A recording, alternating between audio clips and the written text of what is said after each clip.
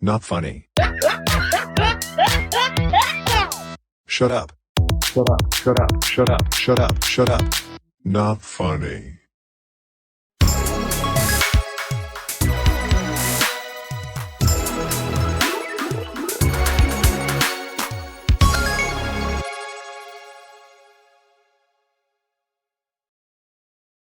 This is Multi-Topic Talk. Welcome to this compilation. Today we will cover around 100 episode of the RedBlue Podcast.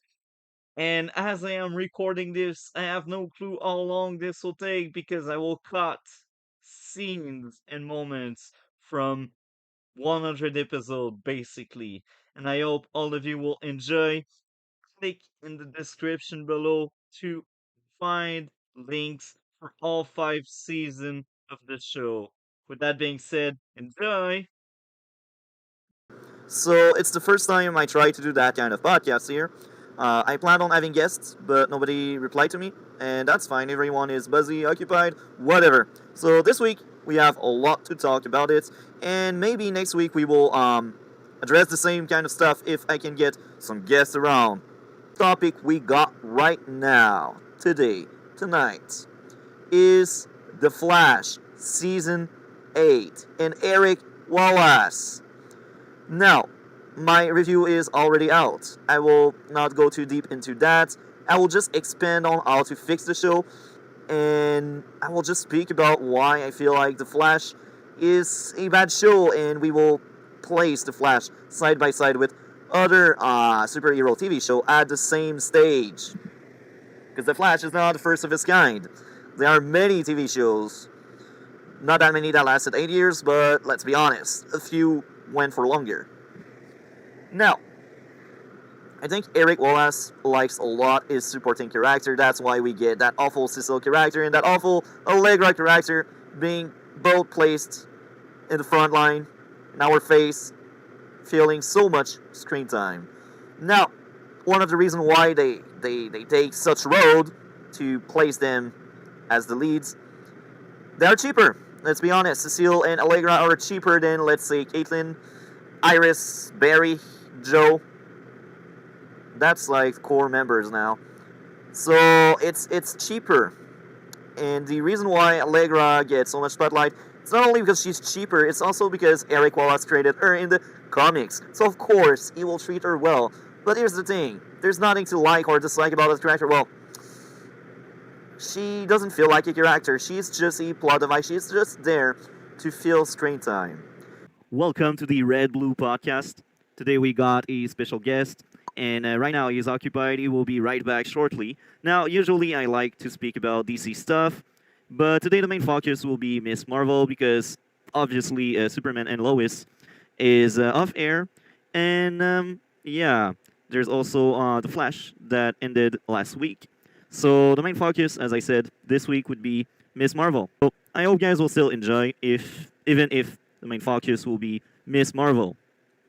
Now, my thoughts so far, well, the show is special, and I will try to entertain all of you for the meantime. We also got news last week. I think it was Friday or Thursday. I can't really remember. Maybe it was Saturday. But we learned the premiere date for the 3rd season of Stargirl, which is amazing. I cannot wait for that. That kind of breath of fresh air we all need. Well, it's out there. I really hope Season 3 will be as good as Season 1 and 2. If you have been around for a while, you may know how much I like Stargirl TV show. And this is also... I don't want to go too far in detail because we don't have the guest to bounce back on. You will be there. Oh, you're there. So, yeah, sorry about that. You can now present yourself, dear guest. Hey, Cole, been on MSK streams a lot and other people's streams. I don't really have like my own social medias really that I use often, but yeah, usually hop on a lot of people's other people's streams. And yeah, it's first time I believe on your stream, is it? Yeah, it's the first time, and I hope you will come back eventually.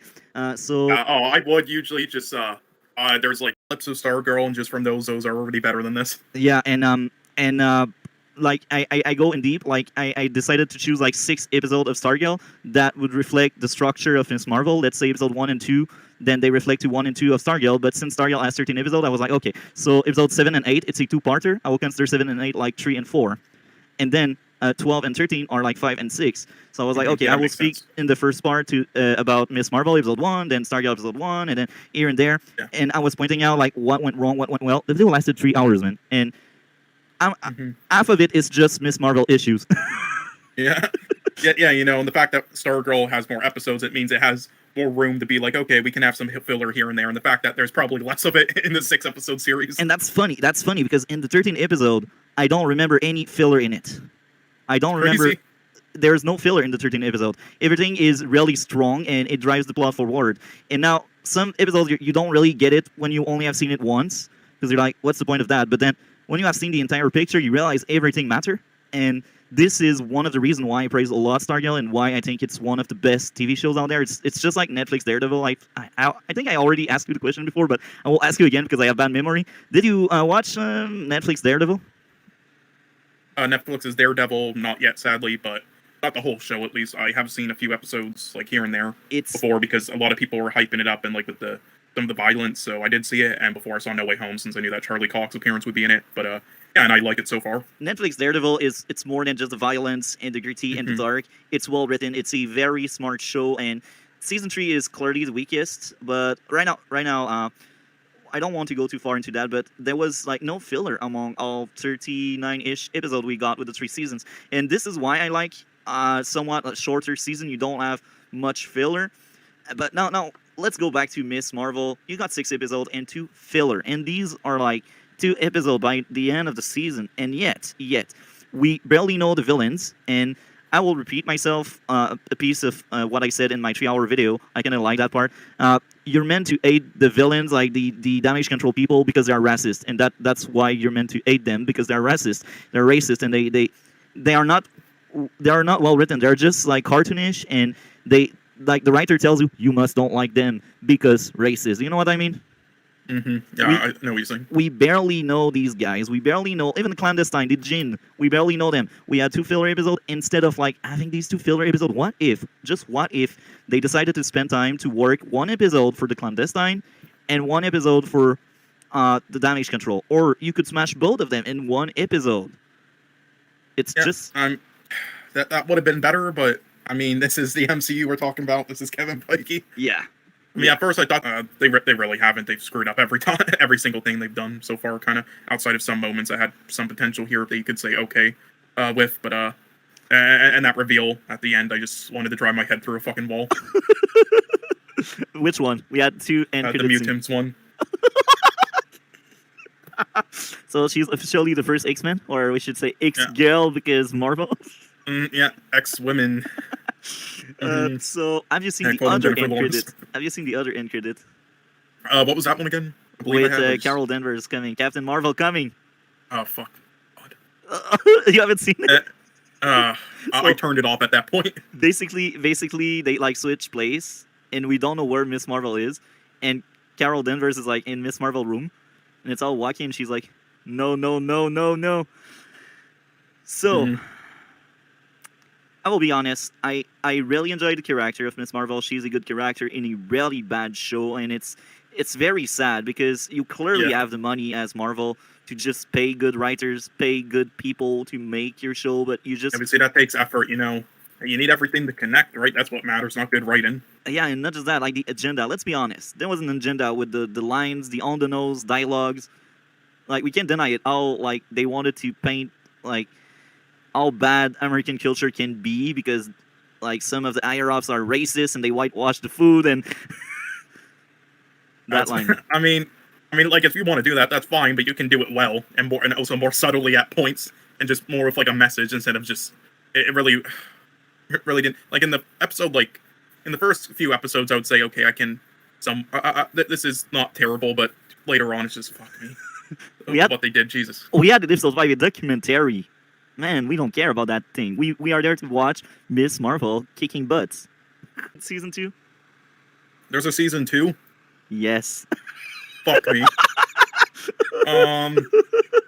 Let's see. Bring back her old powers. Fire your writing team. How about you just cancel the season and put all that money towards Edgar Wright's original cut of Ant-Man? I don't yeah, think there this we will go. ever happen. It's too smart for Marvel. Jesus. Got it. And I don't have much faith in the Marvels because the director of it, she does a great job with the camera work. She did the new Candyman, I believe. Like, she does a great work with, like, the camera work and all that. But writing wise, I mean, she's just like the MCU writers, pretty piss poor. So I don't have faith in that film. I laugh hard because I do agree a lot. But let's go back to episode 6. There was a scene where we had Kamala and Cameron, or I cannot remember his name, like the guy that turned evil. They speak under the dome. And I think the intent was for us to cry at that scene and be emotional. Did you felt anything? Like anything? No. It was pretty empty for me. I was just like, get on with it. So I am not crazy. Okay, perfect. Nope. That sounds good. Someone that likes what she's doing, because I believe it can be like a dream coming to reality. Well, then I feel, oh my god, imagine her and when she got casted and then they were on production, like, okay, so we're not going to use the comic powers. Oh, fuck. Imagine, because she said she loves the character. Fuck.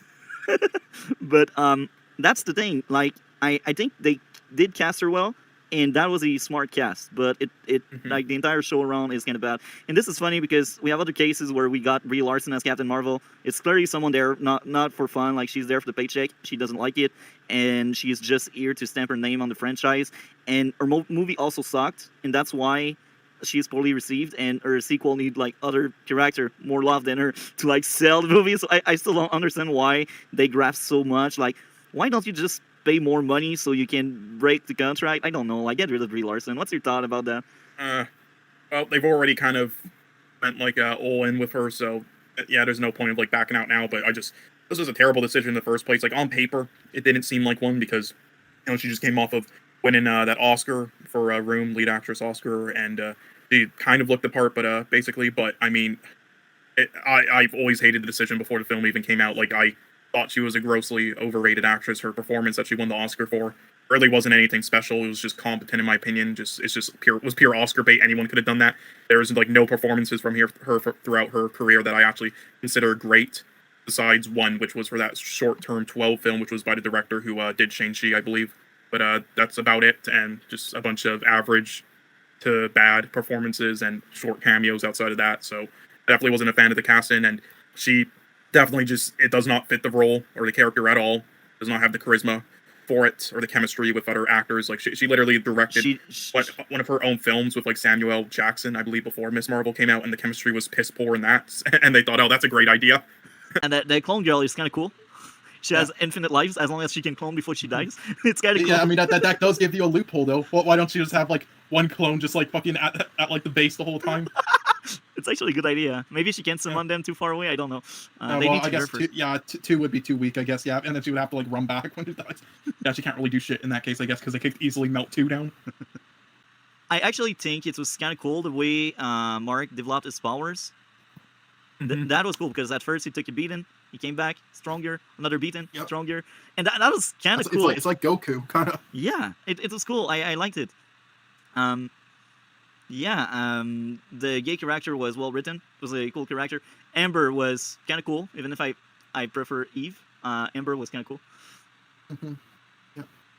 So honestly, there isn't one character I don't like really. Yeah. Like, I'm trying to think. Is there any?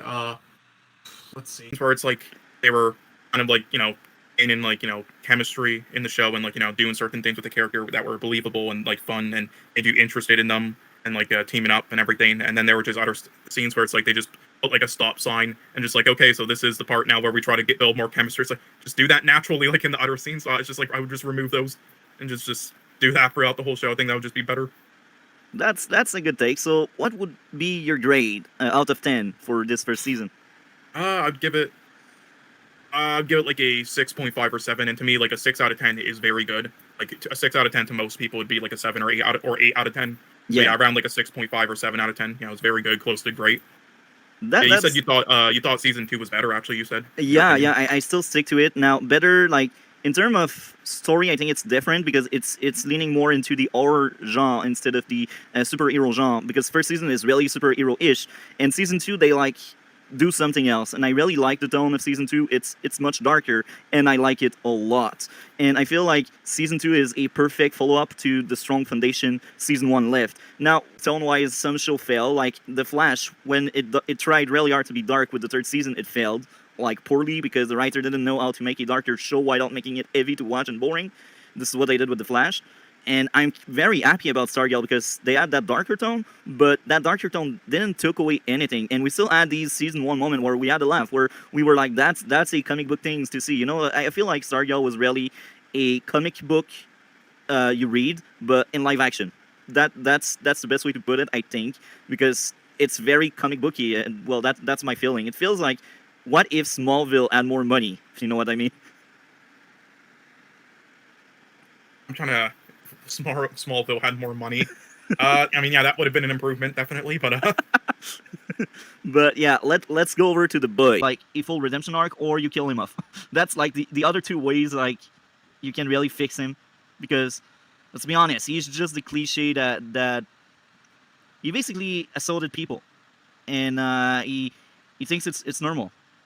So at some extent, he needs some kind of punishment, if you know what I mean. Yeah, probably. I'm all in for second chances, but you need to earn it. You need to change your behavior to earn the second chance. So I cannot wait to see what they do with him. I hope they do something with him, because if nothing happens to him and he's just there to fill screen time, I just won't like it anymore. Now, Noir Black is kind of cool. Noir Black, he says nothing. He's just there. He's like Batman, but he's not Batman. Yeah, I sort of like fucking what's that one? What's the one MCU character that like says nothing again? I don't know by art everyone in the MCU. There's too many. I completely forgot, but whatever. But it really reminds me of him. Yeah, he was kind of cool. Even if he had nothing to say, he's kind of cool. And I hope he doesn't speak. Like, don't make him speak because you wanted the actor to have dialogue. Don't do that, please. That was great. Now, another thing I like a lot, the airplane. You know, the one that Homelander and Maeve, I think that's her name, like Wonder Woman, like. They needed to save the plane, but they ended up crashing the plane.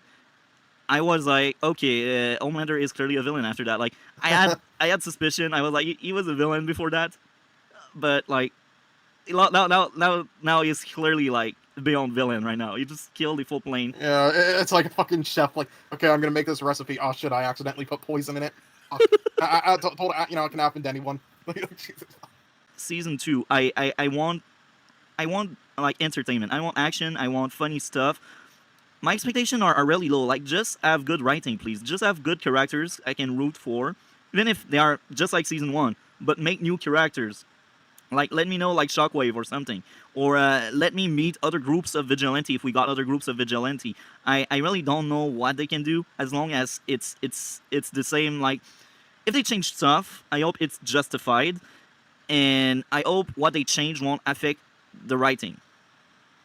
That's all I'm asking for. Because sometimes you take some risks, but you change too much the product, and it feels like something really different. Now, I will go back to Arrow. Arrow 3rd and 4th season, oh my, what they were doing. They tried to do something new, and they ended up, like, trashing that amazing product that was season 1 and 2. I'm worried for the boys' second season. But here again, I like so much season 1.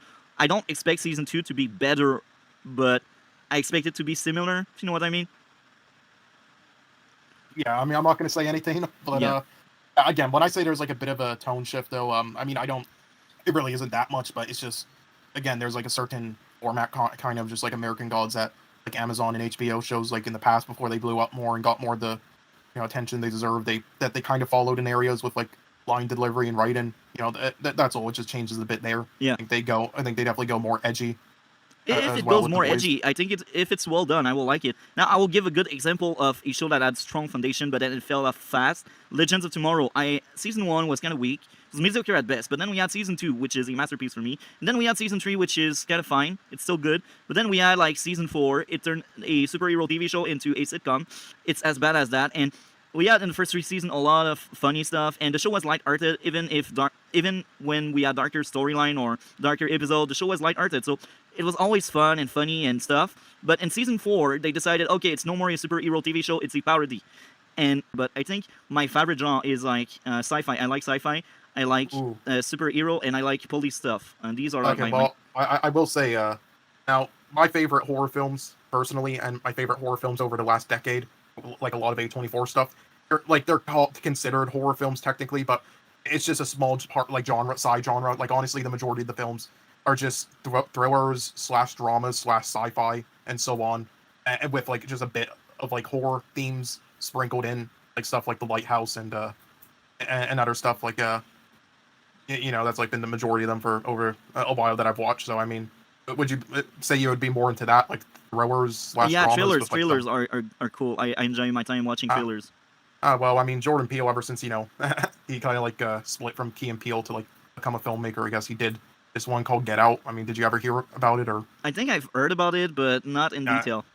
Oh, I mean, it got nominated for Best Picture, and he won Yeah, an Oscar I for screenplay probably for it. actually heard of it. I just didn't connect it to the dots. Well made, and same thing with Beau's Afraid. I think that was like the biggest issue of why people kind of gave Beau's Afraid and others like some bad reviews. Yeah, but yeah, no, I think for me it is an incredible film. I love it so much. And that reveal of the penis monster, that scene is. Yeah, I've seen it out of It was context, and it worked for me. It was amazing. Yeah, so there you go. Boys Afraid, number 7 for me. Okay, Nice. my third place is Flaming Hot 2023. I'm joking. Alex, Are you, though? I'm joking. It's something Are else. you? But Alex is like, no, not gonna be a joke. Listen, at this point, and I'm going to look directly in the camera for this. At this point, from you, I am expecting anything. Well, Anything. I'm thinking, let's see, it could be from any year. I don't know. So now this is my true one. Gran Turismo 2023 with a 10 out of 10. This is my third place. I liked that movie so much. I felt a lot of things, and that was a good movie. They don't know how to solve something. They did set it up. Yeah, and honestly, like a lot of people might say it's like a cop out of like near the end how some characters weren't in danger because they kept but that's actually kind of realistic. It's like, holy fuck, what is that creature doing? And then you realize, oh shit, oops, don't look. That's actually pretty realistic. So I mean, I like when movie do that. I like when a movie and shows they hint at something, and that something is key for the final plot twist. And that also tells us that the introvert character is very smart because he's the one that figured it out. He's the one. And the other guy, the one that wanted to do the movie, I enjoyed that character a lot because he was like, yeah, tell your story, I don't care. And then he realized it was true, so he's like, I'm here, I'm in. I was like, oh, that guy's cool. He's cool. He doesn't give a crap until oh he yeah, realizes remember that it's true. joke they made? Fucking the CW joke you made. I think that was a good movie. I would give it 8 out of 10. It's a well-deserved 8 out of 10. Would I rewatch it? I don't think so because even if I liked it, I don't see that much rewatch value. I think that can be the thing that describes the most my feeling toward that movie. Because sometimes there are movies you watch and you're like, I clearly want to see it again. But this one, I just don't have that feeling. It's like Brie Larson coming up and saying, that's not made for you 40-old man, years old. A lot of 40 years old will just not go watch your movie. Yeah, now in the fence, there were some people again, just like the Shang-Chi actor who did a bunch of films of success called out those idiots like the Quarter and Geeks and Gamers who did that dumb shit before his films out, just criticizing him, saying it will flop and he sucks, literally just being racist. And there were people like that being in some communities like that and just being like saying that shit and like all woke because female Avenger or shit like that. My favorite characters are female. Yeah, but there were some people like that in those communities that were basically being like that, and then afterwards like harassing her for fucking like over a year, making like fucking 100 videos off of that interview, like actual borderline harassment. So in defense, she had a reason to do that. But what she did was it made me lose like 500 brain cells. And Jesus fuck, like that is like the worst interview I've ever heard in my life, and I've just and lost. even there, that brings to the spotlight the kind of interviews she's giving in general and the vibe she is giving with co-stars and co-cast. Terrible vibe, terrible interviews, just everything. Just holy fuck, she is so unlikable. And that's when even that aside, as an actor, and how she was in Captain Marvel, shit. I'm sorry, I think she's like such an average actor at best. Like she's only really been good in like one film, which was Short Term 12. Even the film she won an Oscar for somehow, which was Room. I thought she was like pretty above average in at best, and like she was just a terrible character in Captain Marvel. Holy fuck. And you Even that aside. also get like stories about Brie Larson going to see kids in hospital, and she's not dressed up as Captain Marvel. She's dressed up as herself because she is the star. So you see, the kid doesn't care who you are. He cares about what you represent, the icon you are. Why Johnny Depp takes the care to come at an hospital room dressed up as Jack Sparrow? Because he know this is the icon. This is what the kid wants.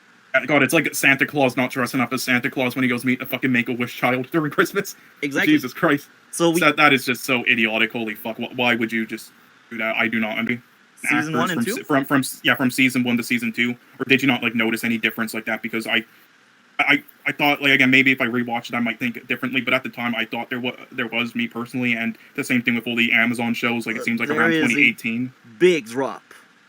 Yeah, like in season 2 for me is the it's weakest. Many step backwards. This show, its second season, is bleeding of issues. To be honest, if I didn't plan on making reviews, and if we didn't cover it in this podcast, I would have dropped after 2 episodes of season 2. And sorry, did I call it amazing? My bad. I meant to say very good season 2. So nowhere near season 1. I don't think it's amazing, and I don't know why I said amazing while I was talking there. I think that was a error. My bad. I meant to say very good. I thought season 2 was very good still, but yeah, as I said last stream, I think season 1 and 3 are amazing. I think I'm curious to see what you will think about season 3, but season 2 so I think far, is by far the weakest, by far. And I think there was like a big change with like story things and stuff, and with the characters, because it seems like after like around 2018 or something, when a lot of shows like had their first season on Amazon, like this and American Gods and stuff, there was a change in like how they did things on Amazon with their shows, and I think that's noticeable in this. So I wanted to get your opinion on if you noticed any change. It has dropped a lot, and I will say this. We will focus on season 2 because, as I said, I have only seen 2 episodes from season 3, and I can tell from season 3 what I've seen so far is weaker than season 1, but it's clearly a step in the right direction. I think they course correct parts of what went wrong with season 2, but parts, because I still see issues so far with season 3. They are so lazy with him. They repeat a story from season 1. So they changed a few things. It's not a broken leg that stopped him from being in the 7 this time around. It's the fact that he's no more the fastest. So this all goes back to performance trouble. In season 1, he had that performance stress. That's why he was using drug, and that's why it was interesting. And when his leg broke, it was in pieces, but yet he still tried really hard to come back up and stay in the race. That was interesting. I like this story a lot. Even if the character is awful in terms of how he acts with others, he is good as a character, because even if he's awful as a being, you want to root for him, you know? That's what I'm talking about. But with season 2, they are so lazy. They don't know what to do, so, oh yeah, and now Shockwave will replace you. So we have a whole goodbye episode. It's like, no. You're telling the same story twice. Are you kidding me? For real. Yeah, again, this whole season 2 is just a weaker version in every way of season 1. Yeah. Me, and I did not resonate with it really at all. Personally, I still think there's enough there where it's good, in my opinion, at least, but it's definitely nothing amazing in comparison. Look, in season 1, Starlight was amazing. In season 2, I felt like she was just there to look pretty, to be honest.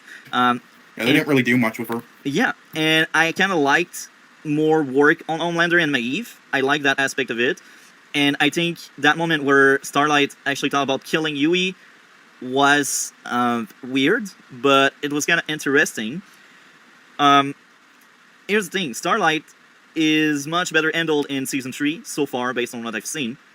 Her mother, however, oh my, what is this awful character?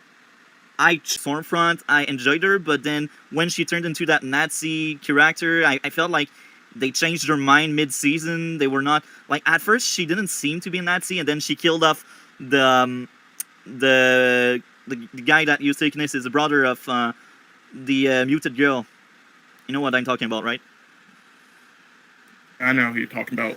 So I think that was an interesting storyline, and I think one of my favorite thing about Stormfront is how dark she is. Man, she liked to see people dying by looking at their eyes and seeing the light go away. I was like, oh my, that's kind of nasty.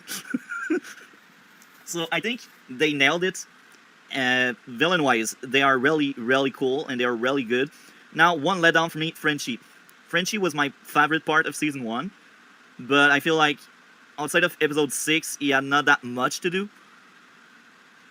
He tried to help out the muted girl after she lost her brother, but that's it. We had like a bit of Frenchie. Butcher was great in season 2. I fell for him. He had his moments. Even Marvin had his moments, the black guy that has a daughter. I think a lot of characters' moments are really good. Season 2 has a lot of issues, a lot of flaws. I still think overall the story in itself was well written, and the issue are in the dialogue and the execution of pretty much everything. And I think if I only consider like writing-wise, I think it should deserve a 7 out of 10. if I listen to my guts and my own feeling towards season 2, it's a 5. I mean, I would give it around the 7 as well. That's about. I don't give a 5 because I know it's still well written, despite my issue, despite what I didn't like. Oh yeah, I almost forgot to mention that. When they laugh at Diversity Iron Man, oh my. I liked it. It reflects so well like society, man. It's Diversity Iron Man. The sound gun or the big thing that makes him deaf, or I don't know. It's not good enough, in my own opinion, to be considered a weakness because it's so hard to pull this off, and it doesn't really armor him that much. So I don't really like that. I hope they introduce something else in season 3 that can deal with him because. Well, I mean, I think it all comes down to them making like the proper thing that will take him down with the sound. Yeah. That's all.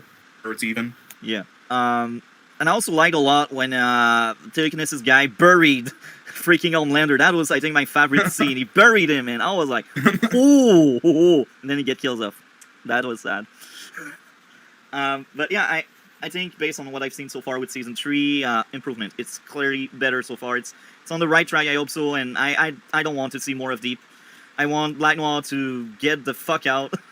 Because even if he's my favorite of the 7, as I said, there's no growth. I think character growth is what harms the most of the character, because I don't see much room for them to grow. And I actually like a lot that Butcher still take care of Ryan in season 3. That's kind of cool. Their moment, man.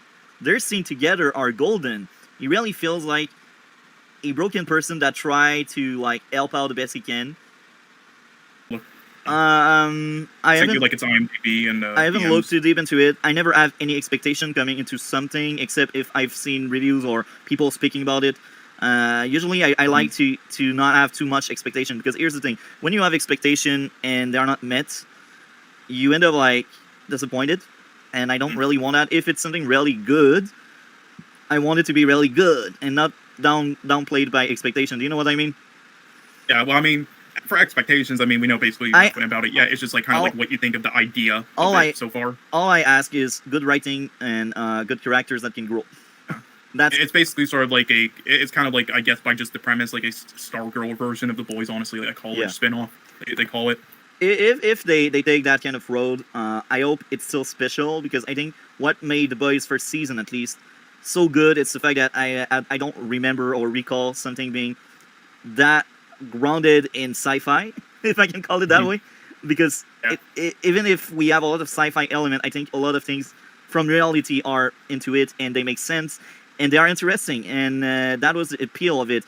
And it's also, at some extent, the charm of Stargirl. It's like, what if comic books were in real life? It's pretty dark in season 1, but I will say I do think like season 2 lost some of its charm that season 1 had with like certain aspects and like dramatic moments and with characters. Yeah. Now, but season 2 definitely upped other aspects of the show to like 10 other stuff, and was more polished with the plots and stories that it did tell in comparison to season 1. Yeah, I agree. Yeah. And I'm so weirded out how that one character would just give up his powers so easily though in episode 3. But, you know. Anyway, well, I was excited when she got that message from the original Midnight in episode 4 though. Yeah. I was really like Midnight, and then some more Annabelle creepy shit and flashbacks in episode 5 were pretty good. A grandma fucking kicking Sydney's ass made me laugh. And Jesus Christ. And the shade is Will's speech about, I am not a villain, I'm just a bad guy. You know, there's good, there's bad, and there's evil. You know, I like that idea. Yeah, not wrong to an extent. I did like that stuff with Shade there in Eclipso, but or at the end, I mean, even if Cindy is a jerk, Stargirl wanted to save her, and she was willing to get trapped there with her. For it, but and it was used very well. Yeah, like, you know, MCU films with giant budgets that do a terrible job, like Thor: Love and Thunder. Hey, but yeah, you know, a lot of people say it has like a feel sort of like of. I haven't seen it much, obviously, but like an Arrowverse crossover because of the scale of it. What do you think about that? Stargirl clearly has more budget because Stargirl came in later. First of all, second, Stargirl has a shorter run than Arrowverse series. Because a lot of people I've heard like saying that stuff just because of like the scale they did for like the Stargirl finale and shit like that. That they said it felt like an Arrowverse crossover kind of. I don't really get it, but Stargirl and Superman and Lois both have higher budget and they have less episodes, so they can spend more money in each episode. With the Arrowverse, they had 23 episodes most of the time, and one of the 23 usually was part of a longer crossover. So, of course, sometimes the Arrowverse will suffer budget cut because they just had longer season. So I do think Stargirl and Superman and Lois have better budgets. It's looking better as well. But as I always say, I don't really care about CGI. I do notice it, but I don't care.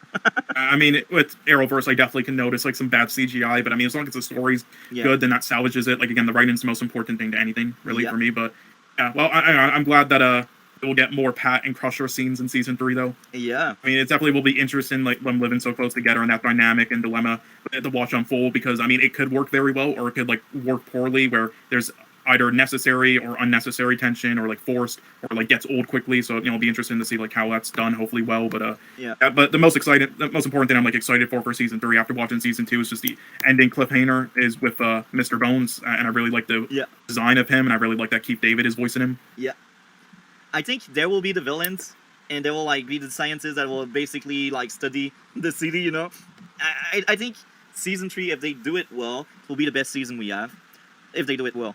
It can also turn out to be the worst if they use bad tropes and bad stuff. No, see, I'm a bit afraid like it could be the worst, but you know, I'll give it a chance. Just I'm afraid with like what it's set up, it could easily flop. Yeah, it's not like really close or higher is like The Boys first season and Daredevil. Well, I'm just glad that you know with this high, I'm just glad that they pulled this off well, and it's not just another abysmal high school teen drama type shitty show with all the characters just being kids of other heroes and villains like that. How that fucking Gotham Knights trailer looks. This will be awful. I have my absolute limit with those shows with CW. It seems like that's all they want to do, just make trash like that. But Stargirl, again, is how you do it properly, and it actually makes sense to do it with Stargirl instead of the other ones. Just like how it actually made sense for to do what they were doing with other shows with Superman and Lois, unlike every other show they were doing it with. Since the interest of Superman is him trying to live a regular life as a god, which and really enjoyed this. Where are you right now with Superman and Lois? Are you done with season 1, or you will almost done with season 1? Again, I'm down to like the last 2 episodes, and then that's cool. Yeah, I'll see if I can get to like season 2. I don't know if I'll have time. I might be doing other stuff on like Wednesday and stuff, but I'll at least get season 1 down, and we can do that. The Boys season 3, which I should have more notes for and to discuss with you, on the overall thing and get my overall rating for the whole show as a whole, and then we could just talk about movie news definitely and stuff. Like we can talk about like announcements like stuff like the Oppenheimer stuff, like just whatever we can come up with. But and then for the next week we could the things we could do is we could just like recommend each other a film to watch, and we could review each both of them each. I think so you said you weren't into like international like language films outside I don't of watch French. things with subtitle. Unless it's like French, obviously, because you speak that. Yeah, so I'm still working on the first episode. Man, it takes forever, and I will be honest, my focus was on The Boys and on other stuff as well, but you will get the first episode of 19 too soon. Plot device once could have worked at some extent, and I'm like, okay, he does that to make the plot move forward, but then he get killed off by someone because he did that. They can just have like somebody else do it. There's one of their assistants. Like, he doesn't need to be like a plot device or anything. Yeah, they could just have different characters do it. Like, I just don't. But whatever. But I mean, overall, like, what's your overall thoughts on like the show as a whole? Like, what would you rate it like combined? All three together? For me, it would be something like an 8.5, but that's just me. That's too high for me, because again, even though I agree with all the issues you had with season 2 and season 3, some of them didn't bother me as much, and I still really like the positives. So I give season 2 and season 3 a higher rating, but than you probably. But I mean, again, the writing's definitely the number one issue. With this with season 2 and season 3. But outside of the writing, though, I did still love everything else for the most part. I still loved the characters and all the acting, even if the writing and just where they took them wasn't the best at a lot of times. So I mean, I would give them still like a 7 out of 10 or 7.5, and then I would give season 1 like a 9.5. So kind of levels it out to there. I felt like when they had that big showdown, that could have been a great moment where Homelander is defeated and Soulja Boy becomes the next villain. But that, or even if they don't want to like get rid of Homelander, right? Again, like they want to go like an Invincible route, which they clearly have with the show, and since it's the same producers, like again, it's fine if you don't want to get rid of Homelander. Yeah, it's just like do something different.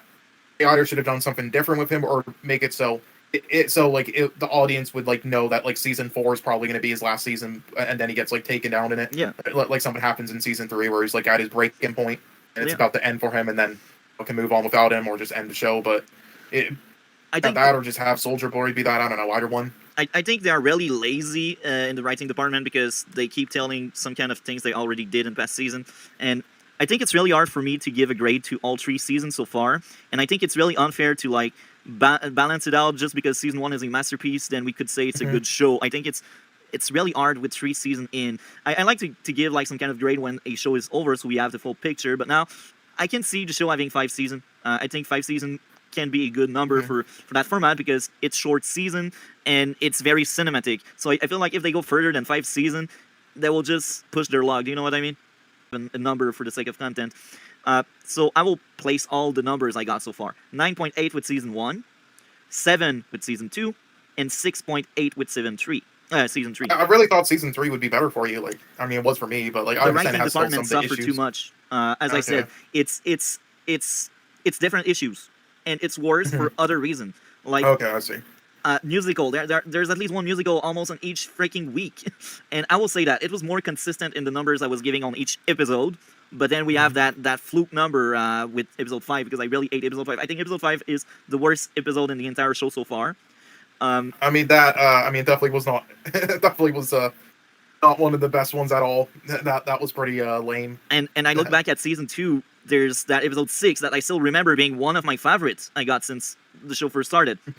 So it's not that far apart. 7 and 6.8. It's really close. Okay, I get that, but is there anything else you have to really say about the boys? I think since it's 9.8, 7, and 6.8, I will lean toward a 7. Even if there's a 9.8, that's a fluke. So I think 7 out of 10 so far, and it's because I recognize and acknowledge how well written the first 2 seasons were. Season 3 is many step backwards, but I hope season 4 is better in the writing department because this was really felt. In season 3, this was really felt. No more politics injected. Like, sometimes if you use a sketch, if you want to be funny, sometimes that's fine. I like the moment where Marvin hit the stepfather, and that was very political. Look at that jerk. We need to smash him because he's a Trump supporter, you know? But then we got the scene where someone laser a Trump supporter and everyone claps. It's like, what am I watching? Because I will probably do in the future when the show is over, you know. I will probably revisit these season 2 and 3, but I will skip some episode and some scene, trust me, because 1 hour each episode. And season 1, I didn't felt the 8 hours. That was magic. Season 2, I felt the 8 hours. Season 3, I also be honest, felt, I was fast and forward some points of season 2. Yeah. Season 8 the same, like I felt the 8 hours. And season like I liked Maeve. I liked Starlight when she had stuff. So they know how to do good stuff, but the bad outweighed sometimes all the good. I would like. A lot of my friends, you know, and they hate pretty much everything CW and all of them have made. They always say 2 shows though by them that are really good, and that's Stargirl, which we watched and reviewed, and Superman and Lois. Yeah. And I would have to agree with them. This is probably my favorite show out of the CW lineup. This is the type of thing that I wish we would get more out of Superman today.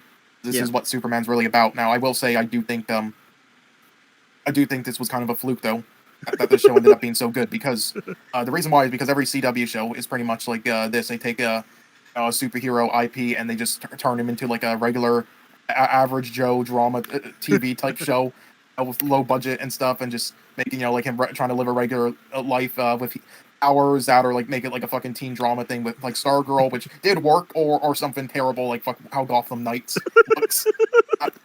It ended up working for Superman and Lois because that's kind of what Superman's all about, and that's what makes him interesting. Him being this super powerful, immortal being, you know, trying to live with regular humans despite the difficulties. That's what's so interesting about a lot of aspects of his character.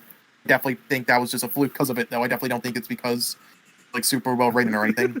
And the reason why I kind of know that is because my biggest issue about this show is there's a lot of there's some side storylines or side characters that just I'm not really a huge fan of at all. I would have been better without, in my opinion. Always have in those shows they do. What are you thinking right now?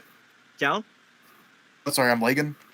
Which character you're thinking about when you think about character you don't need? Well, just a lot of like the side story. I love just how much Superman mythology they put into this. That really added to it.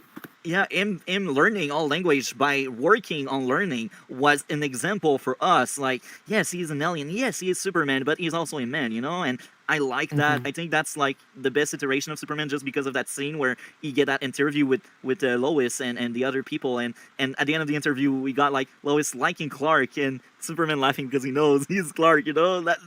that whole episode of flashbacks was well done, and it was also well built into the story, so we can actually turn Superman, and that's just great. Like, they handled it well. They planted some seed, and seed ended up in good plot lines. And this turn with Superman also told us how John Henry Iron is not the same as when he first came in. When he first came in, all you see is the bad guy that destroys his planet. But as the season goes on, John Henry Iron realized, whoa, he's more than that. He is a father, he is a superhero, and he has his weakness. He got turned because of his weakness being his family, not just kryptonite. And this is what I like the most with that iteration of Superman. Even if kryptonite was always a thing, now he got a family, and that family can be a weakness. And I like it. I like it so much. I mean, did you like how Jor-El's death was handled? Yeah, I'm fine with it. And I think in season 2 we have good new stuff without going into spoiler territory, but Jor-El death was good. Did you like how it was executed? Yeah, it felt sad. I felt sorry for Clark. I was like, wow, that must be a moment. And then he buried the crystal, the broken crystal. That was sad, man. That was... Yeah, a good change of pace from his father's death in Man of Steel, where you're just wondering what the fuck was that? God. That is not how Superman or his father is, God. Thank you, Zack Snyder. Anyway, yeah, so, shit. I mean, did you find that, like, so cool, or would you say it's more of a flaw of, like, just the main villains, like, I'm not doing a good enough job of them? I think it's a bit of both. I think the supporting villain are really well written, and they're really good. Yeah, I mean, that happens in, like, to be fair, I've seen many shows that kind of ends up happening, though, where the supporting villains end up kind of, like, overshadowing the main villain at points. Yeah, and these supporting villain, they do the role well, and they really tell the story on a really smart way, and they're really good. But then we got the main villain, underdeveloped, and without going into too many spoiler, she feels like this video game villain. That's no small talk. That represent well the main villain. She is just a big boss you need to take down. That's it. I think that's one of the few small issues. I think if I would give like a grade, it would be like in the 8s. I don't think it's for that character or for the season 2. I see. Okay. 8.5, maybe 8.5. It's not 9, just because of the villain, Clark and Superman, but this one is not. So I think that was a good twist. But yeah, the fact that. That Sam Lane is great. John Henry Iron, the black guy. So would you like it more if like they trade Sam Lane like that in future adaptations, or do you think it should kind of be like separated from other? Do you think it like depends, or do you like it? Would you be happy if like portrayed him like that in like other adaptations of like Superman, or do you think it should just like stay mainly in this show? To be honest, I like diversity in my iteration. I think. If you always do the same thing, it's not interesting. It's interesting when you do it. If you do it well, it's great. But if you take a look to past stuff and you're like, oh, that was good, let's do it again, I'm not on board. All depends on what they plan to do with future iteration of Sam Lane. Like, in the future, if they want to mix, like, this version and Smallville version, per se, that could be great. Like, the guy likes Clark, but he hates Superman, you know? That could be amazing, you know? But if they redo the same thing, it must be done on a clever way. It must be done to serve the plot well. I don't have any expectation in future iteration. All I want is like good character.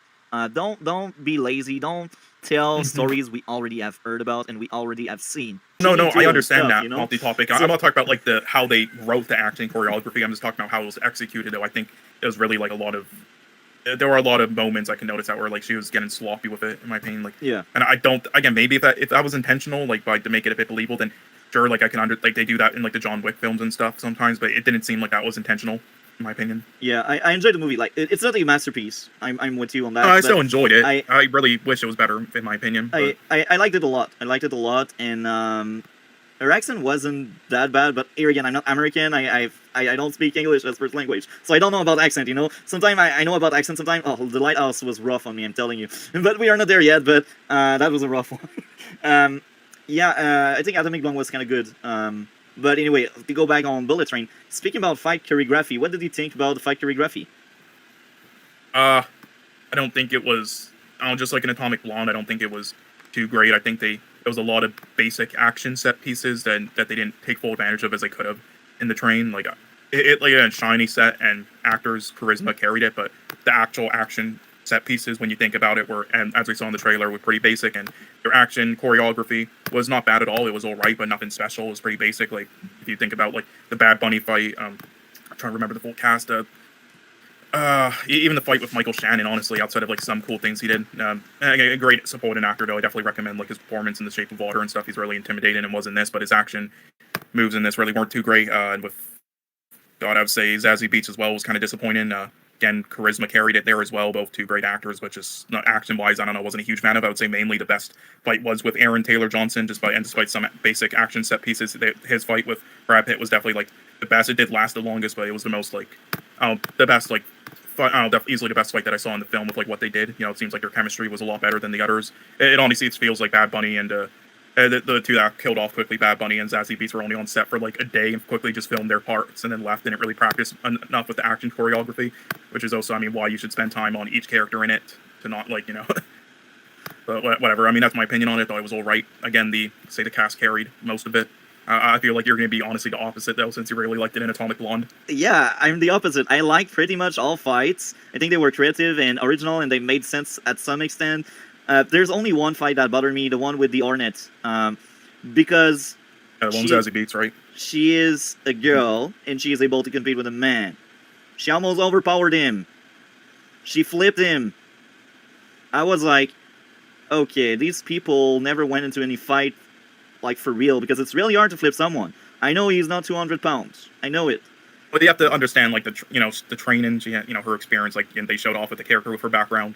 And she also surprised him, and again, he wasn't trying to, like, kill her or kill anyone, so, so he wasn't trying to, like, overpower anyone, so, I mean, I think in that case it works.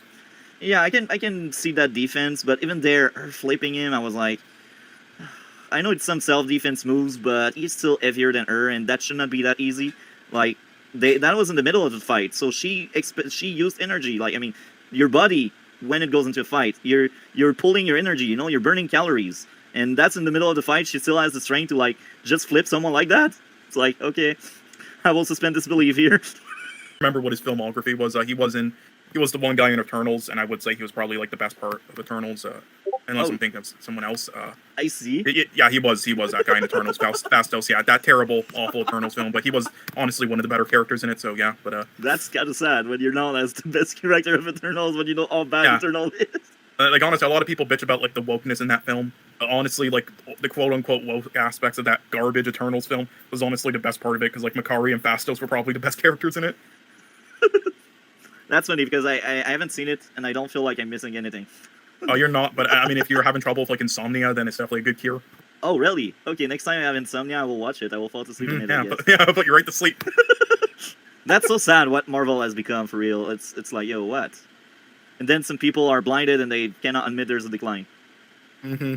I mean, honestly, though, there is definitely a decline in this phase, and I'm not excited for the future films, but I don't care about Phase 5 and 6. Yeah, but I'll be honest, though, it's not like this hasn't kind of always been the case to an extent. Like, there were definitely, like, better and great films in, like, Phase 1, 2, and 3 and stuff, but for the most part, a lot of their films were kind of, like, below average or just average with a lot of similar flaws like this. It's kind of always, it's just, like, people at the start, they didn't give them free passes with, like, the first MCU films, like Thor and the first Avenger, until then after the first Avengers film, so then they gave Captain America, the first Avengers, Thor, etc. more free passes over the years and kind of grew on them more. But then after that, they really, again, gave free passes to a lot of films, like especially fucking Far From Home and others, and Ant-Man and the Wasp.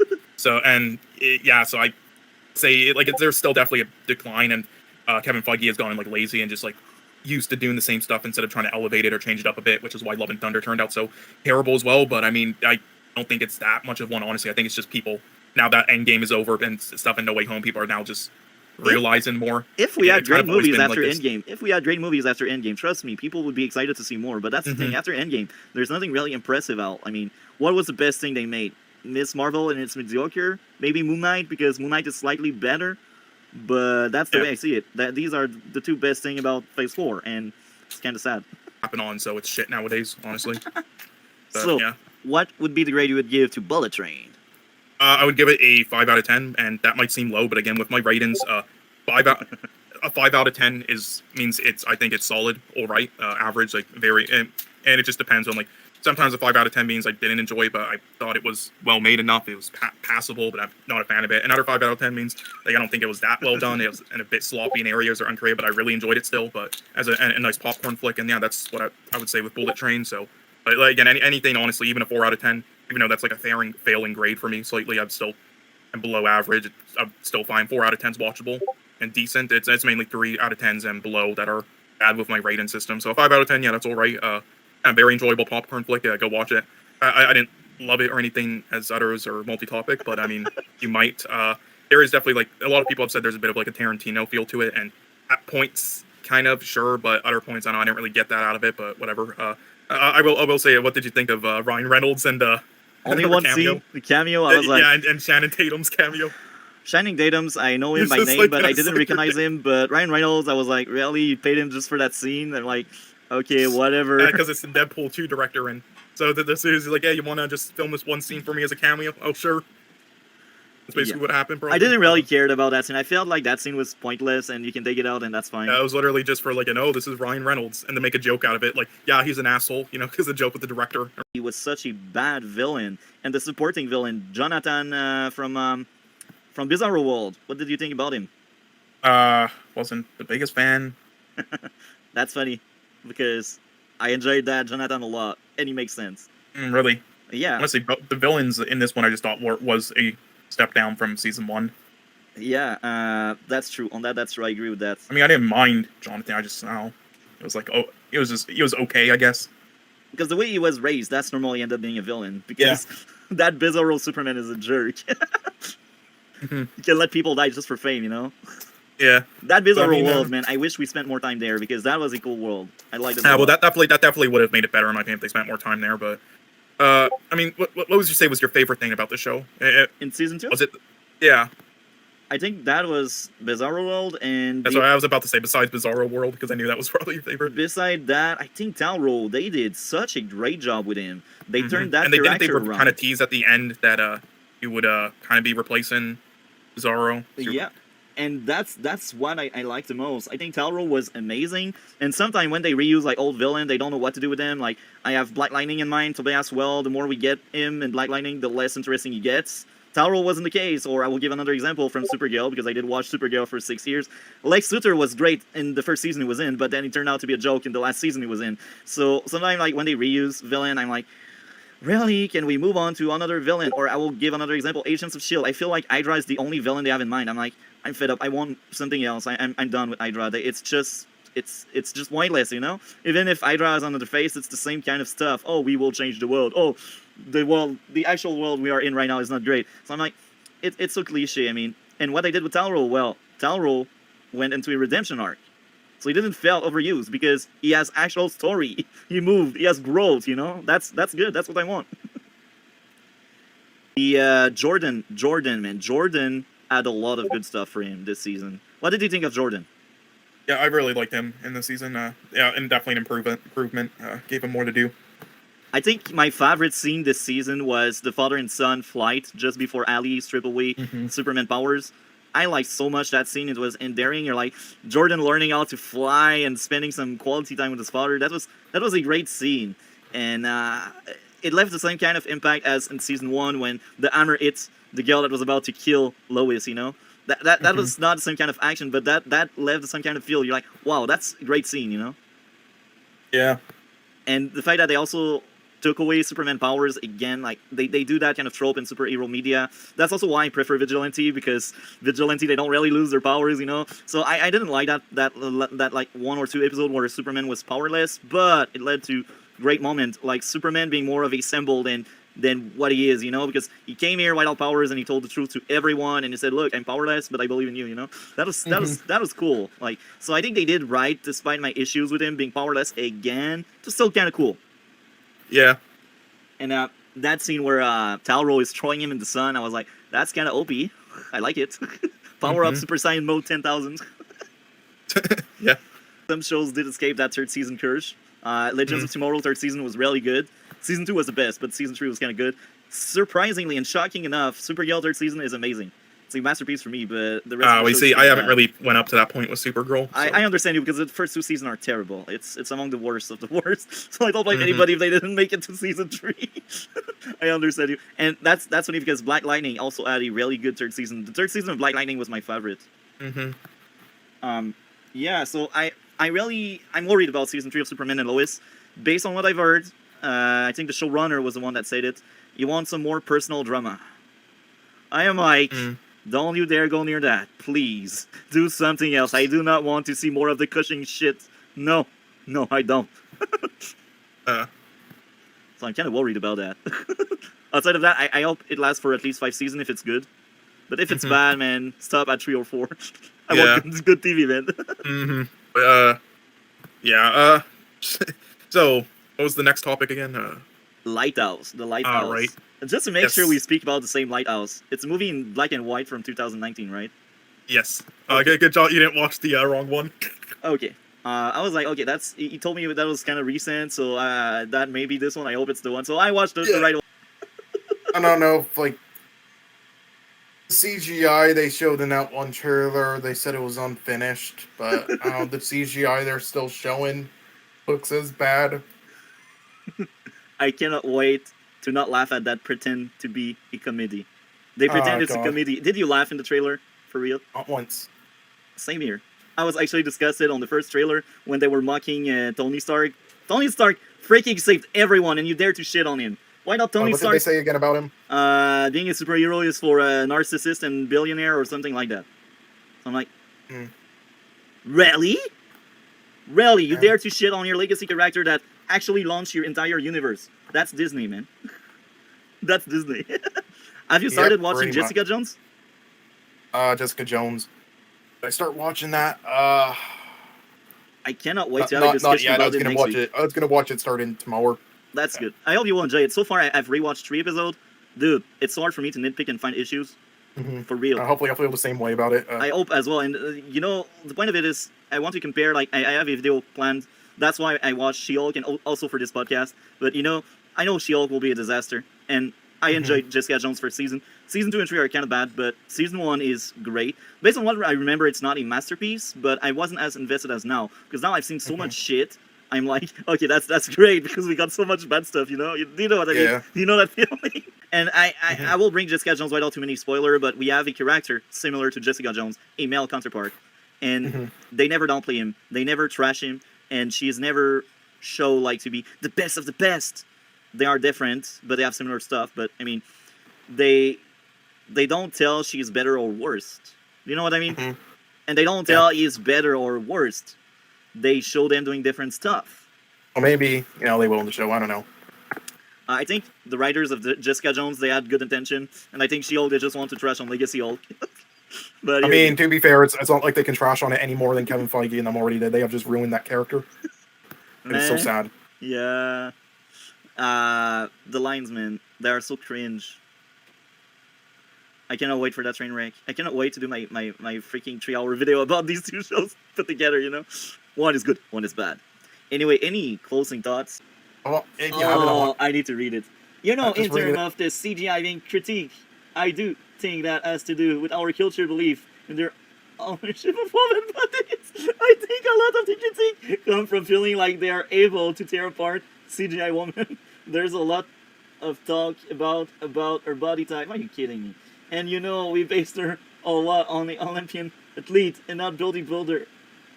But I think if we'd gone the other way, we would be facing the same critique. What did I just read? Dude. That is a response to the CGI being bad in the trailers. So this is what I mean by these crazy women think women are better than men. Oh my. Well, this is just a brain dead take. Right? It's just like, what These are the writer of this show. They are brain dead. This is the director. I don't care. They're probably all on the same level of brain dead.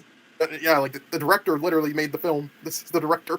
Oh, sorry, the show. But Jesus fuck, literally the person who made the show saying this. They didn't even pick an actress that was bodybuilder or whatever. She didn't add any muscle. I mean, the actress, I got nothing against her, but you speak about like shape and stuff. Pick someone that has a shape, you know? Yeah, it's like, no, people are criticizing the CGI because it's fucking blurry and looks unfinished. What the fuck are you talking about, lady? And I think they just direct this hatred towards CGI just to make us forget how bad the humor was.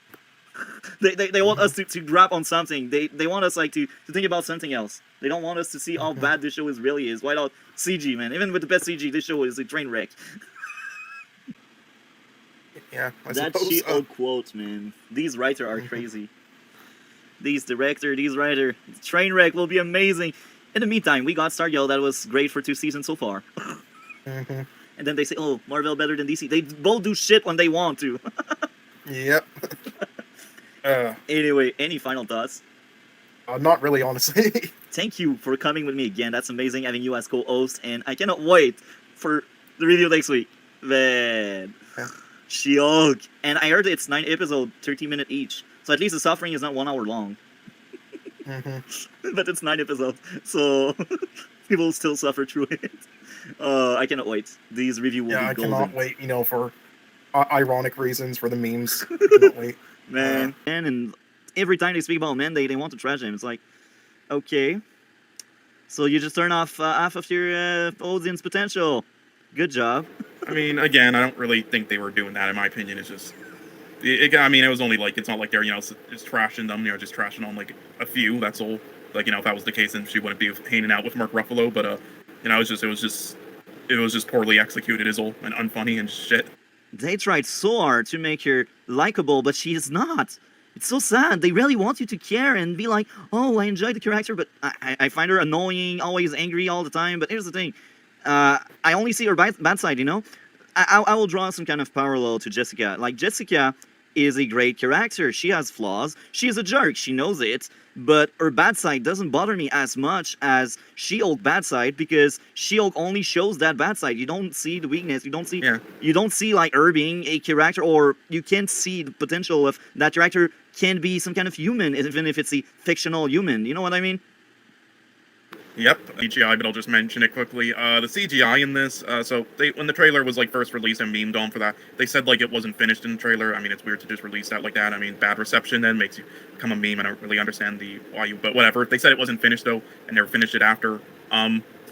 Yeah, well, I will say it didn't look as bad as in that trailer, but it didn't look. Yeah, it still didn't look good whatsoever. It's clear that Marvel is just abusing their visual effects artists, and they have such a short period of time to get it done. Like, it looks so amateur. It looks like fucking. It looks like like some of the Love and Thunder all the Love and Thunder visual effects, like fucking some YouTube video in some guy's backyard. Like, it just looks so blurry and like just so it looks like they're not even like in the frame at points. At least, especially with Hulk, especially when you like look at his fucking hands, like, and there's barely any detail put into their faces. It's just terrible. Holy fuck. What bothered me the most? Bruce only wanted to help her out, but she treated him like shit. And I will go further with this. She's perfect at everything. In a video, I've seen someone speaking about a Mary Sue, and I'm like, I fully agree. I knew she was one, but I didn't place the word to what I knew. Do you know what I mean? Yeah, well, the thing is, she isn't like quite a Mary Sue. Here's the thing. In the comics, this is just her character. She is better than Mark Ruffalo's character, Bruce Banner, at like all this stuff. And she can, like, for example, transform, just whenever, can control it, unlike Mark Ruffalo. Like, a lot of pretty easy things. There are other things later on where she can't do as well, so not quite a Mary Sue, but whether the show will actually do that from the comics or not, we'll have to wait and see. But yeah, she isn't a Mary Sue in the comics. Even if she's one in the comics, it doesn't excuse that lazy character, because Mary Sue are not good character. They're just lazy character. So even if she's that's the thing, not a Mary Sue. She's a Mary Sue at first, but later on there's like issues and stuff and other things that she needs to deal with that he doesn't. So, and then also her one thing about her is this, like, how do I say, she hates just being her. When she gets the powers, one thing about a character, I believe, is that she hates just being her regular self after. She only wants to be like She-Hulk. And that's one, just like self-hatred thing, whatnot. One thing that she goes through, so I guess you could call it that. But, I mean, there's many things. Again, we would have to wait to see what do you the show think the does. writers are competent enough to write what you just told me? I'm attacking your Moscow. That article right there is more interesting than this episode of She-Hulk. There we go. Fuck, this is just... I don't understand. Yeah, Jessica Gal's original pitch for Marvel's She-Hulk included a trial for the Abomination that spanned multiple episodes. One thing that we all realized very slowly was none of us are that adept at writing, trials and trials. Yep, that's... Yeah. Why are you writing a fucking show then? Why were you hired? Why? and they don't know how to write humor. They don't know how to write comedy. They just don't. No, this is like the fucking writers and directors of the fucking Halo show saying they never played the games. Or what the fucking... I don't know I which am- one is the worst, but if we based our opinion on the pilot, I think She-Hulk are the worst. Because at least the Halo pilot, they tried something, you know, with the shootout and stuff. But even if it was bad, I mean, what they did, I'm wondering what they tried with She-Hulk. Like, it's so sad because the Hulk, even if he's not amazing, I think it was the best part of this episode, and I feel like he will be gone. He's not around. That was the only episode where he is around. It's so sad. Sad. Yeah. Now, but then I'm like, I think they can go worse without the Hulk around. And that's funny. I almost tapped out after 10 minutes, but I was like, I will cover it in the podcast, and I will cover Yeah, it no, in the video. basically, I got barely any sleep, and I woke up in the middle of the night at like 6 a.m. today Pacific time, and I'm like, oh yeah, I haven't watched the fucking episode quite yet. We'll finish it yet, because I tapped out after like a few minutes because I was already so done with it. So I'm like, okay, I'll try to watch it again fully before the podcast. And then about like 8 to 10 minutes in, then I passed out, and then I woke up again, and I tried again. I got to like the 20-minute mark, then passed out, and then I woke up at like 1:30, and then I finished it, and then my PC crashed because it was telling me to fuck off with this shit, and I don't blame it. So yeah, there we go. That was really bad, man. That's funny because we can laugh at it and we can point out to better example. Yeah. That's why I make this podcast, and that's why I make a video. I will be speaking about Jessica Jones season 1 and She-Hulk. They will both be on the same video, and I will point out what went well and what went wrong in both shows. But in Jessica Jones, that's funny because there's not that much wrong with it. The intent was good. Out of all the shows, this is probably my favorite so far. It's season 1 is a solid one. So Yeah, this is She-Hulk, the painful one. We will suffer through yeah, it. honestly, I'm just gonna change my rating to a 2, and then yeah, let's hey, you never know, maybe the second episode will be a 3 out of 10. Maybe. Hell yeah. It's a movie about losing people, you know? They lost their grandmother, then they lost the daughter, so Yeah. it's I mean, I think the mother was, you know, it wasn't supposed to be like feeling much. yeah. Now the daughter, yes, I mean, I think the main thing to feel from that was just like how horrifying and just all of a sudden it was. Yeah. My third and last issue, another plot convenience. The one when the mother meet the other girl in the parking after the grocery store. Now that affects the story because them meeting there means them meeting again after that to like experience these traumatic and like speak to the dead people moment. You know what I mean? Yeah. So I'm like, maybe they could have the mother going back again to speak with the girl another moment instead of like forcing in that scene, you know.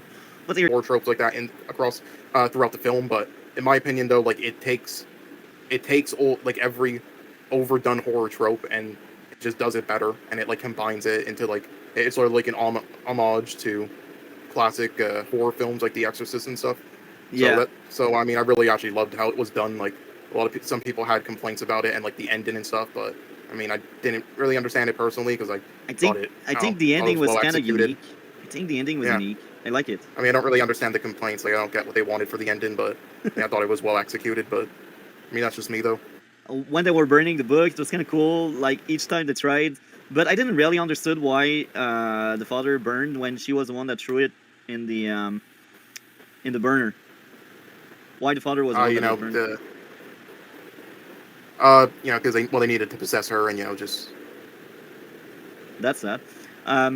yeah, I think you know, it's just to show her that there's nothing she can do. You know, if she tries to do anything, it will just be bad for her family.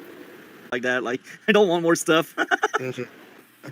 Yeah, I mean, I will say there were not many, but there were like a couple people that I saw online, you know, and like reviewers that I usually trust. They like YMS. They really complained about the son's performance, Alex Wolff, and I really don't get that. Like they were like saying it was just overacting and stuff, but I mean, or like over the top. But in my opinion, like that seems, I mean, his character is literally like a teenager who acts tough but isn't tough at all. He's like the opposite of tough, and then when placed in a fucked up situation like this, has mental breakdowns and everything.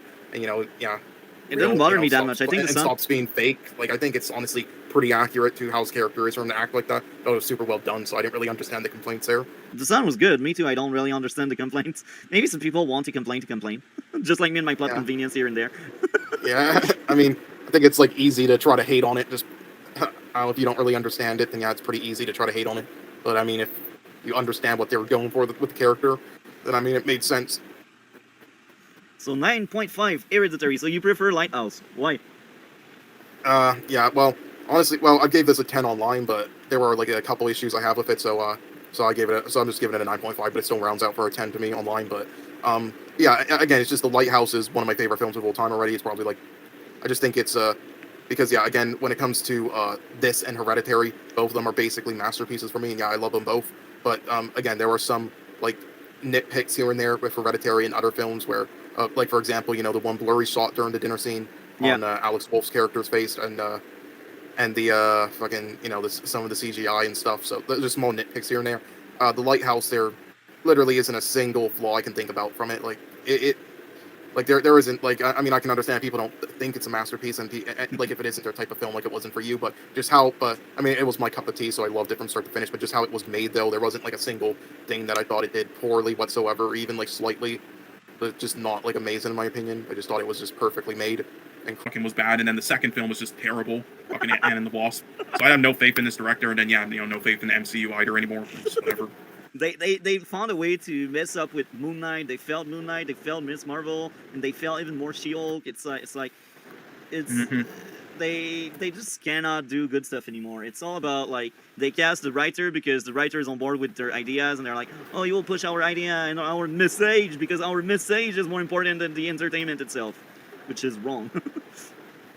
And yeah, I am dumbfounded, really. It's so sad. Like, let me show you this, actually. I have apathy. Okay, here, I'm sharing my screen here. Yeah. Yeah, just imagine, look at this guy's filmography. This guy gets to direct an MCU trilogy. Just look at that filmography right there. Like, C2 Ant-Man. Fuck Oh, break me. up. Oh my. Just with the title, I can tell a lot of them are romantic bullshit. There's this old bad. Holy fuck. But I actually enjoyed the first This Ant-Man. guy. Of female Avenger A4 stuff. So now I'm more worried. I'm like, oh my, okay. I mean, I am the one villain in it. What's your thoughts on that? Really, the villain that's going to be in the Marvels? Because she will be female. She will be obnoxious, and she will be relatable, and she will just be a misunderstood character that want to do the right thing. Yeah, like the Wonder Woman villain, the one female villain. Yeah. But I mean, the actress who's playing her, I forgot what her name is. Let me look it up. The Marvels cast. What was her name? Zala Ashton or whatever. I mean, I believe she's I mean, you remember who Nerdman is, right? Multi-topic. Yeah. Hot Takes Tuesdays. Yeah. I mean, he's good friends with her in real life, so I just thought that was interesting. And that's I mean, because I hope she does a good job. But I mean, I don't know if they're going to do a good character for her. I like when I think about female villain. That's funny because the best female villain I got in mind is Elektra from Daredevil second season. Elektra was freaking amazing. She was great. They knew how to write a female character that happens to be like the villain, and she's not misunderstood. She's a psycho, and she's I mean, I will say, Wanda in Multiverse of Madness was a good villain, but she was bad at points. She was definitely really bad at points, and like also at the end, just like. But I mean, for the most part, she was good. So I mean, if you count her as a villain because she was a villain in Multiverse of Madness, and I mean, I have not seen Multiverse of Madness because I will say, I mean, that was one that. I'll sum up Multiverse of Madness for you, right? I've seen a lot of reviews, so I know what's going on. I know all the spoilers. It was 60% of Sam Raimi stuff and 40% of like the MCU stuff in the film, and the Sam Raimi stuff was very good, and the MCU stuff was garbage. So take that for what you will. Like if that makes it a good film, a solid film, an alright film, a meh film, whatever. Based on what I've heard, it's godly awful. They did character assassination with Doctor Strange. It's a mess with Wanda. The whole plot makes no sense.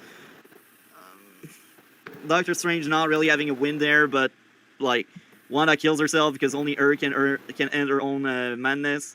It's like like that was stupid, and just other parts of her character I did not like. Like again, the MCU stuff, the stuff that you know is just completely MCU, and like Kevin Feige being like, okay, you have to add these points, to get to point A and point B, in order to do your stuff. Like all that stuff is fucking garbage. But when it's I mean, listen, I heavily disagree because I definitely think. They did not do that whatsoever in Captain Marvel. They treated the male characters very well in that film. You know, That's the first of many. But the issue is like, they treated them really well, man. I don't know what you're talking about. It definitely wasn't pandering at all. yeah, Captain Marvel was the issue there, and the actress playing it, man. You know, we all know Brie Larson. She is so charming that she need a YouTube channel to look natural, but she puts on some makeup before she does her video. That, oof, so natural, so charismatic. Made me fucking laugh my ass off. One moment. Stop sharing. Okay, let me. There we go. Straight look at this white shit. male. This movie is not for you. Why are straight white male refusing to see this movie? Oh my! This is the best meme ever. This is the best meme ever. There's nothing else to add. So, thank you very much to suffer through She-Hulk with me, man. Next week will be our week because we will have She-Hulk. Next week we'll be season 2. suffering through it again. Yeah. Episode Hell 2. yeah. So thank you Hell yeah. again. It's always Gonna a be blast. fantastic. It's very fun having you each week. Next Sunday, same time. Yeah, definitely. Yeah, I'm just gonna repost this again, but yeah, maybe we'll get another guest on here soon. We'll see, but Yeah. seems like Warren and MSK are usually like Warren's usually asleep by this time, and MSK is usually like at work until like around 3:30. So Yeah. Things it's happen. hard, but yeah. So here again, Yeah. thank you very much for coming again. I hope you guys enjoy, like, comment, and subscribe, all the good stuff. See you next time for We are live. Welcome to the RedBlue Pod number 9. So today we will cover 3 topics. The first one, She-Hulk. The second one, Prisoner, and the third one, Jessica Jones, Season 2. Now, we got a guest, well, I should say a co-host, because he's there every week, which is great. You can now present yourself. Yep, cool. As always. Yeah. So I guess we'll talk about Shit Hulk first, or Shit-Hulk, I like.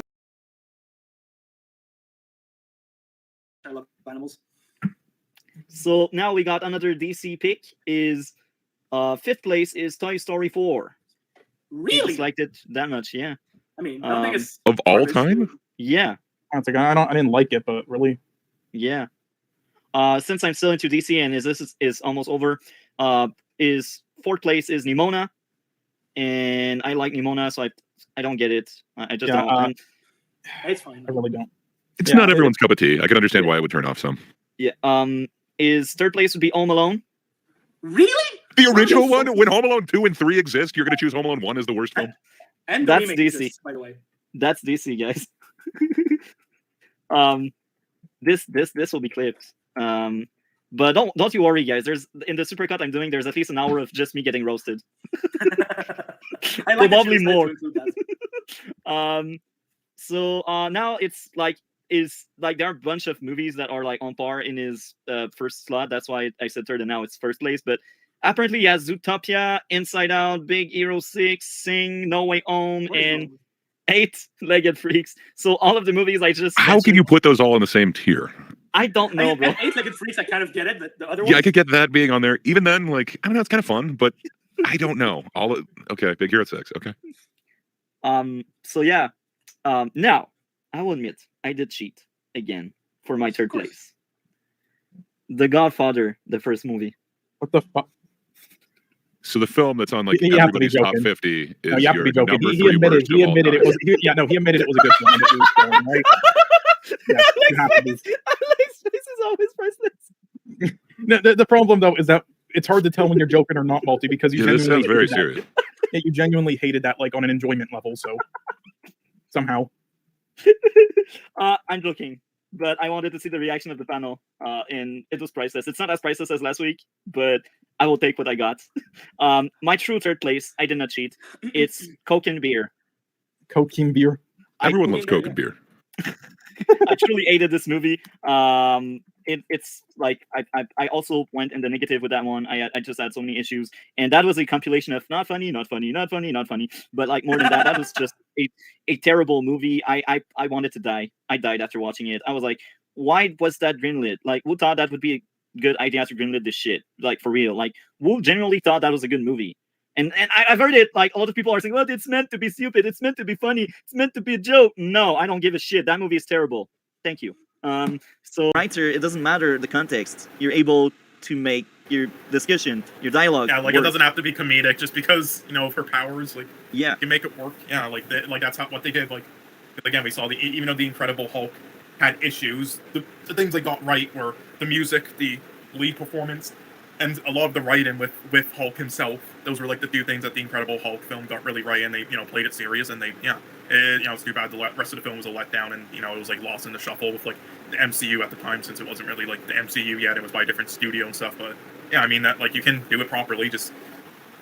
I mean, it doesn't not to say it has to be serious, because I mean, She-Hulk is a comedy and stuff from the comics, but you can make it a bit more surreal. But And even there, if you're able to do good dialogue, you can be funny and make sense as well.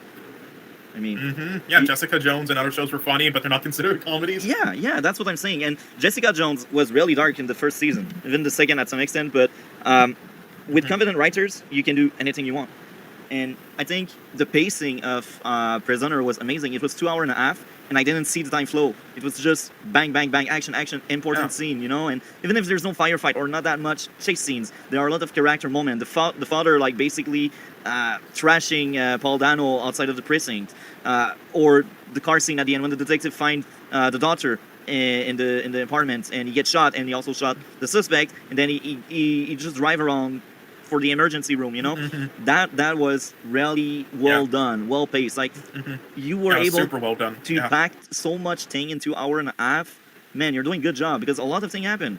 Like 2 investigations that were well done for most of it, outside of the 2. Yeah, and no characters in this film were perfect, and they were. Yeah, the one who was just like completely focused on Paul Dano's character, just convinced he was like the, like the evil in this, like he was the person behind it all. But then we learned no, like honestly, he was a victim as well.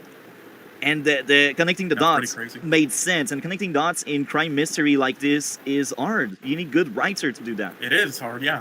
And the ending was awesome. I'll be honest, when I first saw the film, I saw it in the theater, and I don't remember if I was just like, because I was like 14 or 15 at the time, so I don't know if just like my brain didn't catch it, or if it was like the theater audio I was watching it in, but I didn't catch like some of the sound at the end, so I just thought it had like a pretty I thought, when I first watched it, the ending was actually him, just like over top of where he was at, not realizing. But the second time I watched it, I heard the whistle. I'm like, oh, okay. So and then you can assume for yourself. Yeah, he did blow the whistle. He got Jake Gyllenhaal's character to notice, and probably got rescued. I think there are a few like the voices. I don't know if it's my computer or the version I've seen, but I can tell that for many things. Sometimes I was not able to catch what they were saying because it was coming very low. And my sound was. I think at points that was a bit intentional to try to hide some things, some things that like Paul Dano were saying, definitely. And I think the neighbor, even if they were supporting character, I think they were very likable. Even if the father was crazy, they were like, we will do anything for our kids and child, and that was realistic. Like I can picture a father doing what the guy did, and I can picture neighbor doing the same. That made like unlike stuff like Lord of the Rings or Star Wars, which definitely feel like their own films, even if they're like parts of like a trilogy, they feel like their own films, and with like how they end and stuff. Dune's not really like that. It feels completely like a part 1 film. Like you definitely need to wait till like part 2 releases, see where I fully sit with both of them, because so that was like my main issues with Dune. I think my biggest issue with the reading, at least, is all the lore, the exposition is so then you might like the film then, because it doesn't have as much of that. Because I mean, I think lore is cool if you're able to space it out. Not just dump everything in the first 80 pages. You're like, lore. I'm like, can I have story, please? Story? It's like, I like your lore. I mean, that's well crafted, but I want my story. I want to know more about the story. The lore is cool, but I want to learn the story, I think that was my biggest issue so far with the book. I'm like, man, there's so much lore.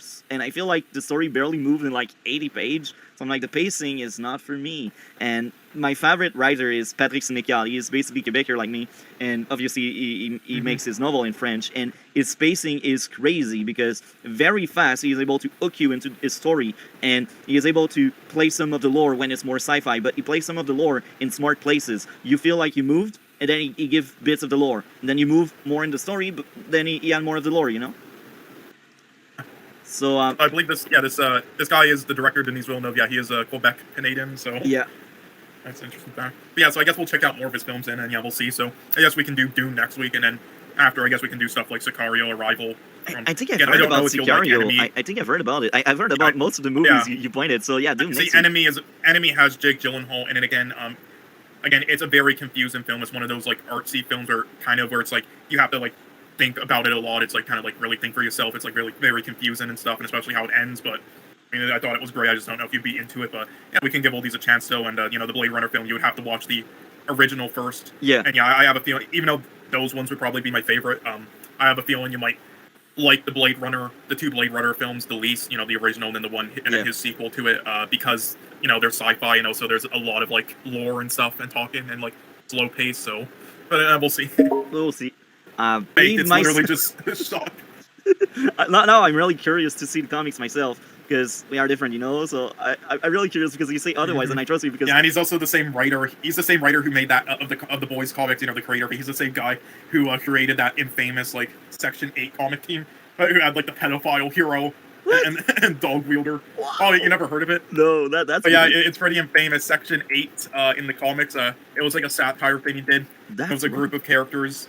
Yeah, like let me bring up the names of them. I believe. That's wrong. Yeah, there's a.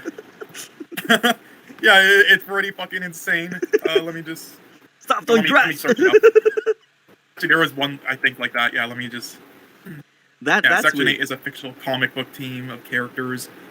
Okay, so what are the characters? Yeah, there's like Six Pack, who's literally just like an alcoholic named Six Pack. There's Dog Welder, who just like sews dogs to people alive. That's funny. Yeah, and then there's Bueno Excelente, who's just a Mexican cartel guy who rapes children. This is a satire comic Wow. issue. Wish he died when the mother found him. I mean, that character was godly awful. Yeah. Yeah, they really wasted him. It's sad. It's so sad. Yeah. So, yeah. Oh, well. Closing thought on season 2 of Jessica Jones? Season 2 of Jessica Jones, closing thoughts. Enjoyable, but yeah, they dropped the ball.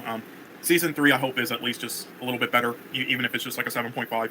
But again, you said after season 1 that it was going to be this disappointing. Yeah. So I was like, okay, as long as they at least continue with the characters and like it's enjoyable and they don't at least ruin Jessica Jones, then I'll be all right with it. And yeah, that's what they did. It was still watchable and they didn't. It was still enjoyable and they didn't ruin Jessica Jones. So yeah, so whatever, it's good. And that's funny because as long as that's the same in season 3. Everything I remembered was actually from season 2. So I don't remember a thing from season 3. That's weird.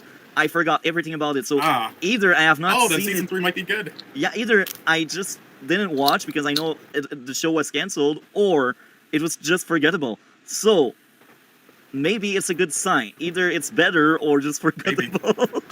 So far, I have rewatched the first episode, and I can tell it's already a bit better. But yeah, I'm looking forward to see the rest. So do you think you will be able to see season 3 for next Sunday, or? I don't know. I'll see.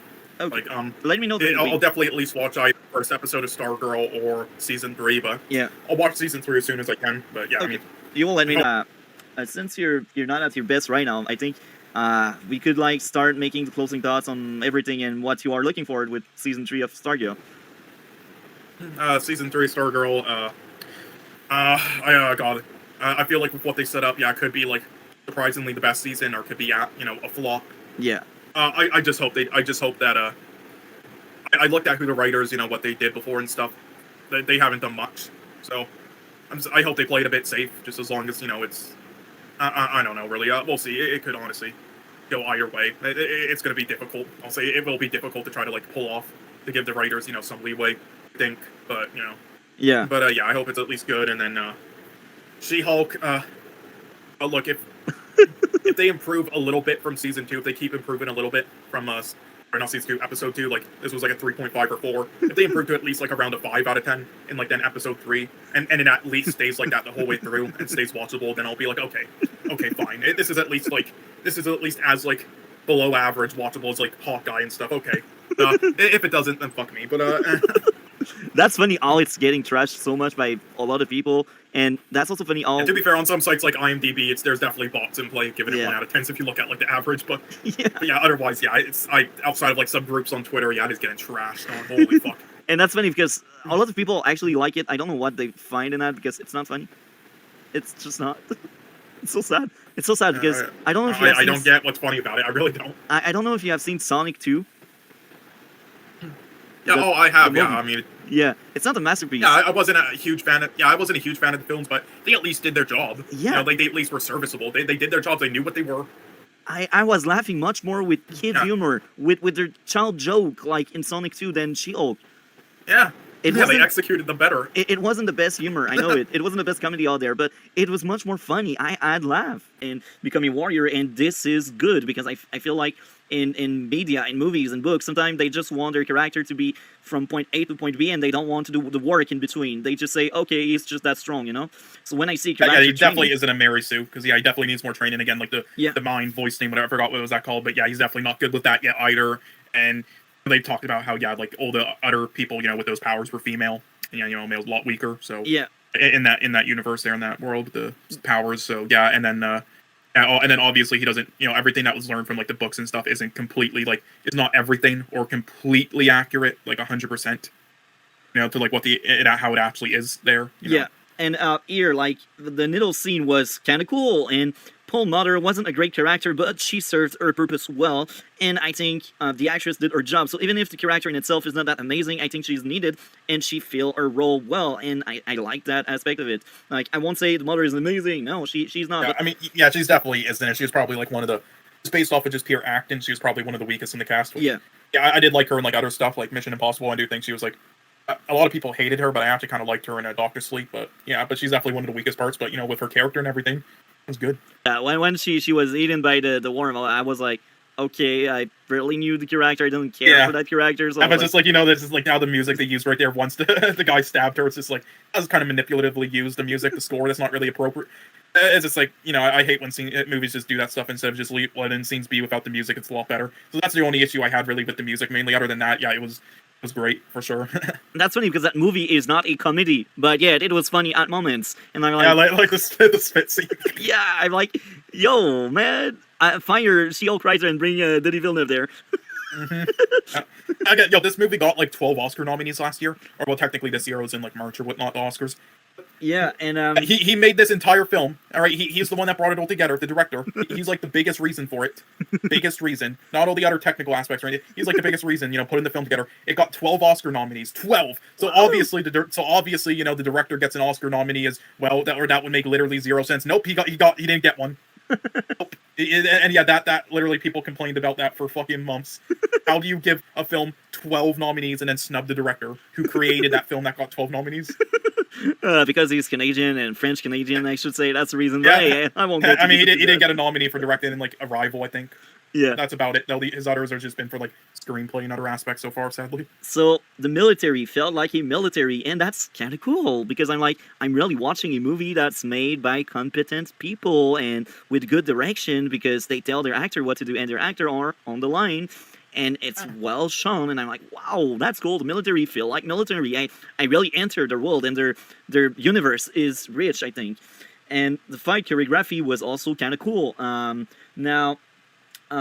Duncan dying, great. I liked his fight a lot. Even if I said I feel like that should have been the start of a sequel, I still enjoyed that sequence where he fights everyone, and until he dies, he will fight. That was great. That's one of my favorite moments, even if I feel like it should be part of a sequel, and it's really sad. It's really sad. I believe there was one character I believe that we didn't who's still alive off camera that I think at least he didn't die. I forgot which actor it was, but the guy who like on the let me just search up when he was like, I did think some of the CGI there, like when those people in the suits were fighting, they showed that shot, and also when his face was like kind of horribly CGI'd into like with the helmet there. Kind of, and yeah, I thought that was like poor CGI, but that's about it. And yeah, some people were like, saw some people I usually agree with like my opinion, like criticize the design of like the planes or whatever, the helicopter type things, and I really didn't understand that. Like that's pretty accurate, and they did it pretty damn well. I don't know what more you wanted, but but that's about it. Excellent film. There's a lot. It does the lore great. I wanted a bit more backstory of the characters, a bit more info there, and better like pacing with the editing and some other nitpicks here and there, but I don't think it's like a masterpiece or anything like a lot of hardcore fans do. I do think like there are definitely like better films in each aspect that year, but for the most part, excellent. My rating for it, I'm gonna give it an 8 out of 10, and it could go up or down from here depending on the sequel. Depending on the sequel and part 3, because again, unlike stuff like Lord of the Rings, it really feels like a part 1 film and it ends abruptly. It's just as we said, they should have ended like 13 minutes earlier to make more sense because some scene by the third act felt more like the start of a new movie. So, I agree with a lot of things you said. My own rating would be 7.5 out of 10. Usually I stick to my rating. Now, I based myself on the pacing and how much did I enjoy it and the true value of it. And like, I look back, I'm like, I liked much more Nope and I liked much more Hereditary. So I'm like, okay, Dune 7.5 seems right with the few flaws I found and all the good points. And that's funny because there are much more good points and positive about this movie than negative than, let's say, Nope or Hereditary. But she's a better leader than what she used to be, and her relationship with Pat is on point, and she realized people have other needs. She's more able to listen to other people's needs. I'm more understanding. Yeah, she is no more as centered on herself as she was in season 1, and this is character growth, and this is something I like a lot. So I really want they stay true to this, and she will stay by Cindy's side, and she will be right at the end. I really want them to redeem Cindy, because this is the only way you can tell a story with Cindy in it. She was already a villain. You cannot tell. Yeah, without killing her, this is the only way. Yeah, especially with how she became a villain, like it makes sense. Like out of all villains. And that's funny because that reminds me, that team is about second chance, and this is what Yolanda was saying. So I hope Courtney used that kind of argument. That team is about second chance. Look, Yolanda, you killed someone, but we still wanted you there, you know? Mm-hmm. I don't expect them to bring this back yet, but yeah, maybe. Another theory on top of my head, because we speak about Yolanda. Maybe it's actually Brainwave controlling Yolanda. See, that would make sense as well. Yeah. Because it just looked like how the person died. How he died. Definitely seemed like was using her powers. Yeah, I really hope Brainwave is brought back, but I don't want him to become the penultimate villain or the big bad of the season. I want him around. He will be cool, but I want him to be dealt with once for all, you know? Even if he's cool, like, I don't feel like you don't need him that much. You just need him to come back because he was there in season 2, and this is a follow-up. That's why I say bring him back. And that could be an interesting storyline where she doesn't want to turn like him, but she turns like him. That could be an interesting aspect to it. So there's a lot of potential. They need to get their craft done the right way, you know? Hopefully. What else do you expect from next week or future episodes? Not really, no. Like, outside of that, I don't have as many expectations. I'm just really excited to see Mr. Bones eventually, but I don't really have, like, any and, you know, the Ice Guy, but I don't, other than that, I'm more keeping it, like, open-minded. I'm not gonna, like, I try not to, like, have expectations for some things happening in some ways going into something, because I think that's a little unfair to an extent, but, you know, so I'm more keeping it, like, open slay or whatever, or whatever it's called, you know. Yeah, open mind. So, open-minded, yeah. As usual, any closing thoughts before we end? No, not really. That's about it. How about you, though? You really loved it? Yeah, I just enjoyed my time. Stargirl was great. I cannot wait to speak about Jessica Jones Season 3 with you. I'm really curious to see what are your thoughts.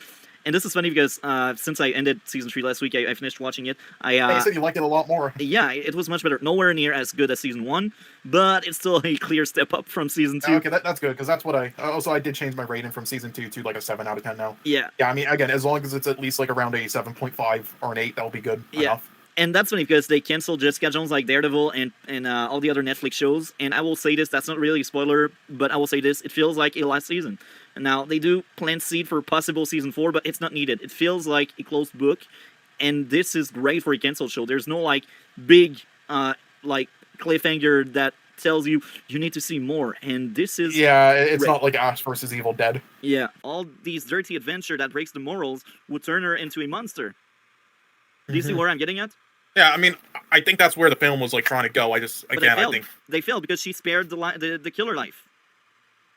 Yeah. That is true. It would have worked if she killed him. Now the message gets through that good cop can turn bad. But now what's the message is, you can do bad stuff and still remain good, but you didn't need that last scene where she goes on the balcony with the gun. You didn't need it because you already had a similar scene earlier in the movie where she had the option to help out killing criminals, but she chose to not do such thing. Now, with my flaws out of the way, let's be positive because, as I said, I did enjoy the movie a lot. The opening scene was great, despite the cops without gloves. I do think that was a great intro, and that tells you, look, you're into a good thriller right now. Lots of things are already happening. This is also why I think pacing wasn't an issue for me. Now, the crime scene felt real and interesting. It was well directed, well shot, and all the good stuff. The first team meeting, like the debrief, that was cool. The backstory of the girl not having any family was cool. So you're like, okay, family will not be a trigger in this story, and I do like that a lot because this is a trope. Now, the backstory, the cavalry, like possible corrupt cop within the Mexico police and stuff. That's a lot of good stuff. The firefights were really cool. Even if you don't see all of the action, the bits of action you see is cool. I think it was well done action. The gunplays, they are realistic. People know how to aim in this. They know how to aim. That's surprising, right? Yeah, surprisingly, a lot of inaccuracies there in films. Yeah. Yeah, John Burfall is Punisher. like a minor. He's like a minor or supporting character in so many films. Yeah, he's also Punisher in Daredevil season 2, and he's Punisher in his own show. The car scenes are usually well done. The atmosphere in the tunnel. I think the whole tunnel scene, outside of the stupid scene where she screams at everyone, she will tell everybody. Outside of that, I liked that. You really felt like you were on that trip with them, with your night goggles, and you were with your gun and walking in these tunnels. They're really tight. You have hard time to breathe, and I think it's the way they shot everything. That was great. That was one of my favorite part of the movie, outside of the really stupid dialogue and stuff, character moments. The other car scene where basically the killer kills someone and then kidnap the corrupt cop, and then he kills the corrupt cop after like capturing someone else, and then he goes to the mansion and he kills everyone. That was really smart because he was able to showcase a tactical aspect to battle and firefights. He just entered to that mansion and he killed many people before they could realize it was a threat. And I like that aspect of it. I was like, they nailed it, because sometimes in movies, because they want action, because they want exchange, because they want gunplays, they will force people into missing their target, into shooting around and missing stuff. I was like, that's the best way to handle gunfight. And it's rare, I say that. It's really rare. Usually gunfight brings a lot of issues. But here, it was well done by good writers and good direction as well. I'm full on board with that. I think it was awesome, but yeah, I wouldn't have it any other way of how that was executed. Luckily, it made me forget those couple of plot holes at the other point. But yeah, Jesus Christ. But yeah, so what would you rate this film, though, overall? 7.5, just like Dune, because yeah, that's exactly what I was going to say. 7.5. Yeah. Yeah, it's like, look, before all these crap in the tunnel with bad dialogue, the plot armor, I was all in for a 9.7 ish, but then. The tunnel, plot armor, the dialogue, the ending, and like they all stack up, bro. It's no more than 9. No, it doesn't deserve it anymore. Jesus. Yeah. What would be your grade? I mean, yeah, same thing, 7.5, which to me is like what most people would give like an 8 or 8.5. So yeah, I mean, yeah, those things were definitely bad, but I mean, they were like minor things. I mean, well, not minor like things they were like the ending, but they were like, you know, the small parts of like a big, you know, the overall picture though. So, I mean. 9.7 for the rest of the film, and then those, like, I mean, if they really bother you, I can understand, but, you know, yeah, I mean, before that, 9.7, damn, you really thought of it that high. I fully agree with you. Before all that crap, like plot armor, tunnel, helmet. Yeah, so, hey, you know what you can maybe do then? You can, like, you know, you could just, like, rewatch this, but then just skip, like, that that part of the film to, like, the mansion scene. Yeah, basically watch, like, 90% of the film and then skip, like, the 8% of it to the mansion scene, and then just, you know, skip to the very end with the kid playing soccer, and then the end. If you ever want to rewatch it, that's probably the way to go. Yeah, that's what I will do if I rewatch it for sure. Hey. Yeah, because I'm saying when we get the enemies, though, there will be, like, a video I'm gonna like that I'll recommend you to like watch, or two, or just one of them. Perfect. That kind of, because it's a very that one is a very confusing film, so I think it's good if I like they just let me know on like Twitter when you watch it, and then I'll like send you that, because perfect. Yeah, it's a confusing film. You might need to like I will start video. with Arrival. Here's the thing: to be sure it's fresh in my mind, I always watch before the podcast. Except Sicario, I watched it Sunday because today I know I would be occupied, because Monday my evening are kind of crazy at work. So even if I can watch stuff, there's so many people having stupid stuff going on. Anyway, anyway, let's move on to Stargirl. So yeah, in my opinion, this was an episode that. Okay, so. It's sort of the same. It's sort of just getting the Baron again, in my opinion. But I really enjoyed it, just like the first episode. I think it did a fantastic job as well, in my opinion. But not too much has happened yet. But they did touch on the two characters I was hoping they would touch on in the next episode, which they did. You know, glad he finally got his fucking tea, right? And then the guy with the paintbrush, which they're probably leaning towards a villain right now, basically guaranteed at this point. But You know, that's funny because if we look at the trailer, I don't know if you have seen the trailer for season 3. Like the 1 minute trailer or 2 minute trailer where No, I have not. Okay, What about so, it? there's a scene where Courtney is speaking with Cameron, and Cameron seems all happy, and they're like chilling, and he basically tells Courtney his secret. He has ice power and stuff, and he looked really happy. So I think what they're doing with him, he may have a split personality, but here again, that's just a guess. Or you know what might happen is he might think. Here's a theory. He might like want to try to get Courtney or whatever evil again, right? Yeah. Or, like join forces. You know, I don't he like that becomes idea, evil, but it's kind of cool to bring then this up. that's But then that's when she doesn't agree and Yeah. becomes It's redeemed. fully. it's interesting you bring this up because it's actually a very interesting theory. Even if I don't really like if they do that, I think it's interesting to think about it. It's a really good theory there. Now I know we are too early in this season. There's no way it's Cindy, and there's no way it's the Crocs, because now at the end of the episode they're like, oh, if they learn what we did, they may turn on us, you know? So I'm like, it's obvious next week will be focused around the Crocs, basically Sportmaster and Digress. It's obvious for me next week this is what we are getting. There's no way they killed the gambler. Yeah, because... no, obviously not. Anytime there's like stuff that's like hinted at with some race swap the character, Wow. so it is. So people are trashing on it from that alone. You know, And I'll be honest, the film is probably all the live action Disney remakes are fucking terrible. So this is probably going to be terrible as well. But that isn't but it is not because the film is terrible because of that alone. What's your thoughts on that? to be honest, I don't give a crap about Little Mermaid, but I do understand that point, and I'm kind of bothered because everyone needs to be swapped. What about Red Dead representation? You like representation so much. Why don't you let Red Dead live? You know, they're already rare. Let them be, please. Yeah, no, they literally keep race swapping every fucking redhead character. Oh, It's poor Red insane. Dead, bruh. Anyway, I Yeah, don't give a but- crap about that. to No, be it's just, honest. that was the biggest movie news this week. That's how sad. Really? It was because there was like nothing at D20. There was this Wow. like cool looking like D23 like Marvel film they showed that's like an old. It was like it's the first somewhat promising thing in like ages that I saw it like from Marvel. Yeah.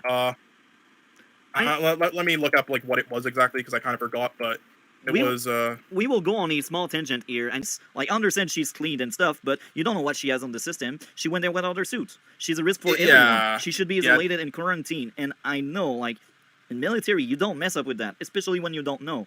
Like, Oh yeah, when we're I playing think with they it- definitely should have shown that, a scene like that. That part, with the taking the suit off and everything and coming back, I will 100% agree with you on there. Like they could have at least like showed a time lapse scene of Yeah. her like like in quarantine for a week and then Yeah. coming out, all things are fine, or have her just sectioned off from other parts of the military, like Yeah. like security, when she goes outside with Renner and stuff, like just have them separated, like But the way they did it, yeah, that was a little.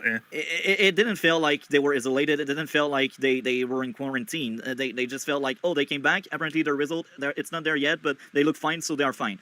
It bothered me a lot because you don't know about lots of components and everything. So you're like, okay, yeah, that's a military base, everyone. Just go infect yourself with nuclear stuff. Come back and infect everyone, poisoning stuff. You guys don't care. It's the military, guys. Yeah, but there was a glass border beside them, so that's Regardless secure. of the excuse, I don't give them a pass with that. Like, that may sound like a nitpick, but that bothered me. And I'm not someone that go too deep into critical mode. Like, I don't want to like find issue. If I find, I'm glad because that makes me a better critique. But I don't go out of my way just to tear something apart. I don't want to do that because it's not faithful. I want to be as faithful as I can toward any product I review. So if that bothers me, I need to mention it. Even if it's a good movie I like a lot, I need to mention it, Most of the explanation in the sci-fi stuff, it can resonate to true science at the end. So, And that is true, because we don't know how time works, actually. It's just how we think of it. yeah, and when you learn a new language, you do rewire your brain to think about the accent, to think about how to speak, to think about the sentence you want to give. So at the end, yes, speaking and learning new language rewire your brain into something else. So at the end, giving her power to see the future kind of made sense in the sense that she learned a alien species, alien race language. Oh. And there's a lot of good thing in it because the characters, they feel human, they are well written, and the pacing is great. I don't see any scene being trimmed down. So Same. I I think it all think works perfectly. for a 2-hour movie that doesn't have that much action when you think about it, this is great. Like, this movie flows very well. And sometimes there are scenes where that was funny and I had a laugh here and there because of the dialogue, and they are smart. People making this movie are clever. The coloring is good. The news broadcast brought that realistic ground to the sci-fi. And that was, here again, really good. I like the ending. And the relationship between Renner and Amy, it worked well. I think the relationship, how they became lovers, it made sense, and it didn't take away anything. I also enjoyed a lot the alien, like their ship. It doesn't look like a ship. It's kind of cool. Yeah, like you don't even know like quite what shape it is. Like, it's so weird. It's like an illusion, and that's realistic, honestly, because like if they actually came down here and like the UFOs we've seen before, and just like we don't know the technology, so it's to the human eye, that's realistic as well. I also agree with the love, like that's what I was kind of afraid of with the love interest there. Like it would just be pointlessly shoved in, but it wasn't. Yeah, and it felt natural, and they felt like two people that could get along and have kid together. This is like so far. I mean, Dune you weren't a huge fan of, but the other ones so far, this has been sort of like your ratings for them. Like if we ignore the last 15 minutes of Sicario, this been your ratings, which is damn. Prisoner, I enjoyed my time a lot. I think between this or Prisoner, I think this has a little bit more value, because I think this is all you should handle message when you want to deliver message, because the message is important and the message is smart and it's well written by competent people. So I think this is this is amazing. This is a great movie. I recommend people to watch, man. We spoiled it, but it's a great movie. Definitely. I see myself rewatching this one, probably more likely than Prisoner. This is a film. Just all of Denis Villeneuve's films, but especially this one, have grown on me more and more over the years, and this one's going to continue to. But I mean, I'm honestly, this is not. So this did get a Best Picture nominee, but I did not win. Out of all the films that were nominated that year, though, this is probably like the best one. This in Manchester by the Sea, but oh well. So, anything else to add before we move on to Jessica Jones? No, that's about it. Yeah. Let's move on to Jessica Jones. Character growth. Outside of Jessica Jones, I don't recall much character growth. And okay, we will answer my first really big issue with season 3. The whole reboot, Jessica Jones relationship, only to end up with a new guy, because a new guy will be a plot device. Oh my.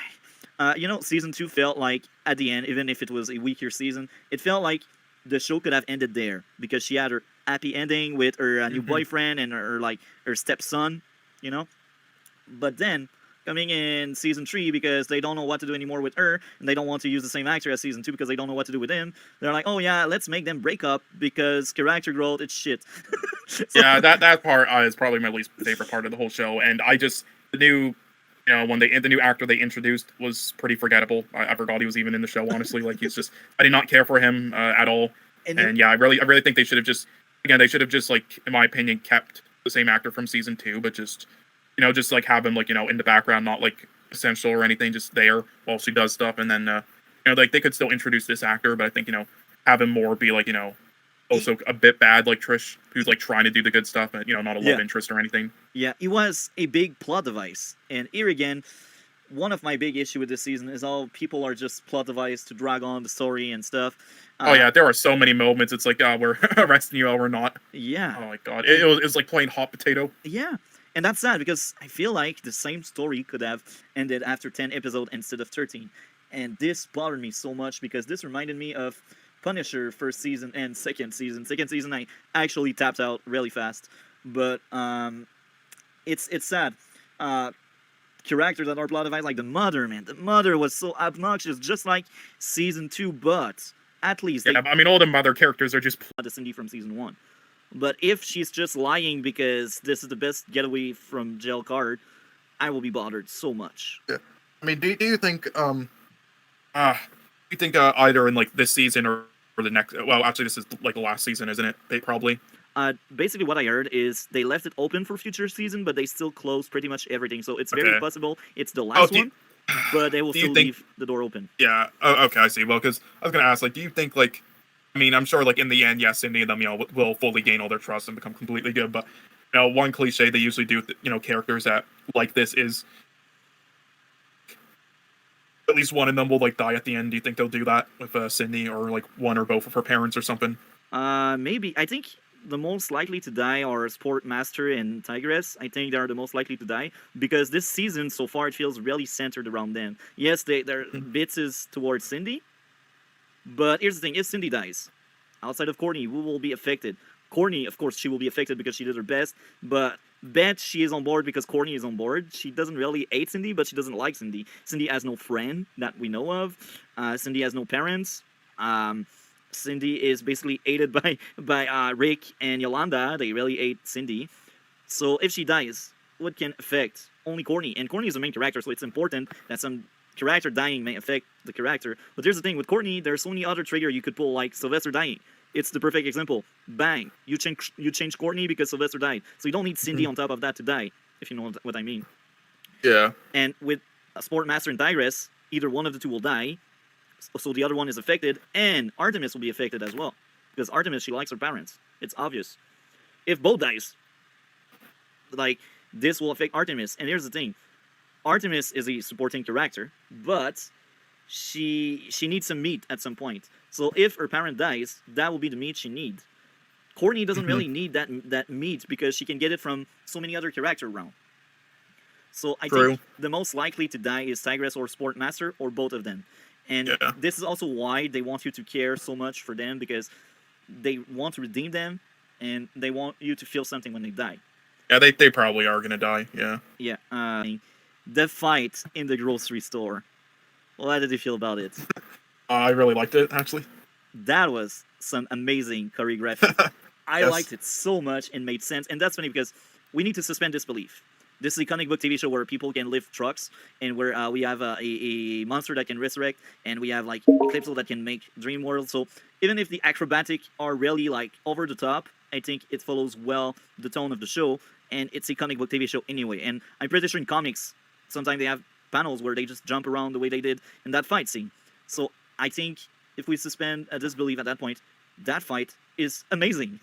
One of the best the show ever did. It was one of my favorites. They blew up the store, man. What other show do that kind of stuff?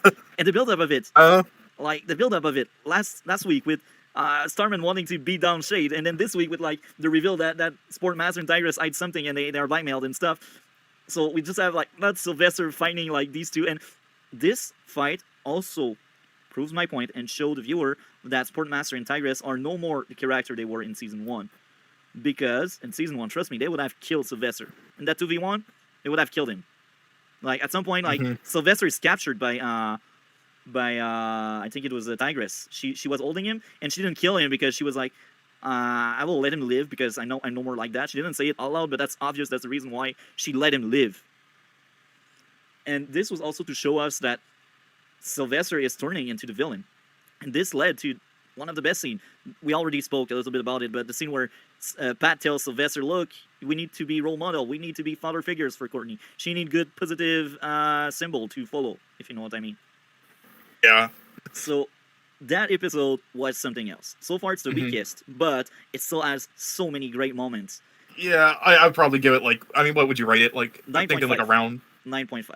For me, I would give it like a 8.5 personally, but yeah. Keep in mind, the first 2 episodes I gave both 10. So 9.5, it's not that far behind, and I really believe and my first 2 were like a 9, so 8.5 is fair, I think. Yeah. So, man, I'm excited for next week.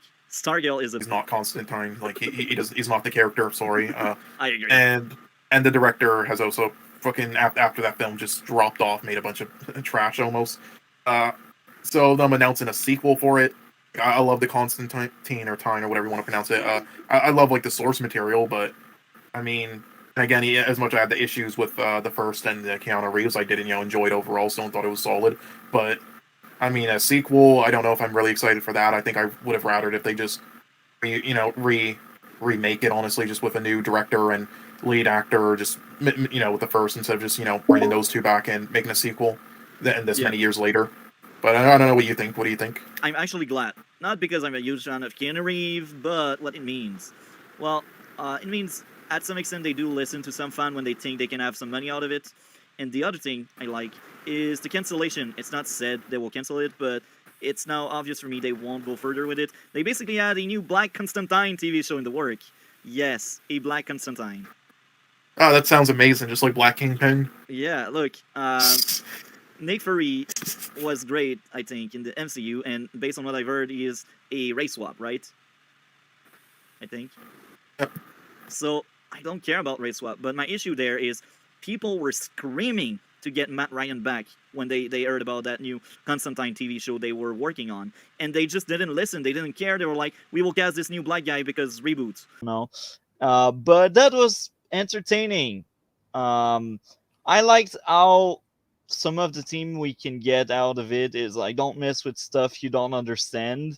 Like that stupid inspector made everything worse by playing with these things, like the breaker. I don't know how to call it, like the thing he pulled and then he released all of the ghosts to the air and The stuff. central unit. Yeah, the central unit. So yeah, he messed with that and he made the third act possible. And usually I would be like, okay, this is convenient that the character is done and would do that, but I felt like that moment was kind of well written because that character was just stupid. And yeah, anyhow, my true issues with this movie, I have only two, and they basically are the same. Number one, humor didn't age well. Like many times early in the movie, I don't have the perfect example, but many times I was like, yeah, they tried to be funny, I didn't laugh. And the second issue is basically not funny, so there were a moment where I was like, yeah, they tried. But these were like my only two issues, and they are really minor because I still think that was a movie I enjoyed, and there was much more funny stuff that landed than unfunny stuff. And yeah, I was just entertained. I don't have much more to say. I enjoyed the music. The investigation aspect was cool, and just them chasing ghosts. That's the thing. That's the movie. You know what's Um, fun? The There ballroom scene, though. It's so amazing. Like, come on. You get to destroy an amazing ballroom? Look, Yeah, the there's- ballroom, I admit, the ballroom was probably my favorite scene in the movie when they got to destroy everything. That was actually a great moment. You know what is Uh, funny about the film, though, for real? What? They when you get towards the, I think it's the third act part, where he starts talking to like the. I don't have much more to say. Like the movies this week, I won't say much because, man, Godfather drained me. It drained me. I'm telling you, Cole. Like it burnt me. Anyhow, it drained your soul of how good it was. well, it's not bad, but I didn't like it. Yeah. Did you become like an old new person after seeing it because it was that amazing, right? I wanted to like become a gangster myself, you know. Oh, Like, wow. they make so much That's the money, good bro. message. That's the good message then of it. That means it worked. I'm not sure if you got the message from the last two if you want to do that now. I mean, he's less likely to become a gangster than people I meet. So yeah, he's fine with me, Gray. Look, Scarface is more of his speed. Let's face it. Anyhow, I think I will give Ghostbusters 9.5 out of 10. And she doesn't watch anything. I think she's much more into gaming, and that's funny because lots of people on her channel asked her to watch She-Hulk, and I don't think she was seeing it before people asked her. I think like what she didn't want to, but so many people asked her, so Yeah, she didn't. I think this is what happened. So she watched like all 7 episodes in like 2 days because they were she was like, okay, people asked me to do it, so I will do it. And she brought up something very interesting in one of her videos. She was basically saying how Jen doesn't look that great. She's not that feminine. She's not that good looking as a woman. She's not really attractive, to be honest. And the villain is attractive. So this could tell in the writer's room that the writers are not trusting themselves. They are not confident within their own beauty, and they self-insert themselves into Jen, and they view beauty as something wrong. And I actually fully agree with what Melanie Mack said. She placed it in better word than me because obviously French is my language. You know, she worded better than me, but you get the idea I'm getting at. Yeah, I get the idea, but yeah, I'm looking through her channel right now. So some of the videos look spicy for sure. I'm glad she's also shitting on that Charlie's Angels dumb fucking article and the before TV stuff. Now, I mean, I think this is there one are of her there, there are most. other things that just sound questionable. Splinter Cell's going woke. I don't understand how that's possible, but okay. Yeah, some of these look confusing, typical anti-SJW stuff, but others look pretty good. I'll check But some videos out. yeah, now let's speak about the positive because there's still some positive for once. I'm actually surprised. As I said, that episode is average, so it's not the best, it's not the worst. Considering She-Hulk and considering last week was rock bottom for me, I was kind of glad with what we got because that wasn't as bad. When you're like it's not as bad, you're glad. You're happy of the result. So, Abomination. He's not the best character around, but the actor carried the show. Well, I'm just like I want to throw up what they did with him, but the actor, again, the actor makes every scene entertaining. He does a good job. Yeah, what they did with Abomination, I want to puke. Just let villains be villains, or if you're gonna do this, that's fine. And they haven't used Abomination, and they probably weren't ever going to again, sadly. So so this is the one time where I'm like, okay, you can use that in a show like that. That's understandable, but since he's older in age and stuff, but just the execution again is poor though. So the smile when the guy took off his helmet. I didn't laugh. I had a smile. So I was seeing where they wanted to go. Like they were like, "Oh, you stinks." I was like, "Okay, that's low. That's low bar, but hey, that's She-Hulk. They tried." That's the closest thing to a joke. I'm still just having PTSD from what they did to the Wrecking Crew. But anyway, and honestly, what would was there be anything else that you wanted to point out? Oh yeah, right, the Daredevil She-Hulk team up. Oh my. Yeah. What the fuck? They will keep it for the last episode. They really want people hooked, and they know they will like they will. They saved it for the last episode, so they would watch the whole show. Fuck me. They will tease Matt next week, and they will be like, "Watch next week because he's there." They knew exactly what they were doing, right? They Kevin Feige. Well, it's like this show's 80% finished, and he was like, "Oh, this is fucking trash. Okay, we're gonna need to put Daredevil in, and then advertise it so there's people keep watching it." That's what he probably said. And then they will say the series end only. I know, but they will forget to tell us how bad the viewership was the rest of the time, and how the show struggled, even if we were teased almost every week of these cameos. No, it's not going to end on a high note because there's no reason for Daredevil to just randomly show up at the end. It's literally just forced in there. Then they could advertise it since the start. Oh my god. They don't know anything about writing. They literally let the Secret Wars or Agent or whatever it's called. The New Avengers one coming up that the guy who did the Shang-Chi film is directing. Yeah, they're letting the writers of Moon Knight do it. And to reward them for their great writing they said in Moon Knight. How much crack did you smoke, Kevin Feige, to think the writing in Moon Knight was good? All right, no, at the start it was kind of good, and at the start it was in the first 2 episodes when it was actually Moon Knight, right? It was pretty good. And Dumpster struck fire bullshit filler, but this week wasn't filler, so I was like, I will be a bit more generous because this time they were good enough to give us something that wasn't filler. So I gave an extra point. So I gave 3.5. Yeah, 3.5. I'll give it a 3. They're very high mark we're getting here now. When I was saying it's the average episode, I wasn't joking. To be honest, I think the highest was like 4.5 for me, and then it's like 4, 3, 3, 2. It's the average, Yeah, I already forgot which is the best She-Hulk. I think it was I don't know. My favorite was 4 so far. My favorite one was the 4th. Yeah. I don't know. Again, there's tons of issues in each, but yeah, the one where One shows up or the episode after he first shows up is probably the best. But again, I'm still keeping to what I'm saying. I still think the first is just worse because they there's no excuse for the first to be as bad as it was because literally they had the easiest job ever to just set up the origin and everything. That's it, and there was nothing in the episode. It was literally just we're getting her powers and then hanging out and learning that there was no effort required, and they ended up making something that was absolutely worst thing ever and the most laughable thing of all time, an easy 1 out of 10. So I still think the fucking first episode's the worst, even with that other one, which was pretty dog shit. 3 out of 10. Really hitting high marks here. Good job, guys. That's very high considering I gave 0.5 last week. As much as I gave Love and Thunder a bunch of shit, we'll say that Christian Bale and Tessa Thompson's performances are at least better than literally anything in She-Hulk. So I'll put that film above whatever fucking She-Hulk is, but that's about it.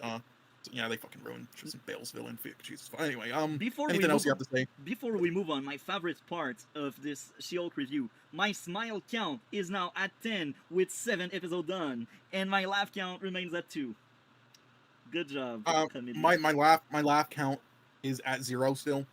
It's hard to make me laugh out loud. So it has to be an amazing comedy film, or some dark humor I really like, or just. Or one of my favorite, personal comedians and stuff like that. But But and usually I get at least one laugh out loud per something. But yeah, no, this was just and then my smile count was I would say it's at 3. Oh my! And all 3 of those, Quite. and the only reason 3 of those, there's even 3 of those, was because of A1 and B, because I my back was hurting, so I took some opioids, and when you take some opioids, it makes everything happier. So even when watching Shitty She-Hulk, it made me a happier smile bit. Those were all 3 of the laughs I got there from that. So if it's not for that, I probably would have got 0 still. Just go okay. Magic. Anything else you had before we move? And if you look back to season 1, Jordan, Cameron's father, Icicle, his wife was pretty negative. She was exactly like him, and she was like, make them pay on her deathbed. So, like, we see like some kind of mirror, some kind of reverse situation with Courtney. Courtney is more of a positive, and she's not really scared of Icicle Jr. She just wants like the best for Cameron, but she doesn't know how to deal with that. And that's very interesting. Like, as I said, usually I'm not into shipping. I don't care about relationship. I also think relationship, most of the time, they can hurt the show. Well, I mean, I hope this works just because, so he doesn't turn evil. That's all. Yeah, or that's what I hope. But we'll see. And Arts was a positive force in his life, and now it's out of the window. So like, they leave the window open for him to like turn evil, and that aspect is fine. I'm fine with it. But I don't really want that to like be the entire plot for Cameron, because it just feels lazy. That's just how I feel with Cameron, because like if Sportmaster and Tigress can change, why Cameron can't? Like, Courtney is so far as being a positive force for Cameron, and it's just sad that lies, if they don't fix that fast, may mess up everything. It's just very lazy, Yeah, I agree. Like, what could be great is she comes clean with it before that bites her, but because she comes clean with it, that could create some kind of conflict because she comes clean with it. You know what I mean? That's more interesting than, oh, someone else told me, why not you? And I feel like the scene where he was wondering and asking why she's not scared, that should be the scene where she tells everything. That would have felt natural, but she's scared, obviously, but she doesn't want it to be reflected. But yeah, she sees the best in everyone. She defends Cindy. Why can't she give more benefit of the doubt to Cameron? So yeah, I think this week it was a really strong episode for me, despite the lies aspect. I like this episode more than episode 3 because of the team. I think it's in the middle actually with this season, because the first 2 episodes were a blast. This one as well, but this one is a bit weaker. I think this episode, for me at least, 9.7 out of 10. And here again, my only really big issue is the lie. And even there, it's still very good for me. What is your grade? I'd give it an 8.5, but yeah. Well, I didn't hear it. 8.5, sorry. Oh, that's good. I think that's the lowest. So for you, it's your least favorite so far? Yeah, I'd give another as 8.5s. It's a tie for one. Okay. I wouldn't say one of the lowest is like a bad thing. They're all, I would say I like them more. I mean, they're not as amazing as, this wasn't as amazing. Actually, I'm going to give it I'll up it to a 9, actually. The more I think about it, there were some, I think there were some important scenes in this that they left off. And I also think the grandparents are kind of funny, and for once the subtitle, I'm fine with this, because they don't want him to understand what they are saying, and this is very interesting because it's funny. It's like, yeah, we will use him to kill our enemies. And I also find that very sad for Cameron. He's just a good boy that may be used by everyone at the end, and it's kind of sad. As being truly flawed and human. It's plot device. This whole episode was a plot device. Yeah, so you see, I'm torn apart. Like, only bad writing makes me wonder what's going on. You know what I mean? Like, I understand what's going on, but I don't understand the intent. If you know what I mean. Yeah. Like, only a bad writer do that, It's bad. It's bad. Now, I will be honest. As usual, there are some things I liked. This episode was much more entertaining than the usual episode. I will admit that. Even if I'm not a fan of the Always scene, because Daredevil did it much better in their own show with all the fight scenes. I think the fight scenes were fine. I like the fight choreography, the fight Matt and She-Hulk had. I don't know what to feel here again. Like, I think it's cool, but I also think it's really stupid, because it all leads to She-Hulk being stupid and smashing first. So, yeah, I don't know what to feel there. You feel nothing, just like the rest of the show. Yeah. I had a smile when Matt entered the courtroom, because it felt like a Daredevil episode, just like what you said earlier. Damn, you smiled once. Holy, that is a rare occurrence. He had his whole line about the parking and him not finding parking but not driving. Like, he got lost, and I think that was some kind of throwback to his show. And I have to smile because I was like, he's Daredevil. Daredevil is in the place, buddy. Hell yeah, this has got to be better. Daredevil losing to She-Hulk. In my mind, it's like, how can you? Like, the fact that Matt lost the fight, like, physical fight versus She-Hulk, I understand. She is broken. She is OP. She is, like, a tank, and he's just a foot soldier with, like, a knife. Yeah, that's where I got that. Just exposes people who didn't watch a Netflix show. Holy fuck. Yeah. It exposes the fake ass people trying to act like they watched it. Yeah. Oh my god. And also, I mean, yeah, like they did show her basically lose. It's not like they had biases for her as well when it came. I mean, they did throughout the whole fucking show in other areas, but when it came to that though, it really didn't because again, in the first episode, like again, she was fighting Hulk, who wasn't trying to fight her. Yeah. And he beat her ass. It's like she just like tickled him with like coconuts and stuff. That's it. And then he just like slapped, boom, knocked her fucking like 20 feet. And then just like give her fucking NFL tackles. Just like so. I mean, clearly don't have bias because she basically kind of lost the Hulk there. So I mean, so it makes sense there. And then it makes sense that won this. So doesn't matter. I also like the bar scene. I do think they had chemistry on screen. It was interesting to see them like. I do as well. It's just I've seen so many bar scenes and drowning your sorrows away at this point. Fucking where I'm just like I'm done. I don't care anymore. I'm sorry. Like, just like it makes films about racism, but black people, but then does some racist fucking scenes of Asians, but whatever. But yeah, that or that he would be the one male in it who isn't treated like an idiot because he's blind. He's a disabled person, so he counts as a minority. Okay. Is there anything else you would like to add before we move to the score? No, that's about it. Okay, what's your score of this episode? 3.5. Oh, that's good. Actually 4. We are closer than I thought. I gave a 4.5 out of 10 because for once it's almost even. I almost have as many likes and dislikes, but there's a bit more dislikes. Like there's almost a full line, but it's not as terrible as usual. Yeah, so 4 because it's technically like watchable enough. 4 out of 10 is the mark. Anything well, below watchable, 4 out I of don't 10. think so, but it's better than the rest for sure. Test. And he's like, yeah, I need help. So now she puts on the goggle, and then the goggle solve her math test. And she doesn't want that. She has like some kind of remorse at the end. She's like, I cheated. I'm not feeling good. I cheated on my math test. It's not the right moment. That scene was great. That also shows how Beth also changed. She changed a lot. Because in season 1, she almost forced her way into a friendship with Courtney.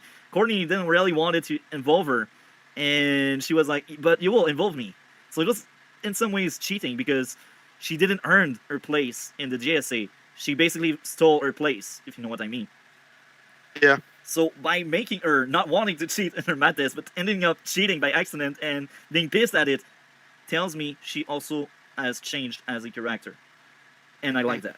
These are details, but they stack up. Yeah. And this is different characters we are talking about. Different characters. There's so many characters that got a lot of stuff, in this episode. Like this did a fantastic job just spreading out each character, I think. And Rick fixing the hourglass was interesting because this is because of Sylvester insight. And they're like, yeah, if you find a limiter and you take it off, maybe it will solve your issue. But then maybe this will create a new issue where Rick will also become power hungry because he won't have that limiter anymore. Because Pat in season 1, I think. Pat in season 1 basically told Rick, if your father designed the hourglass this way, it's because he didn't want to abuse of that power. Mm-hmm. Yeah, because I was going to ask, because I didn't know quite well, like, with the hourglass, like, what it's exactly kind of... So, the hourglass... I forgot what it's exactly used for, so I was going to ask, like, what do you think is going to be the end result with the hourglass? The hourglass I guess you answered. gives super strength for an hour because of the limiter. Yeah. And because he took out the limiter, I think he will become power hungry. So, that... okay, so that's the part I missed. Okay, the limiter. So, he took that out. So, yeah, he might be power hungry then. Yeah. Unlimited power with the thunderbolt of Palpatine. Sportmaster Tigress. Oh my, that was funny. Okay, Sportmaster in the basement with the beers. Was it this week or last week? I actually forgot. They were watching a movie and drinking beers with Sylvester in the basement. Yeah, it was the last episode. You see, this is how good some scenes are. But the lab scene here again, what I noted in the lab scene, I know we already touched upon it, but I will say that. I think that was an emotional scene because that was a good scene, a well-written scene. Oh yeah, Cindy, we already speak a bit about her so far. Cindy pushing Cameron into hulking up, as we say. That was great. What did you think of that scene? Sorry, repeat again. I wasn't The listening. scene where Cindy basically triggers Cameron, so he unleashes ice power. Oh yeah, I love that because that pretty much solidifies, what I know they're gonna do with her. Like, she's gonna do some shit where if they break up and then he goes nuts and turns into a villain, tries to hurt her, but it isn't because of ill will this time. It's because she knows that camera is like a loose cannon and has sketchy shit. So that scene solidified that, and like what they were doing with her in the episode and with like the two other characters. Like it pretty much solidifies now what their plan is with her and Cameron. So and just those three. So like that, and that was also a great job as well. Great dialogue, unlike She-Hulk. Yeah.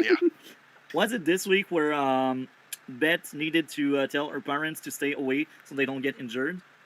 I don't remember. Well, I mean, was it you mean like when they were on the They wanted call? to help out. They wanted to help out, but Beth was like, "Don't help me anymore as midnight because it's dangerous." I don't know if it was. I forgot. It was either last episode or this episode. But I mean, was it like when they were like on a call or something though? They did it in person actually. They called. Okay, so I don't think that's the case then. They called them this episode, just like doing like asking suggestion like a mission or something. But then she said no. Yeah. Yeah, so I think it was the last episode. I'm not quite too sure though. Maybe I could be wrong. In both cases, that scene, it was emotional because that's some kind of growth, accepting that with great power comes great responsibility, and her parents becomes her responsibility in that case. This is very poetic, I think. Connected by the people that made the fight scene in the grocery store in episode 3. Cannot wait to see them back. I'm really curious to see when they will be back to direct. This will be a blast. Now, I've heard a lot of things that is kind of sad, but so far they are not sure about Stargirl Season 4. We already mentioned earlier, I actually mentioned earlier, what I've heard out there is Season 3 feels like a final season, but they still leave the door open for a follow-up. So even if it gets cancelled, I think we will be satisfied with the ending of Season 3, based on what I've heard. But it's very possible it will be the last season. But, there's a big but. Rumors are she's doing a Titans and Doom Patrol cameo, and there were pictures on set with her in her costume. So, I suspect CW may drop Stargirl, but maybe HBO will pick up Stargirl if it does well.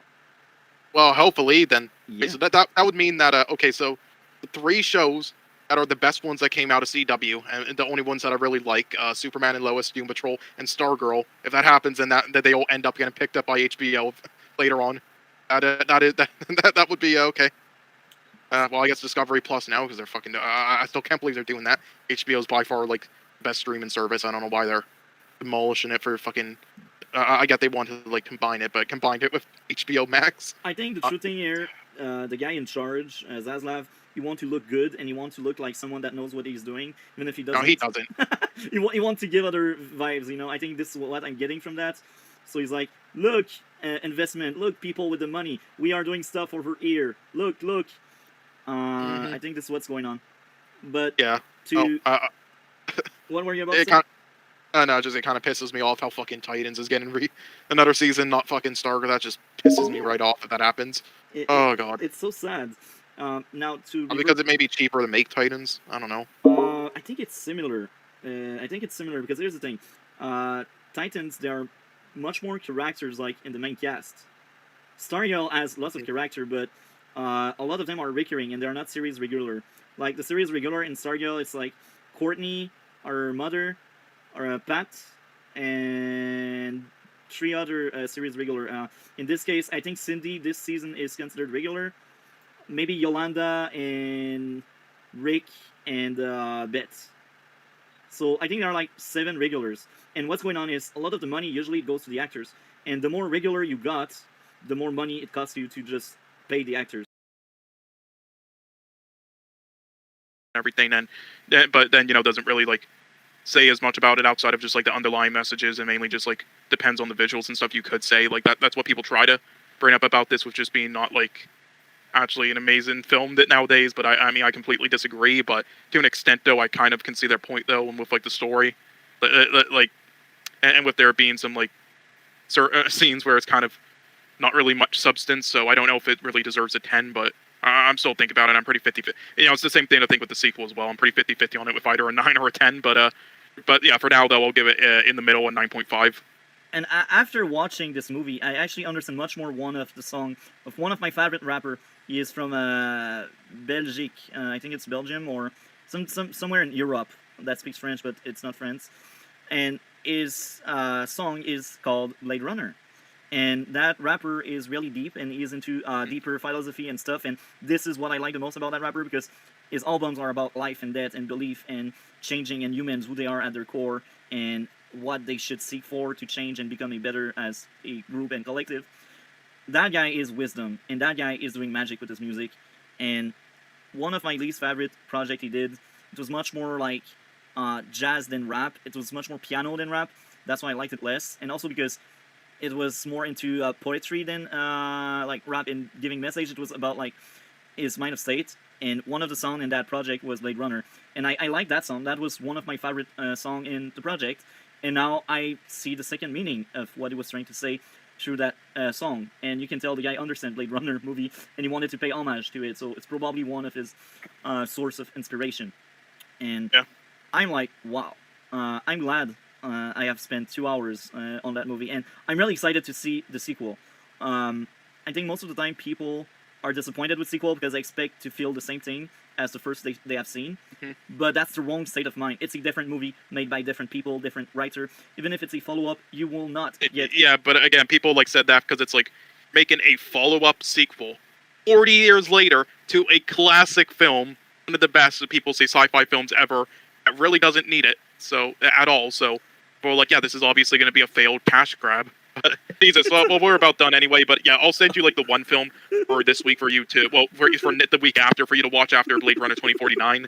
And but yeah, I sent you the four anime films that you can when we do the animated podcast for you to watch in order, I guess, but or in whatever order you want. And then yeah, so then I'll send you the one recommendation after Blade Runner 2049 later, or a new list of films there. And then thirdly, here's the StreamYard link for that, so you can hop right on and laugh at them. Perfect. Okay, so that's about it. So thank you again. Great stream. Yeah, no problem. Thank you again. You are an amazing co-host. This was a great stream. I really loved this one. You're amazing. I'm very glad to have you as co-host. You do most of the talking. You're amazing. You're amazing. You accept to come there. It's 9:30 p.m. your time. It's late. You must be tired, you know. I know. I thought it's 11:20 p.m., but I have a late schedule, so. You're great, man. As usual, I will opt in the other league. I'm curious because if they speak about parenting, I know. Oh, yeah, they're lecturing Jaded. Oh my God, such a string. Okay. About so his parenting. Jesus Christ. Yeah, let's hop on. Have a good night, everyone. Like, comment, and subscribe. All the good stuff. Sometimes they do hit their target, but it's never in the head, or it's like in the leg or the stomach, like nothing deadly, you know. And this is like plot armor in 2000, or when they are against people with super strength and they don't get killed just like that with a snap of a finger. But here again, that's not the only show that has that kind of issues. But the other kind of big issue with the first season is the pacing. I do think you could trim down a lot of the episode, and if you place all of the Penguin stuff in like a few episodes, you could cut a lot of filler stuff in a lot of episodes from season 1. And this is what bothered me the most with season 1, and that was like the thing that stick out in my mind, why it's my least favorite season and why it was the weakest. Because let's be honest, most of the crime of the week, they're not that great. There's like, there are some that are really good and cool, and they feel like Gotham, but there are others that are like, it could be CSI or NCIS, and they just stop the, they just don't do the same kind of stuff, but it's similar, you know? That's also why I liked much more later season, because later season, it's more serialized. They still have that Freak of the Week, but not always, not every week, and sometimes the Freak of the Week lasts for 2 or 3 weeks. So that's more interesting than just, oh, here's the villain of the week. Oh, here's the new one. Here's the new one. And they are all underdeveloped and they don't really grow. And it's sad, you know. That's why the first season is the weakest for me. Now, the goods, the characters. I think the writing of the characters is good despite bad story surrounding them. They do grow. They do change. Another plot device character, Montoya. She is so bad. You know who I'm talking about, right? Montoya. Are you still there, Cole? Oh god, I didn't realize my mic was mute. God, that whole. But Yeah, I agree. There were some issues with her, and and again, also the acting from one of the cast members. I will say I was not a fan of because I'm not a fan of her as an actress at all. But yeah, you might know which one I'm talking about. Fish Money. Yeah. Oh my, Fish Money, man. Since all the Will Smith drama, I think. Well, no, it's just Jade. It's just Jada Pinkett Smith is Yeah, not a good actress. That's all. She has become worse. I mean, Yes, seriously, no. The only performance I have ever liked from her in a single film in history was like that 5-minute cameo in Scream 2. That's it. She just isn't a good actress, and this is just another performance that's just not good. yeah, Like the character is good, but her acting dragged it down. She plays herself because Yeah. you get to learn like how awful she is in her marriage, winning and stuff. I cannot dissociate that anymore, especially when the character is an A.O. and the actress is an A.O. Like it's like the same thing with Ezra Miller. And next time I will see Ezra Miller, I will just see the crazy guy that do burglary and stuff like that. Funny, and he is amazing. That's all I will say. He is the best character in the show with Penguin. And Jim is very interesting, and Jim is the main character, and they do a lot of stuff. In season 1, he is somewhat of a cliche, but I still like it because that left room for growth and change for the future seasons. And this is what happens in season 2 and 3 and above. This is good. So it's fine if you have a cliche character as long as your cliche character can change. And this is what they did with Jim. Now, as I said, I won't go into spoiler for season 2, but knowing where he goes, I'm somewhat happy. They made him this way in season 1, so season 2 Jim doesn't feel like season 1 Jim. And Bullock, man. Bullock in season 2 here again, he will be great. Bullock at first he doesn't like Jim, but during the first season he kind of start liking Jim, and you see it in the back half when Jim is basically in Arkham because punishment, and you see Bullock is like he wants Jim back.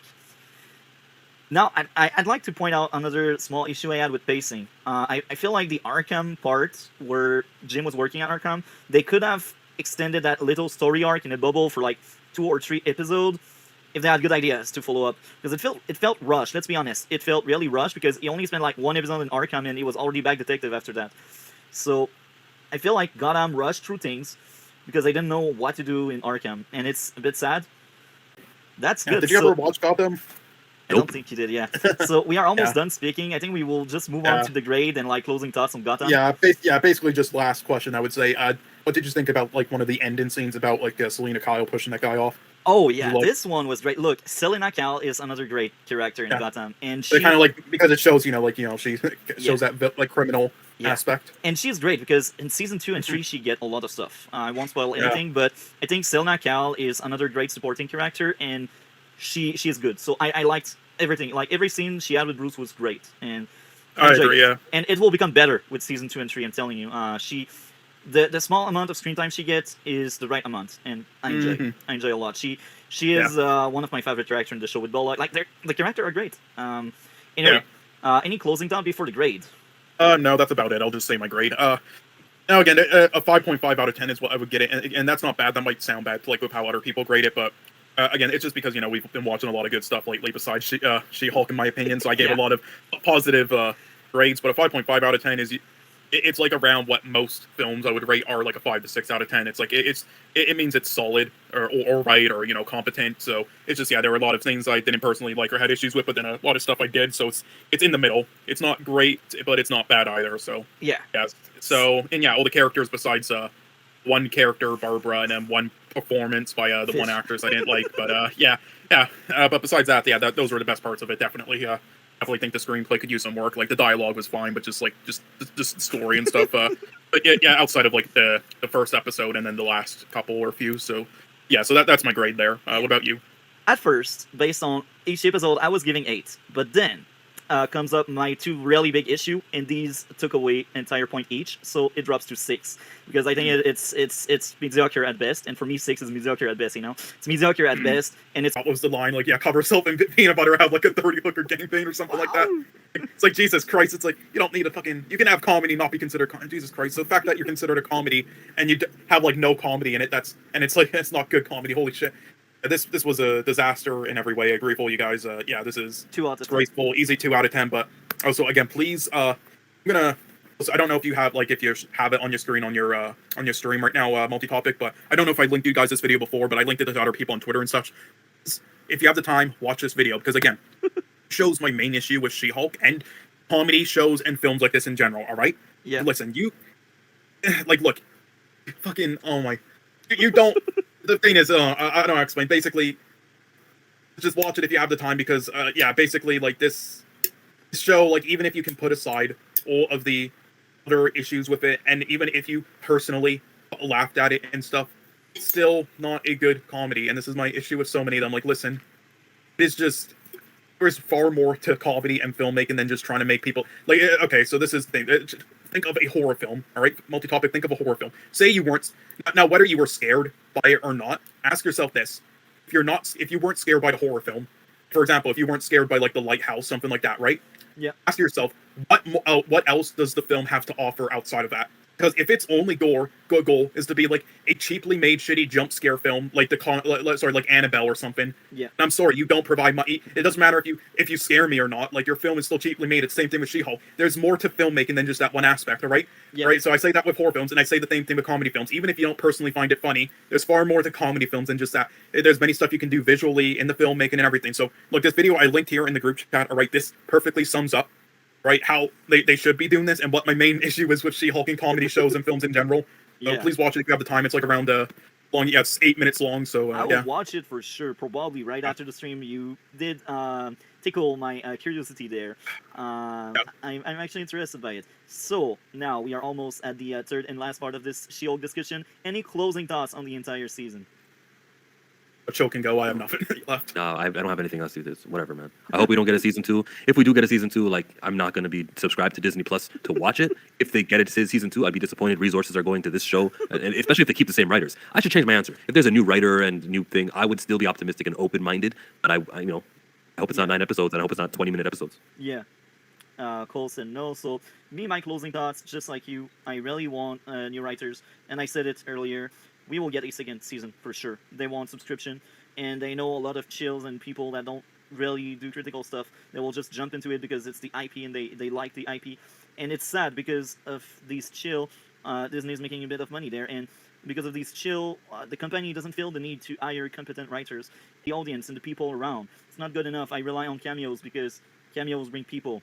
And me, I can't, And it's also insulting for She-Hulk.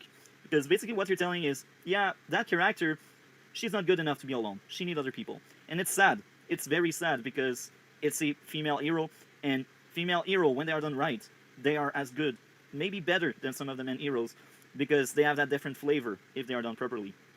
And it's very sad to see them relying so much on cameos. And the other thing I expect, but I don't want, the same writer. I would be surprised if they change the writing staff. It's really sad. I want them to change the writing staff, but I think if you got a bad writer there, you're sure to keep your job. What I mean by there is nobody can surpass you. Nobody will outrank you because they will just do bad stuff. If you hire someone better than you, that person better than you may surpass you and outrank you. That's the fear some people may have. And that may sound weird because it's weird, but that's the thing. Sometimes you just hire the first one just to fill the spot. But that person won't really do the job. You just want to fill the spot, This is the feeling I am getting at. Because if they really wanted good writer, they would have gotten good writer. They just didn't want good writer. That's the foundation of the issue. Next week, maybe we could cover it next week. Actually, maybe. You have seen it. Yeah, don't expect it to be a horror film. No, it's not really a horror film. But there's no comedy in it either. Really. So. Oh, I thought it was decent. Okay. Next Monday. It definitely isn't perfect. Next Monday at the same time. Are you available? Yeah. Do you want to jump in and we could cover that as one of the topics? It works for me. That's great, man. Anytime you're available, chill. Basically, you're free to join. We can adapt the topics. So, anything else to add, Chillmonger? Have a great day, everyone. Subscribe to Chillmonger. You can see my Werewolf by Night reaction. In the description below, you will find his channel. And thank you again. We had a blast, as I said. You are recast T'Challa. Recast T'Challa. Oh, yes, of course. Recast Thunderbolt Ross. Wait, that already happened, right? Okay, good. Recast T'Challa now. Have a good one, Chillmonger. So. Want to just fan service? It's God. Yeah. Jesus Christ, guys. But anyway, yeah, definitely. But yeah. I know we did speak about the fight scene, but I'd like to add something I didn't mention before. Mm-hmm. Courtney landing and cutting off the fight was great for many reasons. First of all, it's some kind of payoff from the training scene she had with Sylvester. I like that a lot. Did you like it? Sorry, could you repeat that? There's something wrong with my audio. Corny landing in the middle of the fight. That was some kind of payoff for the training she had with Sylvester. Oh, yes, definitely. Again, they actually, yes, I did, because it's like a lot of, how do I say, with a lot of, I did feel a bit of it in season 1 and season 2, which was also why this is so amazing in comparison to the other two as well. But in a lot of shows, it's like they have stuff like training montages or scenes that are just like pointless filler to drag on the episode. But in Stargirl, mainly season 3, it actually has a purpose, because they actually use what they learned, like the writers remember it and have it in like crucial moments, and they don't make a big deal out of it. They just have it in there for like for the hardcore fans to catch, or like other shows, like either forget about it completely, or it's like they use it in like one of the last episodes of the show, like fucking 10 episodes later, like the second last, where everybody's like forgotten about it and they almost forget about it, so then they use it like once in there, and they make a big deal about it, like the character being like close up to the camera. Oh, I know. Then just like it uses his movie just learned like fucking 10 episodes back once, and then just like to win a fight scene and then done. It's like, holy fuck, you people are so lazy. Yeah, again, the opposite with Stargirl season 3 though. This was I really enjoyed that of it. And that's good, because sometimes in some superhero TV shows, they just come up with new powers and there's no training, no seeds, and you're like, that, or they just forget about it. Yeah, how did this happen? But here they took the time to explain it. They took the time. I will say that's also what I really liked about even though Age of Ultron I think is kind of below average, there was many issues with it. That's what I really still liked about that, but also mainly the first Avengers film, which was really good. They did that as well. They really paid attention, to the moves and what they learned. Like close detail to that, even if the film's a bit like safe and surface level. Yeah. Yeah. So Cameron is a villain. It's Icicle Sun. And that may end up being some kind of conflict in future episode, and that will be interesting to see. But the fact that Sylvester also had like Courtney back by saying tomorrow I will go speak to them, I really hope he does. I don't know if he will. That's the thing. If he doesn't, that's in character. But it's also kind of bad, because this would break the example he need to be. This would break the exchange he had with Pat in episode 3, I think, or episode 2. That was one of the best exchange. Yeah, I really hope he will really speak with the team, and I think Sylvester is a great character, and I'm really, really curious to see him becoming a villain, if he still becomes a villain, because I still think the staff corrupts him as much as he corrupts the staff. I still hold on to that, because this would be with the team frenemies. Because he was supposed to be a hero and he's a villain, just like Yolanda. She's supposed to be a hero and she's somewhat of the villain of this week. And at some extent, Rick will end up being a villain at the end, I think, until he realizes he needs a limiter on that hourglass. I'm sure he will get power hungry, and even if I see it coming, it's still well written, and I will still like it if they take it that route. And if they subvert my expectation, I will be surprised, but I still want a cost to that hourglass, because if there's no cost, then the limiter has no point of existing. And that would undermine Rick Father intelligence, So I really hope there's a cost. Either you go power hungry or you have physical issues. That could be interesting. Cannot wait for them to expand on that. And here again, Sylvester and Courtney scene was very emotional for me. I felt something. These scenes feel real and well written. Even if it's a pep talk, even if it's, what you did is wrong, well, it's still well handled by a good writer. Then you just have Courtney going to Pat, and she's like, he will tell me something else. And Pat is like, no, I think pretty much everyone has already told you something. So this shows, again, a good stepfather. Pat is a great role model.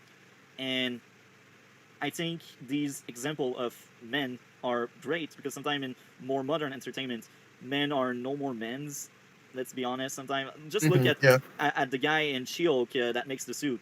Don't tell me it's a masculine mind. Don't mean it's a manly, He's like more of a male with a female mind. You know what I mean? Yeah. But I also like stuff that stand out on their own. I really want the sequel to be a movie of its own. They can build stuff. They can grow stuff from the first one. But I still want this movie to feel complete. And I don't want rush or very slow. I want better pacing. Because I think pacing was a big issue for me with the first one, and I also didn't like how they ended the first one. I think they should also improve on the characters. You need to spend time with the characters. and they need to make you feel something. You know, like I think based on what I remember, Dune idea and story were cool, but we had weaker characters, and the pacing wasn't that great, and they ended on weird places. Like they ended on like what could be the first act of a movie or what could be the intro of a movie. With the sequel, I really want a movie of its own. I really want something to like close the book and have a story that stands on its own legs, you know? I also want to care about the character. For me, characters are essential for movies. I think this is also why I connected this much more with 2049 than the first one, because the characters are just much better, I think. And I think that's also why I connected more with Arrival, because Arrival had a great lead on top of the messaging, I think. Yeah, that's what I want. Like, sequel, like, even if it's a follow-up, even if they will build on top of what was made, I want it to be its own movie. And I want to feel like I've watched a full product and not like a half-baked thing. And I want music. The themes, the score, good music. They need to keep that kind of stuff. Because I think one of the biggest things I've seen throughout Denis Villeneuve is the score he's always using. Good music, good score, it's great. And I think it's important when you want to leave your mark and when you want people to remember what you did. Man. Some kind of show like Shields, like not really the MCU miniseries It's not shows. MCU, no. Mhm. Have you heard of Legion? I have, I believe. When somebody first told me about Legion, I'm like, "What, you mean that bad film from the 2010s?" No. Like the 2017 one. I'm like, "Oh, okay." And at first, I thought it was like some kind of like AMC show, like Preacher or something like that. I already spoke a little bit about it to you. I think I did back then. But Legion, basically, it's a 3-season TV show, and there's not a lot of episodes each season, but they are really long, and it's sci-fi, and it's Professor X's son. But here's the thing. It is not X-Men. No. It doesn't feel like X-Men. It only uses a character. And Legion is a character in the comics. And see. He is very similar to his comics counterpart based on what I heard, because I've seen... Oh, well, you know, I like Dan Stevens and I like Aubrey Plaza, so... Yeah, and that's what I heard. I'm not really into comics, but trust me, I will be into comics. That will change. Right now, I'm saving for a new computer because my computer is really trash. My computer, when I stream some Advance Wars, a lot of time it crashes because it overheats. So I need a new computer. That's why I'm saving. But trust me, 2023, I'm coming. Comic book. Yeah, Legion is what I remember being my favorite Marvel show. I liked it more than Daredevil, but I've seen Daredevil recently, so and Legion, I'm rusty with it. It's been a long time I have not seen it, so maybe Daredevil will surpass it, but it's really even in terms of like how close they are from each other. And Legion is unique. It's really hard to speak about that without spoiler, but they did 3 seasons. That's what they wanted to do. They ended the way they wanted to end the show, and every season they give stuff to the cast, the entire cast, and it's well handled by a good writer. And there's a lot of mystery. You never really know what will happen next, and this is really good. You don't know 99% of the audience who don't know anything about Drax. That's not a problem for them. But for me, because I'm part of that 1% that actually read the comics and know the characters, I can't separate them. I really wish we just got like a lot of flashbacks from his past life. That would have been great. Yeah, Instead of telling us, show us. How could they have filmed flashbacks when James Gunn had no idea what they were anyway? It's not like he thought it's not like he fleshed out the characters. Yeah, you know, like honestly, I saw I played that Telltale Guardians of the Galaxy. And by the way, though, the RPG style one that came out like a couple years ago, excellent to recommend that. But anyway, I played that Telltale one story one though. Yeah, it wasn't very good, but there were moments in it though where I was like, I wish there were scenes like that in the Guardians trilogy. And yeah, one of them was flashbacks with Drax and his daughter, and I'm like, why couldn't they have just done that in Guardians 2? I will say though, right. they at least finally did it with Rocket and Guardians 3. I'll give them that. Yeah, but that was unnecessary. And I also they really should have done it in 2 as well, but yeah. I also had another issue. At some point, like it said that Nebula really wants to kill Gamora, and she is on a ship chasing after her, and she keep missing the target instead of freaking hitting Gamora. It's like it's ridiculous. She shot so many bullets and nothing hit Gamora. I'm like, man, you really need me to suspend disbelief so much in like so long. Yeah, that's the thing with these movies is. I understand the concept of suspension of disbelief. The problems with a lot of these movies is they're now using suspension of disbelief as an excuse to just say to do whatever the hell they want. And they can go, oh yeah, just use suspension of disbelief. I go, no, that's not how suspension of disbelief works. Suspension of disbelief is, I will accept that being bitten by a radioactive spider grants you these superpowers and doesn't automatically kill you. But to be able for me to actually keep that suspension of disbelief, the movie has to reinforce that there are limitations and there's rules and you have to stay within those rules. Yeah, like, I don't think Endgame stayed in the rules of time travel, and that's why. Oh, none of them have. That's the whole point. That's the whole problem. Yeah, I was like, it's been a little while since I've seen the film, so because I don't remember exactly what rules they broke. So anytime I hear people in streams like defending it, because I really want to rewatch it just so I can write down again what they did wrong with it. But I also don't really want to rewatch the film. We'll eventually cover the movie, man. Don't worry. Yeah, but I know they broke rules in the time travel. I know they broke rules they set up, or there were rules where they could have easily done stuff to bring back people like Black Widow, but they just didn't bother because it would have broken the moments. Right. So, but again, I understand what suspension of disbelief is, but it's not an excuse to do whatever the hell you want and then just go, well, Spider-Man's, it's like Spider-Man in the movie, Spider-Man suddenly grows wings and can fly. And it's like, well, that doesn't make any sense. Oh, it's a comic book movie, suspension of disbelief. That's all the time in kids' films. Like, suspension of disbelief is not an excuse to do whatever the hell you want. So Jaded, listen, the new Super Mario's film, it's for kids, which means it gets a pass on anything it does poorly. No, I already covered that. In my what was that movie? God, imagine defending a terrible film just because of a franchise you like, and because it's a kids' film, so you shouldn't make fun of it. For those watching, the whole excuse of it's a kids' film is pure utter bullshit. Not great. I think overall for me, it's a 3 out of 10. That was bad. What about you, Cole? Damn, a 3 out of 10. That is like. So give me some comparisons to that with your ratings. Hold on, that's like 824. Hold on, a 3 out of 10. Okay, come on. It's like 824 level movies. Come on, it wasn't. He rarely gives a 3 out of 10. So damn, like what? Like I believe he gave like a. I think he might even give like fucking Troll 2 a higher one than that. Holy fuck. I think I gave 3.5. Oh my god. He gave Troll 2 a higher score. I think I did. Or if it wasn't 3.5, that was a 3. One of the two. Yeah, okay, so look, when it comes to character things and like plot holes and stuff and wasted potential, this film's like a 2 out of 10. It wasn't funny. They tried so hard and also to be with funny. the humor as well. It's like a 2 to 3 out of 10 on all those things. When it comes to everything else, and like how it's made and also the entertainment level and everything else still, for me, I still pretty much enjoyed it, but yeah, it's not a very good film. At best, I could call it like a solid film. At best.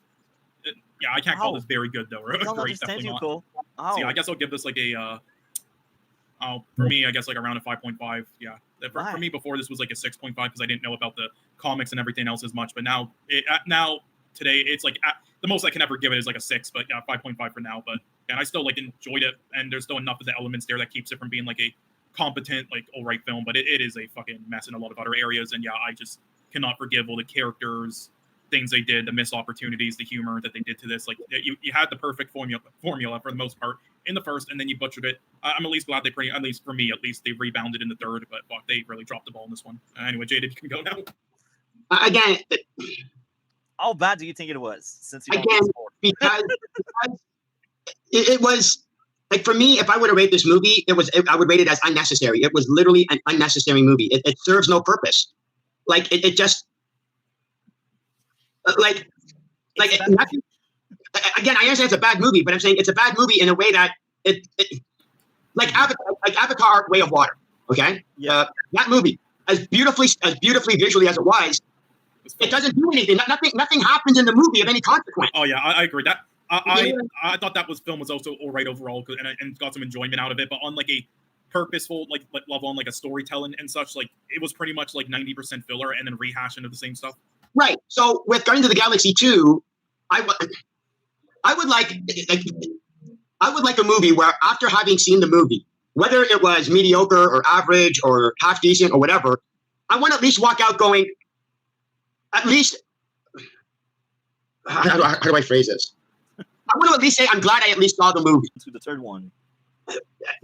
The only takeaway from the second one is that it's mostly negative. It's that these guys can do whatever they want. They don't care if it's again, not just James Gunn, the MCU and Disney. They established that they can do whatever the hell they want. 95% of the audience doesn't know any different, so they don't care. So one of the things about Guardians of the Galaxy 2 is it was definitive, going, these movies are no longer for comic book fans. They tried, they at least tried with Phase 1, but with the Guardians of the Galaxy movies, they were going, these movies are no longer for comic book fans. They're for the general audience who don't know anything about these characters. And unfortunately, I'm too connected to the source material for me to not be able to separate it. So yeah, there's just too much of this. All I walked away from this movie was going, they screwed up the MCU, cosmic hierarchy for no visible gain. There was actually nothing gained from it. So yeah, it was a waste. It was unnecessary, and it literally established that they can do whatever they want. Nobody cares. So I was reading what Nicole was saying to me. So okay, I guess we can move to Guardian 3 now. Right. I got like lots of issues with that one. I still think it was better than the second one, but nowhere near as good as the first one.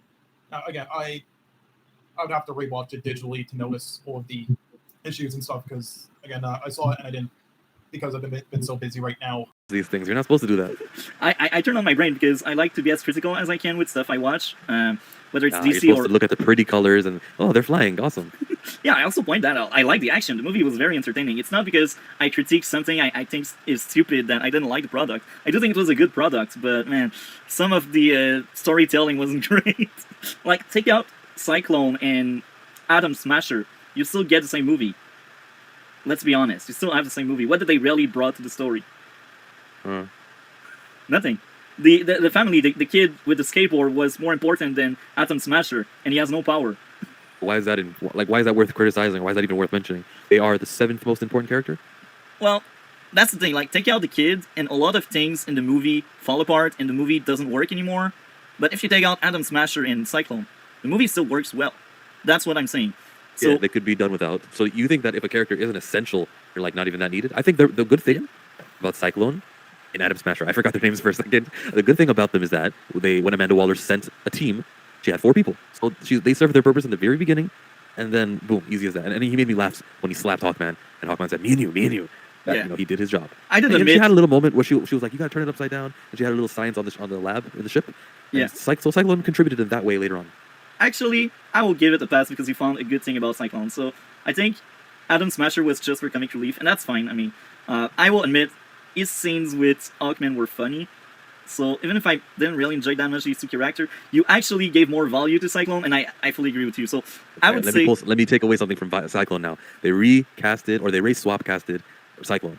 I was interested in this character. I put that word Cyclone DC Comics in my Google, and unfortunately, the character does not look like the actual one that we got in the movie. She's a white character, and as I probably said to you before, if I haven't, I'll say it again. They don't move anything forward racially by having black actors play white characters. The status quo is retained. Just as many white characters are as popular if you do race swap casting.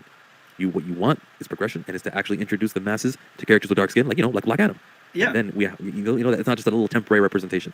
So Carter, what's Hawkman's real name? Carter Hawkman? Hall. He is a white man, and casting Aldous Hodge. What's his name? I don't know the names of the actor. The only actor I know in the movie is Pierce Brosnan, and obviously Got it. Brock. I was right. Aldous Hodge is his name. So casting this guy as your Hawkman, whoop-de-doo, you've accomplished your quota of racial diversity at the studio. But what you didn't do is introduce the masses to a black superhero. You just had a black actor do all this labor making popular a franchise known as Hawkman, rather than him putting the performance he put in to make Static or Icon, Mr. Terrific. I don't know much DC heroes, but Black there's Lightning. 3. Black Lightning. You know? He had his own Easy as show, that. and his show was good. Even if a lot of people were complaining about it, I do think Black Lightning did well. Instead of getting Black Lightning, you got White Hawkman. I actually agree. Yeah. I really enjoyed the movie despite a few issues I had here and there. What would be the grade you would give to Black Adam? 8 out of 10, which is A- in Canada, right? Yeah. I would give the same grade. 8 out of 10 Yeah. as well. Man, we Ooh. fully agree on that grade. And I'm actually surprised because I was like, he liked it more than me, so maybe it will be more of a 9, but it's very interesting. We both have an 8. It could be at a 9 if the beginning hit harder for me. As far as action goes, the action was perfect. Well, the action was satisfactory. It's between satisfactory and perfect, and there's a word for that, and that's what it was. I think what really messed up my my feeling about the movie is the fact that I thought there were too many characters, and I just found Hawkman annoying for most of the movie. They redeemed him a lot in the third act, and when I think back about that movie, I'm like, that third act did hurt the movie a lot, but it also gave me some of my favorite scene in the movie, like Dr. Fate versus CG villain, and then Black Adam making peace with the other one, with Hawkman. So, yeah, I think it was a very entertaining movie, and I think in the future I see myself rewatching it, and it's a good thing for a movie when there's that rewatch value, I really hope this movie makes all the money it deserves to make. I remember Top Gun Maverick. That movie did crazy. after the first weekend. It was just winning and winning, and it's possible for movies to do that. That was just a reminder earlier this year. So Black Adam, if enough people chat about it, it still has 2 more weekends that won't be interrupted by anything major, and then Wakanda Forever comes. Yeah, is the kid. It was only there to give a common enemy to Black Adam and the GSA. And I was like, okay, I guess that's fine. It's about time they team up, you know. But that was predictable, and I still like the action a lot. Big fan of the action. Now, next big issue. The third act left mixed feeling for me. It felt like the writer wanted to fill the screen time. The movie could have ended with Black Adam being in jail. Now, I still think the third act was weird. Because as I said, they could have ended the movie earlier, and it could have made sense.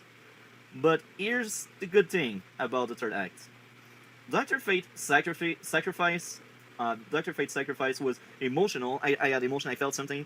I liked this fight against the big bad, and here again, Chillmonger said it was just Doctor Strange number 2, and I can't understand where he's coming from, but I do think this fight was better because of the emotions in it. Like, in Infinity War, that was a Thanos movie, and in Infinity War, you're like, Doctor Strange is just that obstacle Thanos need to overcome, and in this movie, it's very different. Doctor Strange purpose, or I should say Dr. Fate, basically, he wants to save his friend, and he will sacrifice himself to save his friend. So the emotion is there. There's something to feel about that scene and that fight. You're like, the main character is Dr. Fate, and he knows he will die, but he will still do it for his friend.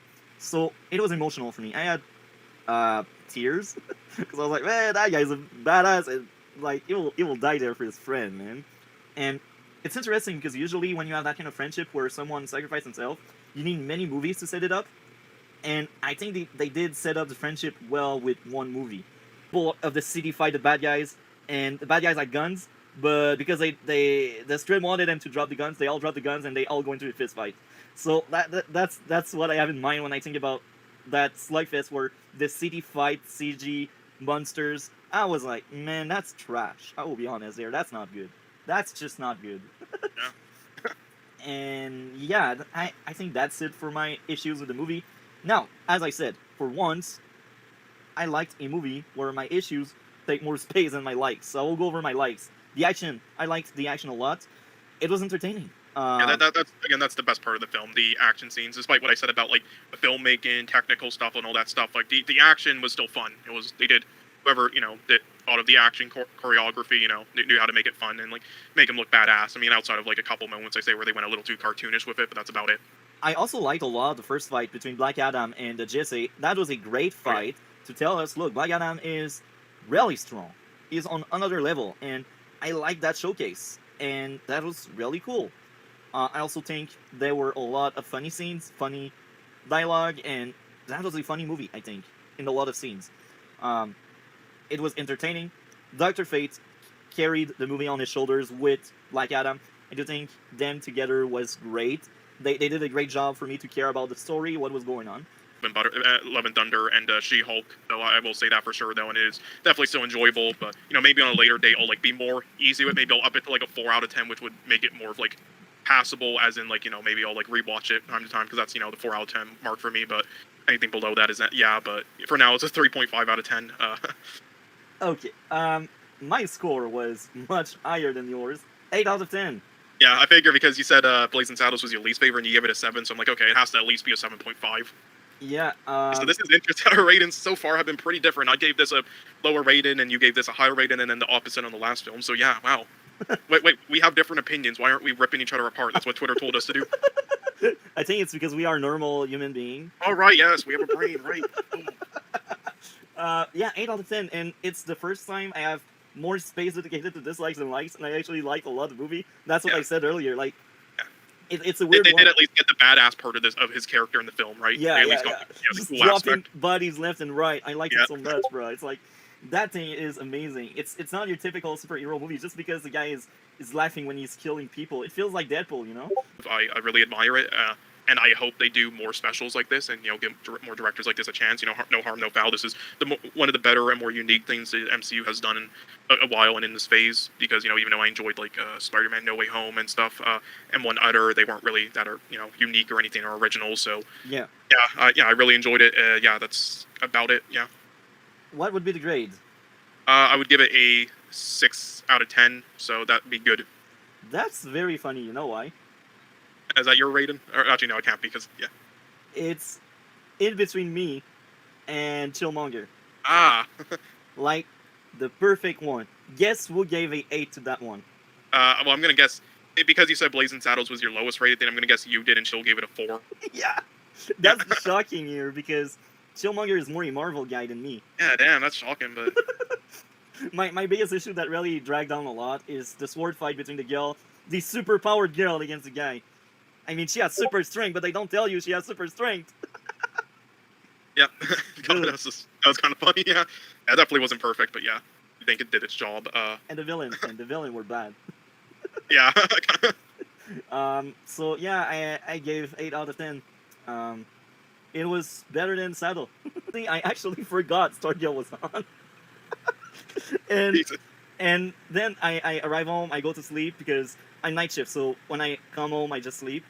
I woke up and I see in my recommended video on YouTube, I see a review for episode 7 of Stargirl, and I'm like, oh, I have not seen it yet. So I basically have seen the movie, the episode I should say. I have seen it on Thursday instead of Wednesday, and that was funny. That's like the little backstory there.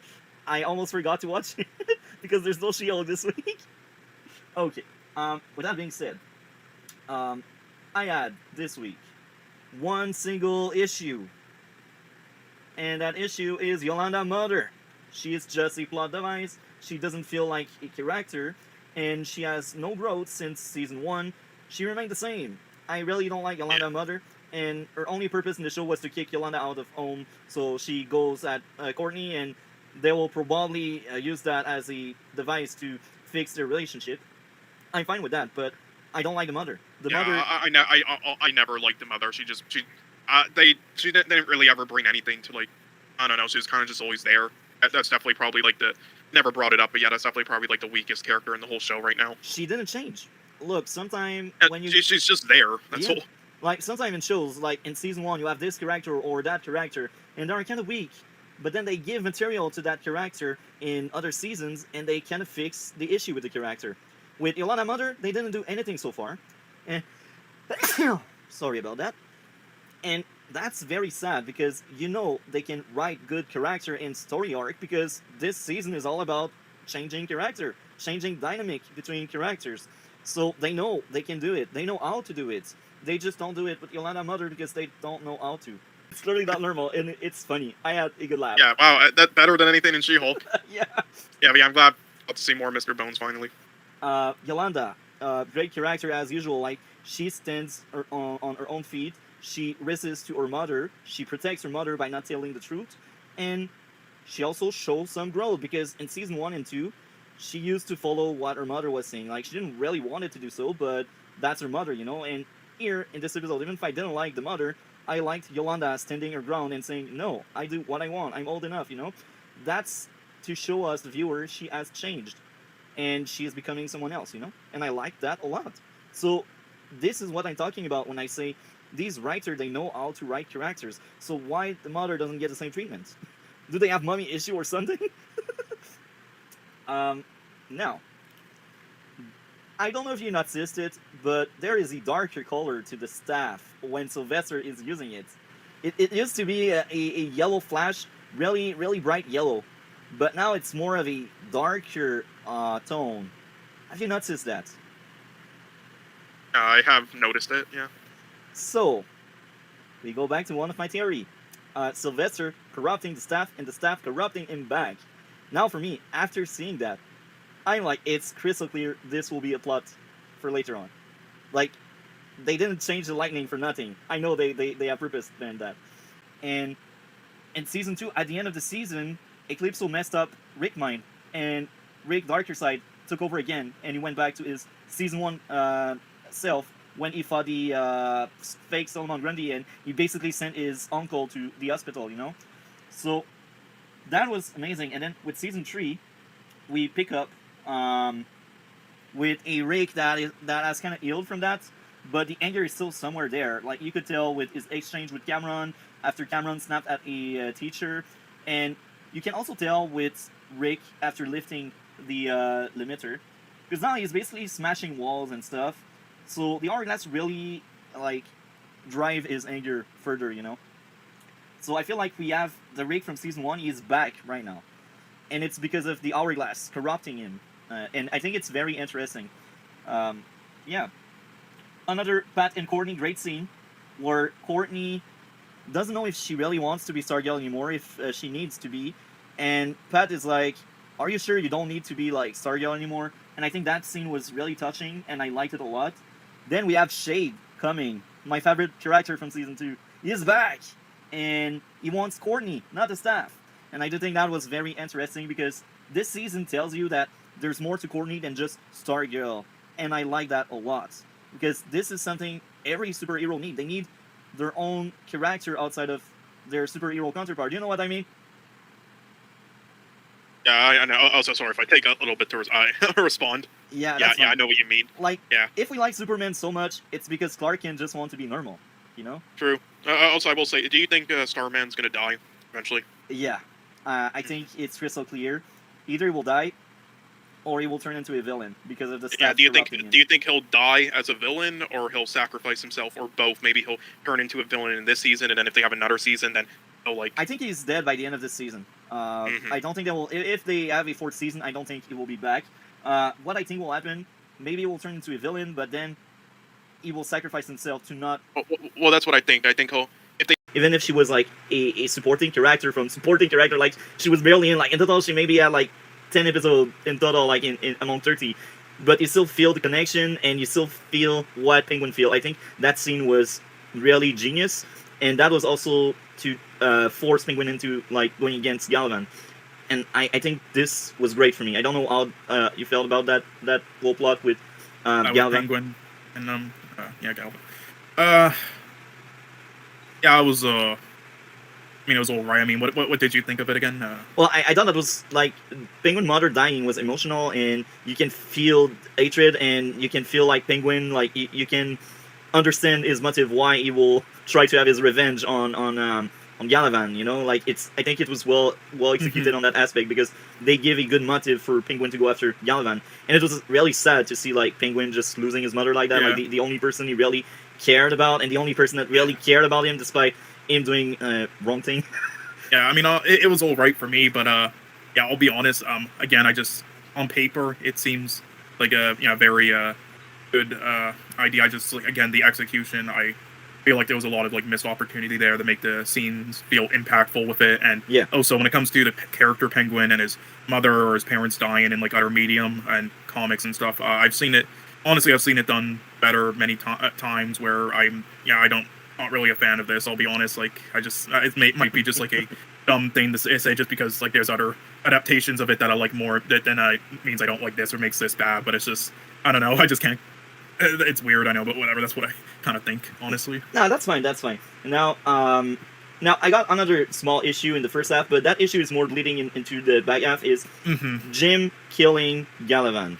Now, at some extent, I understand what they were doing. They were paying off Bruce saying like, if you're a hero, does this mean you need to really stick to your rules, or you can bend them to be the hero? You know, I forgot how he placed it, but then one of Jim moral was the law and stuff, and always respecting code. And by killing Galavan, he bent that kind of law he had within himself. You know, so by killing Galavan, I do think it was interesting on a payoff aspect with his exchange with Bruce, but it bothered me a lot because then they have the whole investigation. And then Jim ended up in prison for another crime he didn't commit because of Enigma, and I'm like, that's really that bothers me a lot. And I will say this: I'm glad Penguin actually covered for Jim. That reveals some kind of bond they have, or well, a bond Penguin believe they have, and that was interesting. But here again, I really don't like the fact that this early in the show we already have that kind of storyline where Jim ended up in prison at some point. I think it's too early for a TV show. And yeah, that should definitely be later on. Yeah, and on top of that, they also rush through that prison storyline, and That first half we didn't mention it, but I did think that was very interesting. Him dying in the front of the camera, like created the wave of Joker people and like maniacs and stuff. That I did like that, but then in the back half they just let loose people because the plot need them out. It's sad. Now many plot conveniences. Just now I know it's Arkham. I know it's like fucking. They're supposed to be like how do you say, like inept or whatever the word is. When it comes to like their fucking job, supposed to be kind of like bad at it, but it's like they're like you couldn't have at least done like some creative scenes to of how they get out. You know, even just something like having like some well written lines of dialogue with I'm sorry, who's the, again, I'm really bad at names, but like the one character from Stargirl, what's his name again? With the portals, I'd say. With the portals? Yeah. Stargirl with the portals. Yeah, from the it was from the 8th season. Sorry, 8th episode. We watched. The Shade. Yeah, sorry, bad at names, but yeah, again, Yeah, like, the Shade. at least do some like type of good write-in, like dialogue with like like we've seen from characters like the Shade and like Stargirl. You could have at least done that with like them and like a some prison guards or something before where they get out. Yeah, I actually like what you're saying. So now, outside of people just going out of Arkham like they are free men now, another issue I had was the subplot with Penguin and his step-family. I truly hated that step-family. The father was amazing, however. I do like the father. The father liked his son, regardless of his son's past, because he's deemed to be cured of his madness. And at that point, yes, he was cured, but then he was like thrown out like in the bad path again because of that stupid step-family. Now, this bothers me for many, many reasons. First of all, having this new Penguin was interesting for me. And having this new Penguin that is not about revenge or killing felt interesting and refreshing for a character that was like that for 1 season and a half at that point. I'm like, that's cool. But then you force character into the story again just to put him back at that place at the end of the same season. You fix the character. Like, it's annoying for me because you're like, oh, he's on a new path. It's a new character. He will have new adventure. But no. We have jerks acting like piece of crap toward him, and they don't even feel like character. They're just a plot device, like the stepmother, the stepbrother, the stepsister. And that was annoying. Like, if I was in charge of this show, I would have just kept the father, and the stepfamily would be out of the picture. You don't bring them yet. You let that breed. You let Penguin have a new life. Maybe you send him back to Gotham after bonding with his father. And then in Gotham he can meet people that turn him evil in Season 3. Because at some point, he will be the villain. He will be the Penguin again. But rushing, like, 4 episodes in, back to what he was at the start of the season, it's not good writing. It's just like, oh yeah, we are out of ideas, let's bring him back where he was. Lines they picked, for Oldham, like, and the potential of Oldham and just being placed there, and then like the kind of tone and feel of the world. It's like, that's all great. It's just everything else kind of ruins it for me. But yeah, the writing is not always on point. Like, sometimes the writing is good for some character, but sometimes we get stuff like Ed or the stepfamily. It's all over the place. Good time. For the most part though, the writing is like I'd say the mediocre. Not the terrible and not the good, but the mediocre to, that kind of area of episodes that the Flash had. That's where I say the writing's kind of at with this. Yeah. So what would be the grade you would give to Season 2? Again, I'd give it probably like it's around a 5 out of 10 again. So yeah, the first one I believe I gave like around a 5.5. This one around a 5. And it's just, I mean, the second half, let's just ignore that. Like, I'm sure when you, if you rewatch these, you'll just skip the second part. The second half, you'll just watch the first half. Yeah, because, like, for me, the first half was easily 9.5, 9.7 out of 10. But the back half is a generous, for me, 7. And because the back half do ruin the first half, I cannot average both half. I can only give it 7 to that season. Because the first half is amazing, but then it's unwatchable, the back half. And the prison storyline, the wrong person is in jail, and the prison storyline only lasts for 1 episode. That bothered me so much. And it's the subplot with the stepfamily. It's just, for me, it's a 7. Season 2 is a 7 because I cannot lie and say the first half was bad. I like the first half was great, but really what messed it up is yeah, man. I will let you start with that news.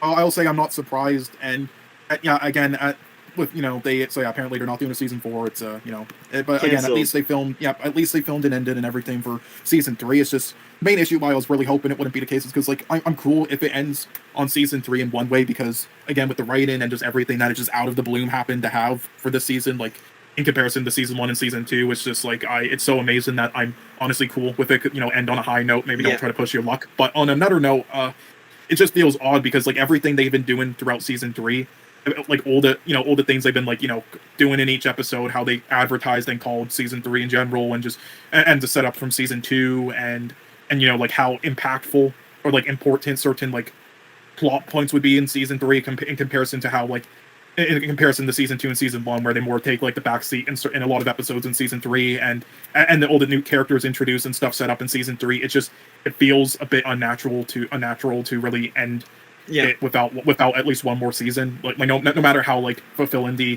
thing they filmed for season 3 is at the end, it feels like a season that was made where there would have to at least be one season guaranteed after it. Like it would make like little sense, but That's I don't know. interesting. I see where you're getting at with that, but I will say this.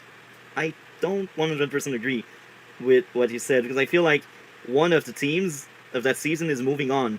So what I do think is when they started writing this third season, they didn't know if they had a fourth season. They still had hopes. This is why they did left a few plot not really answered, and I don't think there will be. But I think overall they were like, let's try to like close the book and make a story about moving on in case we don't get pick up for fourth season. And this is the vibe I'm getting. Do you hear me? Oh yeah, I hear you. I'm just I muted wasn't sure. right now. I wasn't sure with my Discord, but yeah. So it feels like they kind of knew, but they were hoping otherwise, and that's the team. It's about moving on and changing. Like when you really look into the dialogue and what they do, it's changing, and I think it's really sad because I like the show a lot, as you know it. This is my favorite comic book TV show. It's handled by good writers, and it's good enough for me to really want to have comics of my own. And trust me, I already said it in past streams. In 2023, I will start buying some comics, and I will start with Stargirl comics, because this is a TV show that really sold me the idea of comic book being interesting. Like, as much as I like comic book adaptation, I didn't really care enough. I'm into manga, but I wasn't really like interested by comic books. But then I'm like, Stargirl was so good, and I'm really curious to see if they really adapted very well the source of material, or if they did not, that they respected the source of material. In both cases, I will be fine with more Stargirl material, So this show is really good, and I really want to be optimistic with DC, because DC overall I think has more potential and is more interesting than Marvel.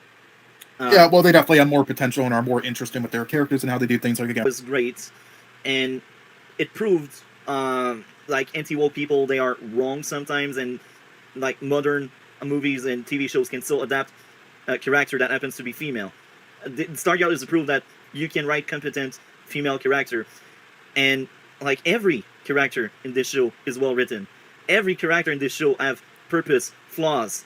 Every character feel like characters. They don't feel like, oh yeah, that's just the writer insert.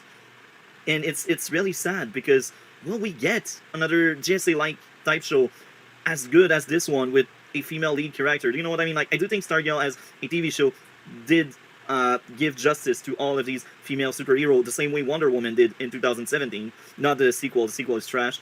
But I do think Stargirl did brought the quality we needed for female superhero. And I say that as someone that really, really tried his best to like Supergirl. Supergirl is bad.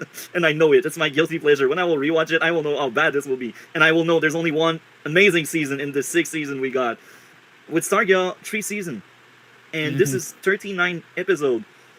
And I will enjoy rewatching Stargirl, and to say proper goodbye to Stargirl, just like any other retrospective I did. I plan on making a retrospective on Stargirl as a TV show. Once the season is over, I will rewatch all 3 seasons and make a new video that group all 3 seasons. And like on our stream after season 3 will end, we could do just like She-Hulk. We could cover the entire season. And really strong season. These are amazing seasons. Legion had a good ending, but I don't remember if I liked it as much as, let's say, Black Lightning 3rd season or Supergirl 3rd season. So when I see Stargirl 3rd season like that, I'm like, man, I'm having it. I'm having a great trip. And sometime at the end of episode, just like episode 8 and 9, I have my head spinning around thinking about theories and getting excited to see what happened next with next episode. How will they end everything? I don't remember being that excited before about seeing the rest. You know, like that season, it's just a masterpiece to me. So it's really sad to see it go, but what can we do? They won't renew it even if we beg them. They don't care about the fans. They don't care about the staff. So now later on, those were excellent. But yeah, and then for the other tiny issue I had, which was in the other episode, I just feel like after it's going to be hard to make a little bit more sense of like well to have a little bit more of a resolution to the whole thing with his with the grandparents after they killed that one guy. Like like I didn't mind that, or I did see that coming, that, or they would she would want to, but then he just like barely leaves, sort of like like the first episode with the gambler in the shade having that conversation. Yeah. But where he wouldn't forgive him. So but I mean, but killing him, no, I mean, but then trying to do what they're trying to do now, I mean, it would make more sense if they had more episodes or more time. I think it's going to be hard to like, I don't know, like after you do that now, it's like I don't know what they have in store, but it's just it's a little like, I don't know, it's not really a flaw, but it's just a little weird thing I have there. But otherwise, I love these episodes, these two. So yeah, I suggest to start with episode 8, and then we'll cover. Yeah, definitely. Episode 8. Yeah, again, I love the sequences they did, mainly mostly the black and white style there, and the cinematography was pretty damn good as well. That was one of my favorite episodes in the entire show. That was probably as good as the first episode this season. So I'm torn apart. I don't know which one I like more, but I do think episode 8 did bring something like really good, appealing. I had no issue. I tried to dig deep as usual, and I didn't find any issue with that episode. And I will say this, remember in season 7, in episode 7 I should say, in episode 7 I was basically saying, yeah, Todd is gay, and I hope they will use that smart and not just throw it there to tell you he is gay. And I hope they will do something smart about it. And episode 8, it's basically one of the reasons why he is turning into that monster. It's because he is rejected, and that reject is also causing him like bad flashback about his father and his relationship with his father. And I think that was interesting. I know it's a trope, I know it's cliche, but at least it had a reason to be there, It was part of the character because it was needed to be part of the character. It was the right way, And we have 2 examples in that episode of bad fathers, Todd father and Pat father. And this also circled back to Pat's speech, we need to be example for our kids, because that tells us that he doesn't want to repeat what his father did, and he is scared to repeat it with his own son, which makes sense. And this is good writing. I like that a lot because I can relate a lot with both like his relationship toward his father and like his relationship toward his son. Like he doesn't want to repeat that, and it's just great writing, and that feels like a good father, And not every show wants to depict good father. Like usually some shows like to trash men, so they will just depict bad fatherhood. But here we have example of bad fatherhood, but also example of good fatherhood, like Pat, if you know what I mean. Yeah, I know what you mean. Yeah, I completely agree. I will say, do you think they could have done more scenes though with Todd, like with his visions of his father, or do you think it would have been a bit repetitive? Do you think you like the amount they did?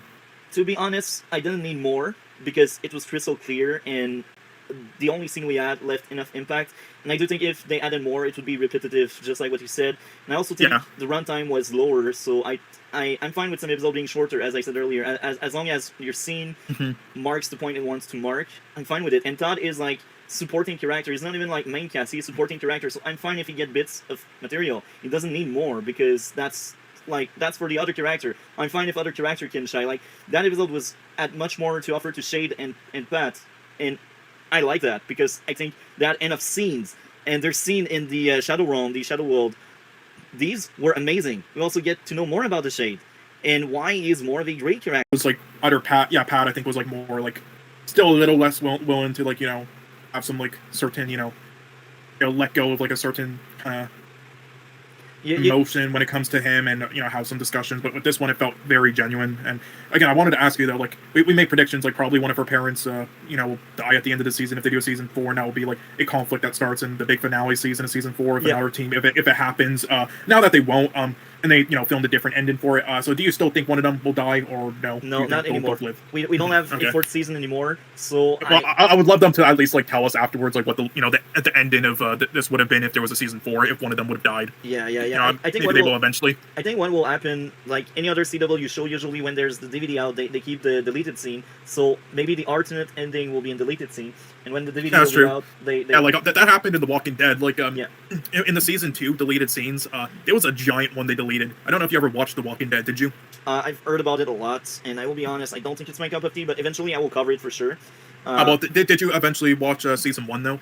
I never gave it a shot because, as I said. Okay, I'll be honest. I'll talk about the quality quickly, but I will say just there was basically a conflict that happened in like in the first season with a certain group of characters that then gets resolved in season 1, and then they never hear from them again. But then in the deleted scenes on the DVD thing in season 2, they had an original scene planned in the first episode where they tried going back to that place and they visit it and everybody there is murdered. Like fucking 150 people are just murdered by somebody. Yeah. Yeah, so that was a pretty giant deleted scene they got scrapped. So yeah, I'm definitely curious how big this deleted scene will be, since it was basically like a full episode ending, and like if they'll even release the full thing. But yeah, no. So with The Walking Dead, this was my opinion on it. Season 1 is great of The Walking Dead. It's by the guy, again, the source material, the comics and everything are great of The Walking Dead. It's the same guy who did the Invincible comics, which are then adapted, and also the same, writers and stuff of that.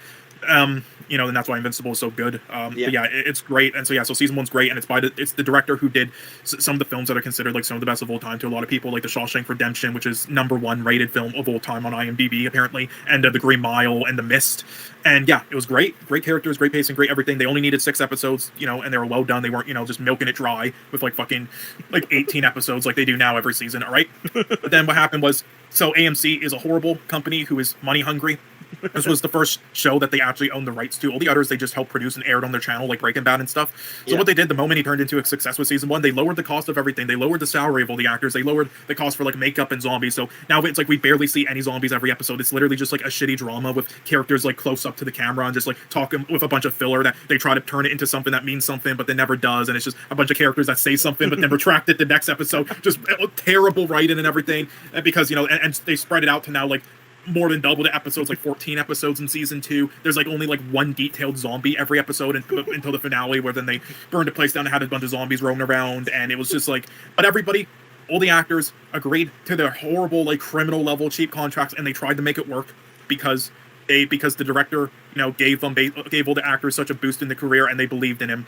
And then 2 days after they all agreed to it and did all that, they fired him. And after he said he would try to make it work, and then hired some hacks ever since to direct it. And now the other seasons though are still watchable because the actors like Stephen Young and everybody just throughout the board are still that good, and because the source material is still that good. But they turned it from a great and excellent show from season 1 to now just like a mediocre but still watchable zombie type drama with good acting here and there from the actors and some good source material and ideas here and there, and some big moments in certain episodes, but scattered throughout from like the seasons. Like so definitely a drop in quality, but it was still for the most part watchable enough from season 2 to like around season 6. But eventually there was a point, which was when this character came in called Negan, which you might have heard of, the guy with the baseball bat with the barbed wire. You might have seen like some images of him and stuff, or know some stuff about him.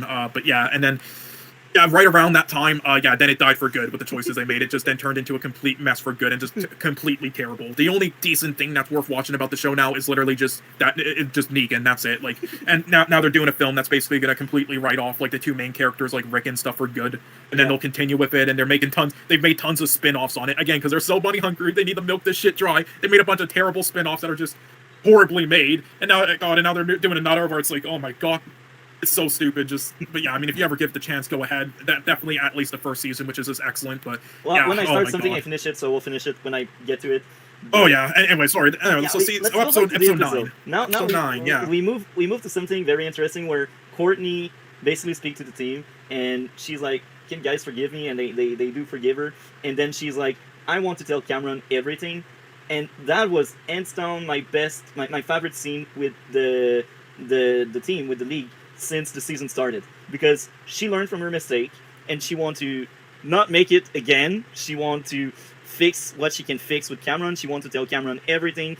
And here we have like Rick on the fence as usual, because that's just Rick.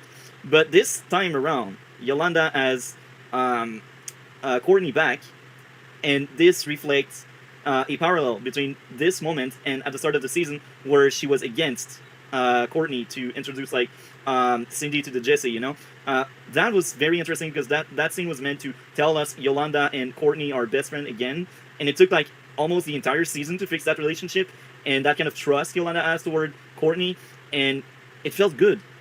It felt good because it was well handled by good writers, and now we have like Beth. She's like in between. She's not saying she's not saying no or yes. She's not quite sure. She's just asking Courtney, "Are you sure it's the right thing to do? Like, don't you think it will create another Cindy situation or stuff?"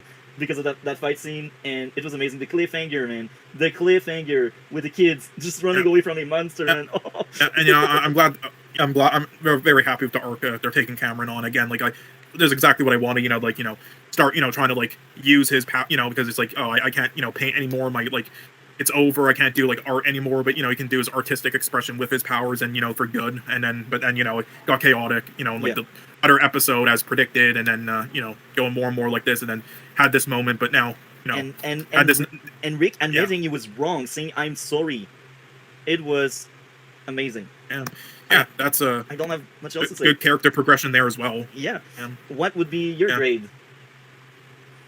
Again, I only do 0.5, so because of that, I would have to say it's closer to a 10, so 10 out of 10. But if I were to do it your way, it would be like honestly, like same as the last episode, 9.8. But yeah, 10 out of 10 for me. Well, I don't do the point things really when it comes to that. I would do like 98% out of 100% instead. But yeah.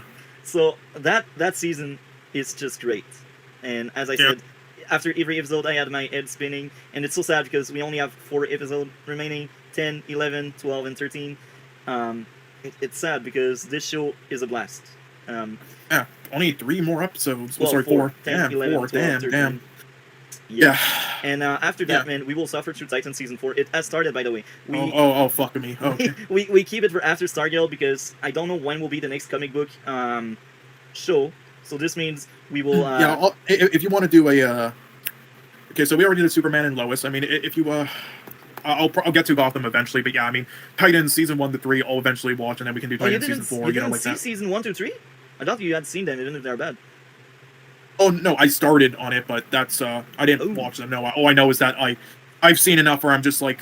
Why is there 4 seasons of this and not Stargirl? Yeah. And also, why do they have 100% on Rotten Tomatoes? Oh, right, because it's Rotten Tomatoes, right? I answered my own question. But that's why I usually look at the audience and not the critics. I don't give a crap about the critics. Yeah, it's fine. Titans will definitely get through quickly. I'll definitely fast forward some shit to get through anyway. God. So yeah. I thought you had seen. Okay, so good luck watching the. Yep. Okay, so now what we'll do for one topic. We'll just do Season 1 through 3 as a topic because I'll watch them in time and I'll watch them in time and I'll watch them quickly. I'll just do that as a whole thing, just talking about the whole show.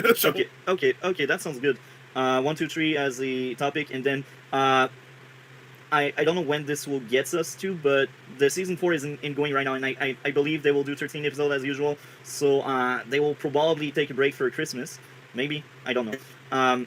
But yeah, whenever they take their break, like, I don't know how we will cover Season 4. Maybe we will do blocks of episode if we have enough blocks of episode.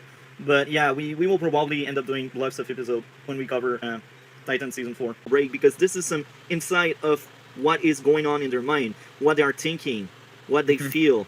And when you give so much screen time to 2 characters, letting them breaking the fourth wall this way to explain their mind state is great. I liked it so much. Usually I don't care about fourth wall break. I said it many times. I didn't care when She-Hulk was doing it. But when the well, it's when you do it right. It's when you do it properly. Like She-Hulk, it's like those were done so poorly, you can't even call them breaking the fourth wall bits. You can't even. They were literally just like, well, that was weird. Haha, audience. Okay, anyway. Like, Jesus Christ. Anyway, yeah, this, I mean, I will say, it also leaves me the question, though, like, what do you think, how do you think their you know, Cameron's parents are gonna, or like, you know, aunts or anything are gonna react, you know, after? I think most of the drama will be there. One of my favorites. I mean, do you think they're going to be on their side, though, or his side? Well, they will try to fix him. They will try to convince him to... Do you think they're going to die in the process, or one of them? I think the father. The grandfather. The grandfather will die. I will say, I was a bit worried at first that he might, him, like, almost dying there and then coming back to life, he would, like, return in, like, a more negative state than he was in the prior episode. And then I was, like, when he was having that discussion, I was like, oh my god, oh shit. But, I mean, I don't think they're going to do that now, but, yeah, I was a little worried there for a moment.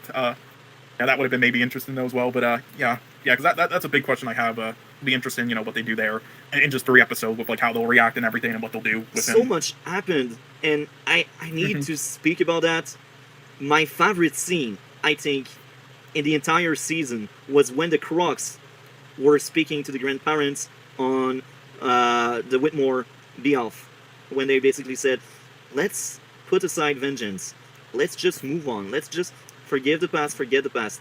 Because if we keep going, if we keep doing stuff like that, we will just end up repeating the past and killing each other for the sake of it. Yeah, and there would be it's no wrong. future for them. Yeah. Or they would die as well, like Cameron's father did. They probably thought about that. That would be his fate if they kept trying to do that shit. Yeah, And that was. it all was that. I'm emotional. so sorry. Keep talking. I need to step away for like 50 seconds or something, but keep talking. So it was emotional because not every villain or reformed people will have that kind of speech.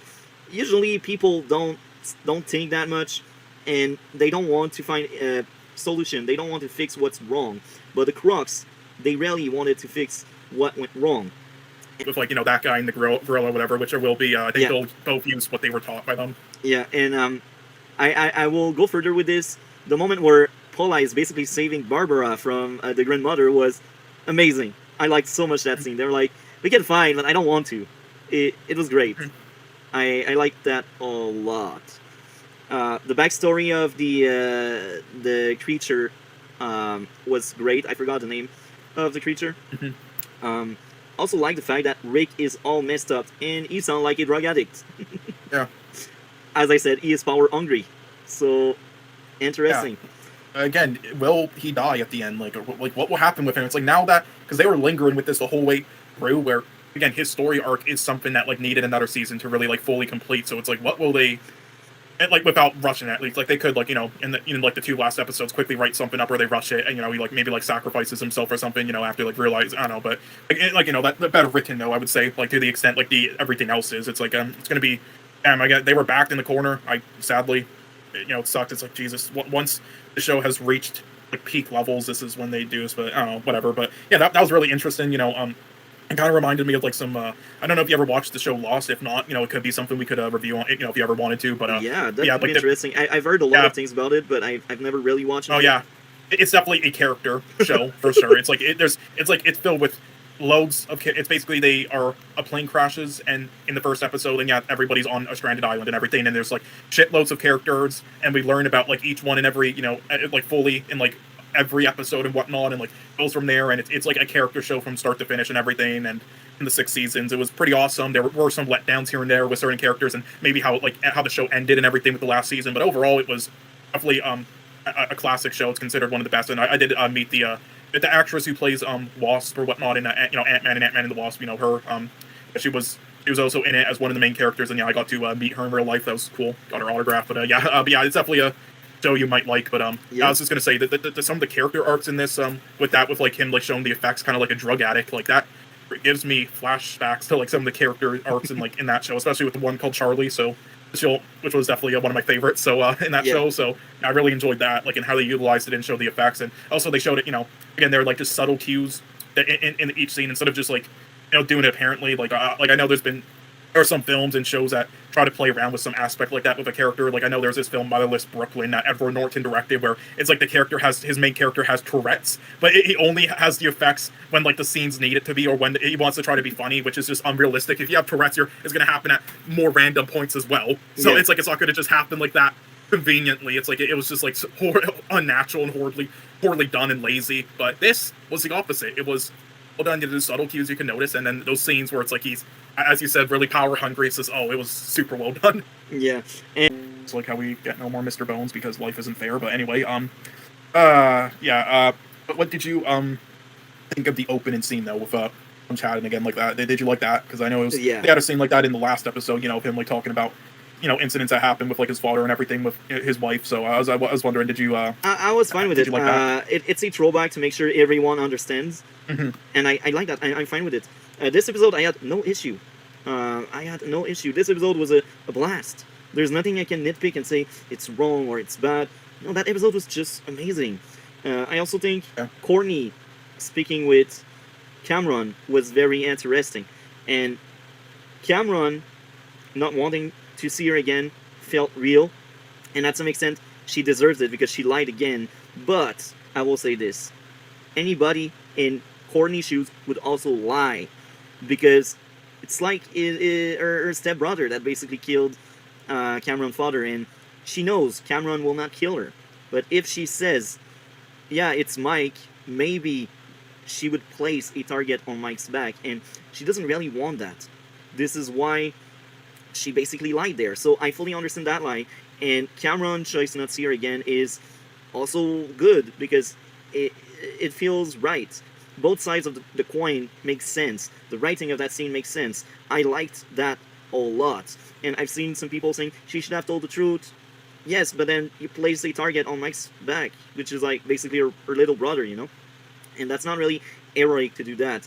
And this also reflects to one of the speeches in Gotham where sometimes heroes need to do wrong thing to do good, you know? Like, what's his weakness, you know?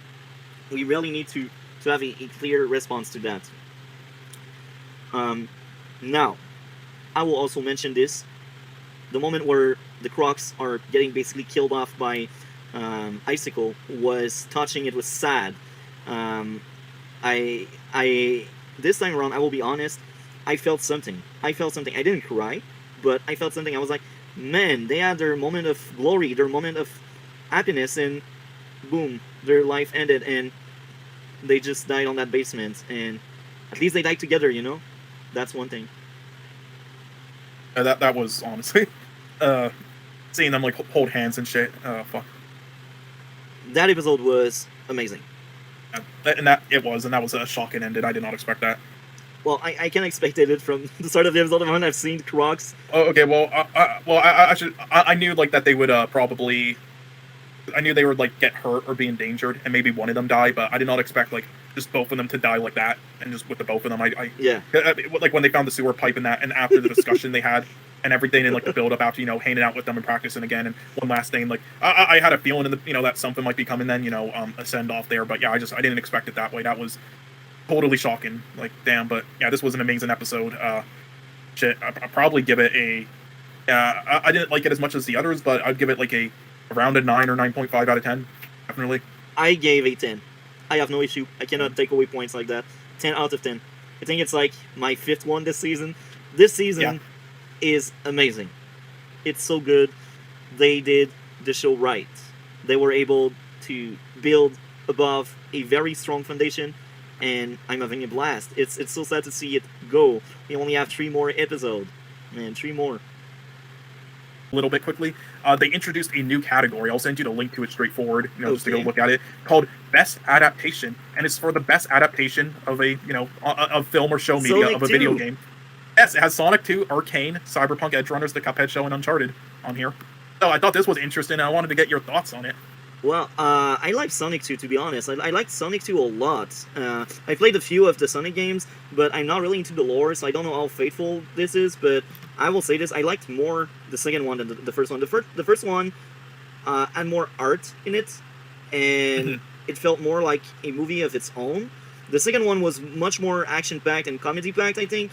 It was less heartfelt, but I was still very entertained, and I think the entertainment value is a bit higher with the second one, I think. Yeah.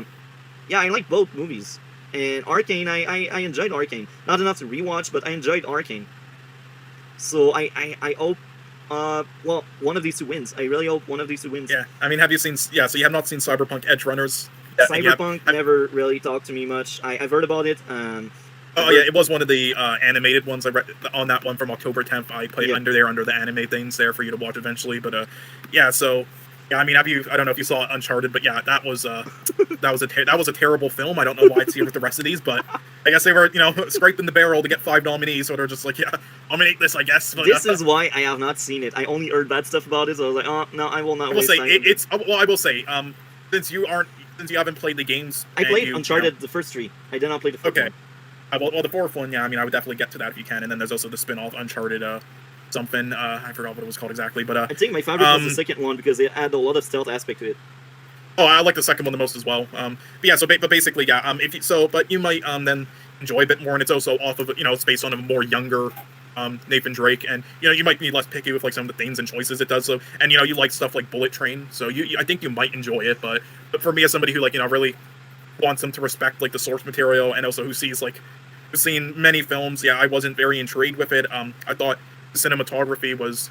They got this cinematographer who's done a lot of amazing Korean films to do it, and I don't know how much they fucking paid him to do it, but he salvaged it from looking garbage. It looks way better than it should have. But yeah, and I'll say it is definitely a watchable film, despite saying like it's bad or whatnot. It's watchable and it's like entertaining enough. But it's just it's just not like well made or anything in my opinion, or like very basic and just like down. It's not even like Uncharted really. So, but yeah, that's my opinion on it. How is the fight choreography, if there's any? There's like it's more like stunts and there's like really no fighting, or it's more like him getting beat up a bit and like trying to. There's like a tiny bit, but overall it's more like shoot. It's more adventure action packed, like yeah, basically, and then Most of the thing I liked about Bullet Train is the fight choreography. How creative the fight were, and each assassin had their own style. I like that a lot. It was just like Halo 5 was teen for teenager, man. Halo 5 is the biggest piece of shit ever, and then Halo Infinite is just mediocrity. They hit new lows with Infinite, I think. They hit new lows because they cannot multiplayer and everything. Yes, I'm talking about mainly the story though, the campaign. The campaign it isn't terrible. They can't even release the full game. You need like 20 updates, and even after 20 updates, there's still a lot of missing things like split screen. That thing. Like one of my best memories with my friends I had in high school was playing Halo 3 and Reach with them. Bruh, I had a blast. Did you end up seeing that video by Crowcat called "Remembering Halo"? I did not see it. Okay, I'm gonna link you that because that is a must watch. You need to watch that. You'll really enjoy it. But you can watch it after the stream. But yeah, here's the thing. When I say it's like mediocrity, I mean just like the campaign and the story wise. If we're talking about like the multiplayer and everything, they did a horrendous job. It's so unfinished and it's garbage. It's pure garbage. But just campaign wise and everything, it's not bad. It's just mediocre as fuck. They dare to do a freaking open world. Are you kidding me? Since when Halo is the open world? Painful.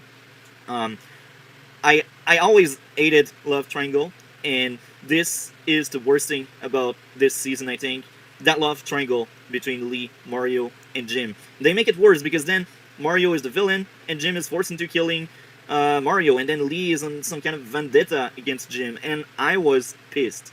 I was rolling my eyes so much with that plotline and that whole thing. I was like, man, in the same show we got Captain Barnes becoming crazy and Mario becoming crazy, but Mario bothers me so much, but Barnes doesn't. Barnes was a great villain. What did you think of these two side villains? I thought they were good, but I don't know. I just didn't. I didn't think they had like as how do you say performance driven like scenes like that would like stick out in my memory. Like I thought they did a competent job as the villains, definitely fit their roles, but they didn't do just for me personally, I didn't think they did like anything that made me go, oh yes, that I'll definitely rewatch. Like I just thought they were good. That's just me personally, though. I don't know. Again, I'm not into the show, so I'm going to be like a lot lower with things than you. Like you are more into the show, so yeah. You probably think they're really great. Yeah, I'm sure. Well, Mario, as I said, I was really bothered by it. Like Mario and Barnes basically have almost the same storyline. They are both intoxicated by Alice blood, so they are both very corrupt. And I think Mario missed the mark, and Barnes hit the mark.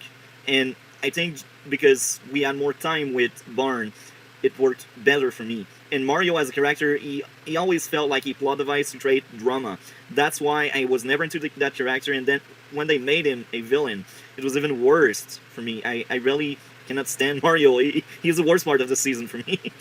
Yeah. But Barnes, they did it well. Barnes made sense because he was always into justice and the law cannot be bent. And now because of that Titch virus, well, he bent the law. He actually becomes executioner, And this aspect was great and well done because they took season 2 to build this, and season 3 they added a building block. They added more to this, and this was also to set up Bullock as the next captain, and I liked that a lot. It felt amazing to see Bullock in charge. I'm a huge Bullock fan, He is probably my favorite character in the show. What did you think of Bullock becoming in charge? I like that a lot more personally. Did you? Yeah, man. He was at the right place when he was in charge, man. Yeah, that was good there. That was good timing. Didn't mind it. What about you? I liked the Court of All, but I got another issue I almost forgot to mention. Bruce telling the Court of All, yeah, I investigate all of you. Big brain. big brain. Yeah, that is just, yeah. Yeah, I don't know, but I will say though, like near the end of it all, and I didn't watch the last episode, but I did try to watch like a small recap of the last episode though before we got onto the stream. Like, I mean, what did you think about killing Alfred? We all knew he would come back to life because it's Gotham. Uh-huh. It was sad, I will admit, because it's more like what it meant for Bruce than what is really going on, because we all know Alfred will come back, like yeah, it's no surprise he will come back. So it's I have mixed probably feeling. I have mixed feeling because, as I said, nobody dies in Gotham, and it's more like what it was for Bruce to basically kill Alfred. That was the big thing, I think. And yeah, that season had a lot of good and also a lot of bad. And this is interesting how they also brought back Falcone, Hermine Falcone, and Zaz, the best serial killer the show had. Yeah. I mean, after watching the Batmans, though, again, it's just I need to stop doing the comparisons. But again, in comparison, it's but yeah, I like them a lot though.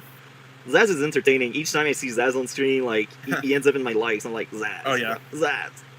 He makes me smile. Yeah, seeing him.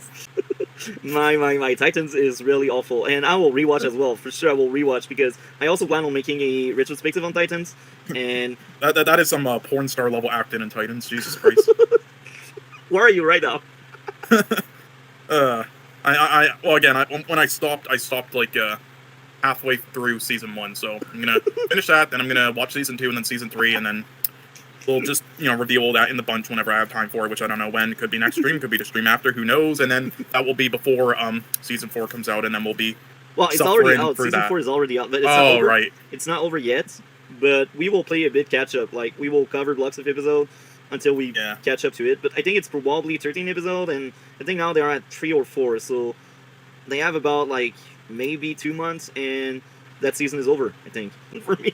Well, I'm trying to like no, I didn't watch it. I'm just saying like what you're describing is what I'm thinking of. Season 1 and 2 are the worst season of the show. Okay, okay, I see. I thought you said it started out good, so that's why. No. That reminds me of Heroes. That's the same sort of deal. DC's Legends of Tomorrow started off great, but they went downhill fast after season 3. Mm-hmm. So I did. I did end up watching the Luke Cage show, the Iron Fist show, and the Defender show, and then I'm gonna get to the. I'm saving the best one for last, but Daredevil, those Netflix shows, yeah. But Daredevil. I will say. Oh, sorry, go. We will cover Daredevil for sure, but what I suggest to be more relevant is to wait until Disney makes their own Daredevil, like we did with Jessica Jones and She-Hulk, to do some kind of comparison. Because I'm telling you, Disney will mess up with Daredevil, and they will not be able to be as good as Netflix, because the writers there right now are not on that level, and they are really bad writers. Like they are Batwoman and Supergirl level, I think. So that's why I know they will miss the mark with Daredevil, and this is why I say maybe we should keep... Who's writing the show, do you know? I don't know if they even have people on the case right now, because they will start production in 2023, I think. Oh, so I mean, I will say, definitely expecting it to be a downgrade, that's obvious, but I will say just the Daredevil scenes in those 2 episodes will have mental activity when I watch these movies. And I think this is what makes you interesting to listen to, man. And I'm going, so what? Batman went back to the Batcave to get a bunch of bombs. Went back, doesn't care about the fact that there's snipers or anything. Went, oh, hold on a second, guys. I gotta plant all the bombs first. I gotta go all the way around because I'm going. How are these explosions happening? Doesn't matter. It looks cool. I'm sorry. I can't shut my. I know I'm supposed to shut my brain off before I watch these movies, but I'm sorry, I still have mental activity when I watch these movies. And I think this is what makes you interesting to listen to, man. I think the movie is worst, and it's good because I thought what you said made sense more than the movie itself. I get it. I'm sorry, and the other thing was, what is it with these major villains being taken out by animals? Because you had the High Evolutionary being taken out by a raccoon.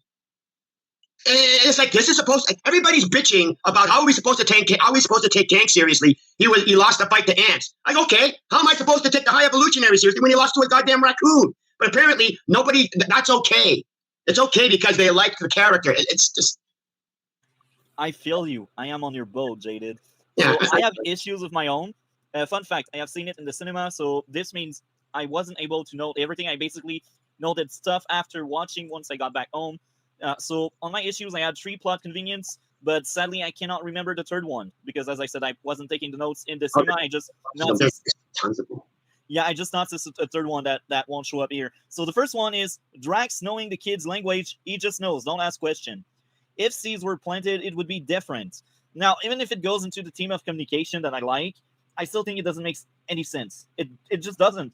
Why Drax would speak their language? Do you have anything to say? Oh, no, yeah, because okay. Here's the thing. I understand why the movie did it, because because you had Gamora's speech about how Mantis was useless and how Drax was useless. So then they went, well, now we're going to have it that Drax actually has a value, so that way Gamora can eat her words. But it's so forced. There's no way Drax could possibly have known this language. But the movie's going, we don't care. We need to have it so that he does know the language, so that we can have the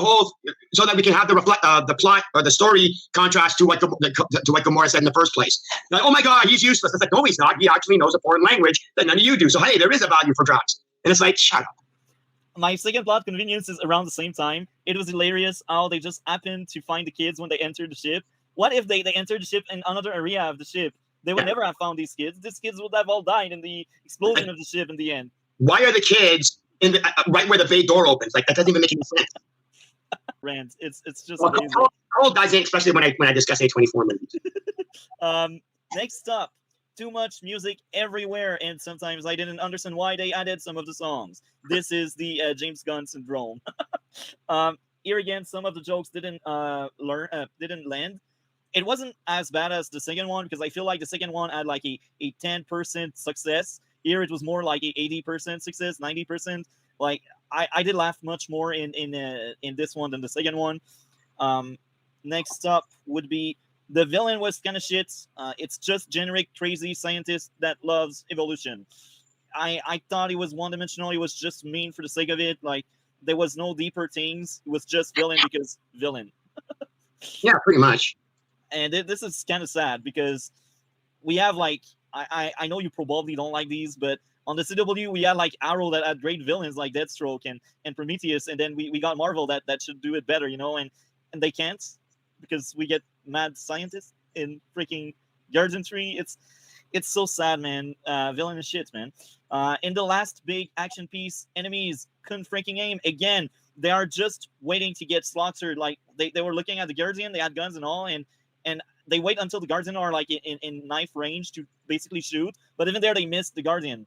So it's like, what's the point of giving them gun if they cannot freaking aim? Yeah, it's not much. There's not much tension if there's no actual challenge to the fight. So it's just them mopping them up. And the other issue, I am Groot joke again and again and again and again. It got on my nerve on the second one, but it's hilarious how in the third one it also got on my nerve. It's like, I get it. That's like the only 2 words he knows. But bruh, don't overuse it, man. I was losing my mind. They broke my Jaded. They tried, but the only thing, my only takeaway from the whole Gamora Nebula thing was, did Gamora actually pay Nebula the 100,000 credits that she said that? Because the only reason Nebula helped them was because Gamora gave her 100,000 credits. And I'm going, where did she get 100,000 credits? And did she ever actually pay Nebula? The actual relationship was meaningless. It was empty. It was nothing. Okay. What else? Sorry. I thought Gamora had growth because in the end she kind of cared more about the Guardian than at first. Even if she went back at the Revengers, she still kind of enjoyed them. So yeah, I think this movie, after talking to you, the movie actually got slightly worse, which is fine. I still enjoyed it, but it was always this bad. You just didn't notice it. That's the difference. Yeah. So I would give this movie a 6 out of 10. What about you, Cole? On a rating? Yeah. Yeah, I'd give it like again, this is generally because I haven't really thought about the film at all after seeing it for those reasons I said, and I need to rewatch it. So because of that, I'm going to be the most generous possible with it, and then on a later date, I'll say my true thoughts, and I'll also rewatch this stream to hear all of yours and Jaded's points, and then see. But because of that, though, around like an 8 or 8.5. So yeah. So I also forgot to mention something else I kind of enjoyed. The idea of people stopping to run away from things and to face up things. I thought that was kind of cool, but that's just me. So, now we will move on to more of a DC future aspect before we let so I Jaded. just read something. Jake Paul starring in his first film soon. Jesus fuck, kill me. I can't hear you. Maybe come closer. I know. I was scrolling through Twitter and I saw. They said Jake Paul's going to star in his first film. So I want to jump off the ledge. Nice. What's Jake Paul? You don't want to know. Don't worry. YouTube. Yeah, he's one of those annoying piece of shit YouTubers who did like a bunch of scams, xenophobia, breaking the law, and gets away with it because he's privileged. And I have much to say about this episode just because I thought like the basic plot like elements that happened in this episode kind of like filled up like the majority of the episode. There wasn't like any nooks and crannies in between in this episode and like the others where I'd have like more just talk more about them, but like the last 2 or 3 did. But yeah, this was awesome. But yeah, I don't have much else to say after that really. I will say though, yeah, I do like how they handled her finding out about their deaths. But yeah, that's about it. It's about you. It was a great episode, and as I said, they didn't just kill off the Crocs for the sake of the shocking value. They did great payoff with Artemis, and I am wondering how they will use Artemis for the last 2 episodes. Will she be around? Will she be like the one that do the finishing blow on Icicle? I'm curious to see if they will use Artemis again. And this is funny because the Crocs were actually more important than Artemis in the entire show. When you look back, she maybe has like 5 or 6 episodes around her, and this may be like the 5th or the 6th one. So damn, they got like 15, 16 episodes dedicated to them, so it's kind of impressive for them to make us feel sad for a character we barely had on screen. Do you know what I mean? Like, it's normal we are sad that they died, but what makes it... like Mulan and Aladdin, because that totally worked. And animation is just outdated. The art form is somehow outdated. Yep, and you gotta move the 3D animation. It's like, I just want to fucking smash a rock over their heads. Yeah, what's your thoughts on him getting fired? It's more of the same. I mean, the other one that left and now came back, he wasn't doing that much of a great job. I mean, 2020, that brings us like Black Widow, I think, and I think Black Widow was like poorly received. I think the only really Phase 4 movie that was really well received by everyone, even the anti-woke, was No Way Home. Even there, it's not the biggest movie. Like, I mean, it's not the best movie ever made. It's just a entertaining popcorn flip, and yeah, it's just the guy that left and came back. He will just do the same thing he was doing before he left, which means bad movies, or he will say keep making your trash movies. So I don't really care. Like, if there was a new guy in charge that we never have seen, or a new girl in charge, I would say, oh, it's interesting because maybe they will take a new path. Maybe it will be new, but because it's the same guy they had before, it's not good. And for me, like, the MCU has been dead since Endgame, and even there, Endgame, like, in the same phase as Endgame, and then the Wasp 2 wasn't that great, and Captain Marvel, we all know, it's Captain... it died after Infinity War. Infinity War was the last great one. There were some good ones in between that, or at least solid ones. Again, as much as all the issues with Endgame, there are so many issues. I think it's like the most cookie cutter, cliche finale of film ever. But I still give it credit for what it did and all the build up. So I say it's solid. And then Spider-Man: No Way Home, even though it was mainly nostalgia, I still think it was solidly made. I think it's solid overall, not great. But and then Multiverse of Madness, I do think, despite some of the issues with enforcing the bad MCU stuff and Sam Raimi's film, I think the Sam Raimi stuff alone in it was enough to make it solid. So yeah, there were some solid ones in between still, and I don't think Shang-Chi was bad. I thought it was alright, but there was bullshit in it. The lead actor and the fucking supporting actress were fucking shit. But but yeah, overall there hasn't been like a very good one or a great one really since around Infinity War, I would say. Yeah, I didn't like that at all. I was much more invested with the Bruce storyline because he's becoming a jerk and he's becoming like the playboy we know Bruce Wayne to be. And I like that a lot because he's doing normal kid things and he was always that freak. So it's a different kind of story arc for him. It's a different vibe we are getting from him. So the writer were smart enough to see, oh, him killing someone makes him more normal. And this was the best thing I remember from that season. But it's in the center, and there's the Sophia plotline with the revenge, and I really didn't like Sophia at all. And when she got shot, because it's Gotham, we all know she will not die, first of all. And second, they take their time to say, yeah, she's in a coma after receiving a bullet in the brain. So I'm like, it's Gotham. I know in real life, you can survive bullet in the brain sometimes, if you're lucky, because your skull is really hard. But that's if you're lucky. Because usually a bullet in the brain means you die. Usually. like 90% of the time, you know. So them telling us, yeah, she's just in a coma. It's just for them to have that window where she can come back. And I'm like, I'm so done with all these characters that die and come back again and again and again. They should never have brought back Jerome in season 3. But here's the thing. The end of the season, Jerome did a great job to establish the relationship between Jeremiah and Bruce. So I can forgive what they did with Jerome, bring him back, because he actually had a very good arc, and I think the end of the season was peak Gotham for me. The like, once Jerome really escaped from Arkham and does his big plans with all of the other crazy criminal, I think that was really good, and it was really hard for me to pinpoint and nitpick stuff about the ending of that season. Now, I wasn't a fan of Ra's al Ghul coming back at all.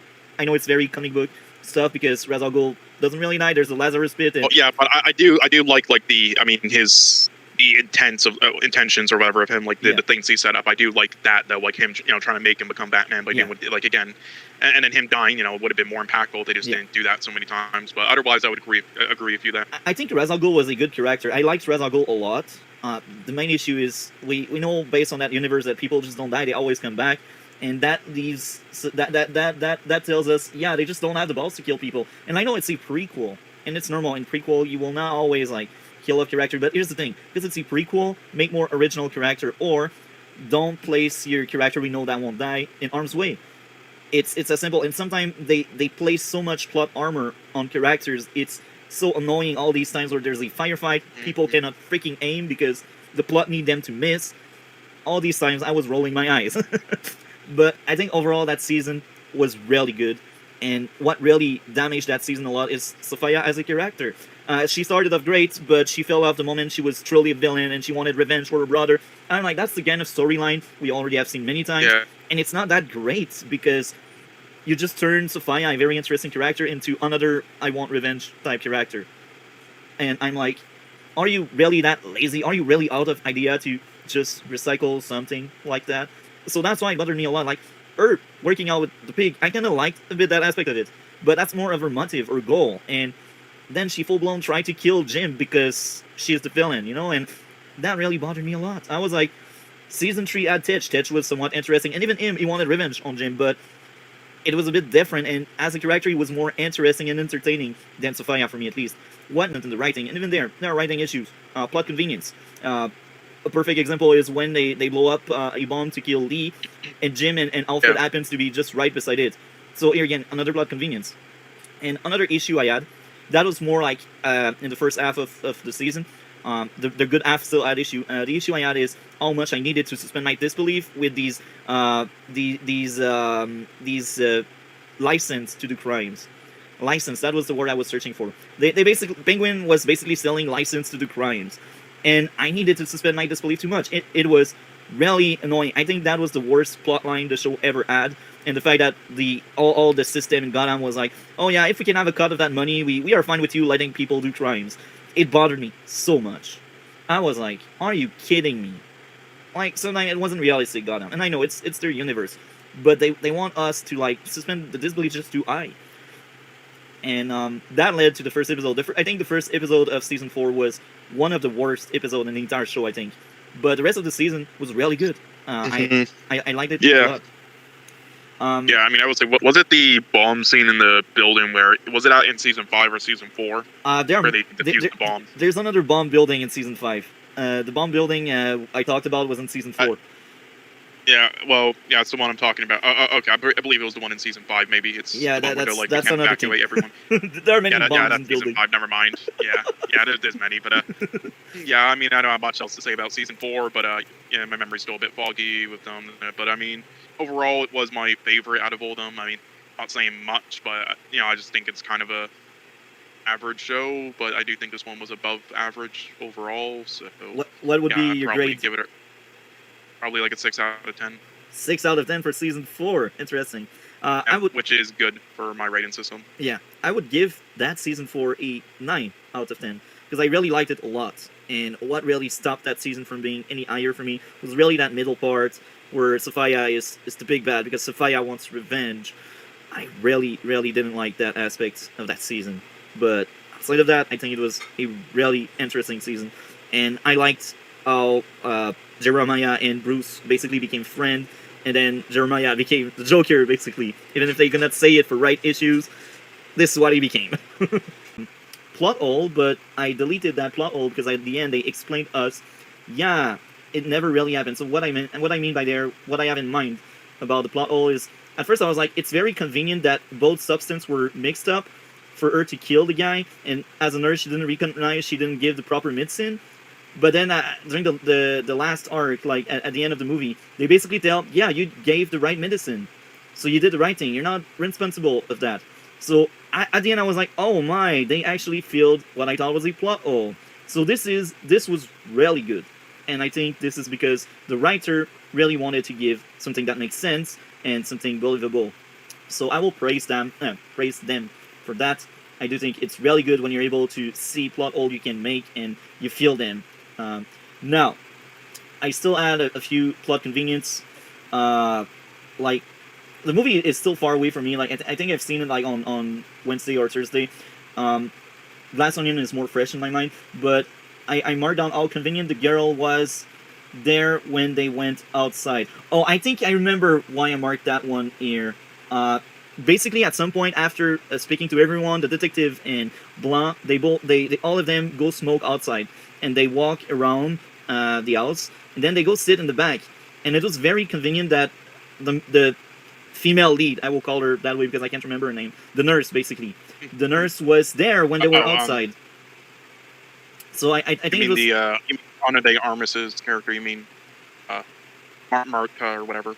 Yeah, so I think it was very convenient for the nurse to be nearby and hear what they were saying, and then they ask her a question at that point because she's there, and then they have that exposition about her throwing up when she lies. So I do think it was very convenient for her to be there. Like, I know at some point they will still have a conversation, but my issue there is how this specific moment and how this specific convenience led to them having hints on what's going on there.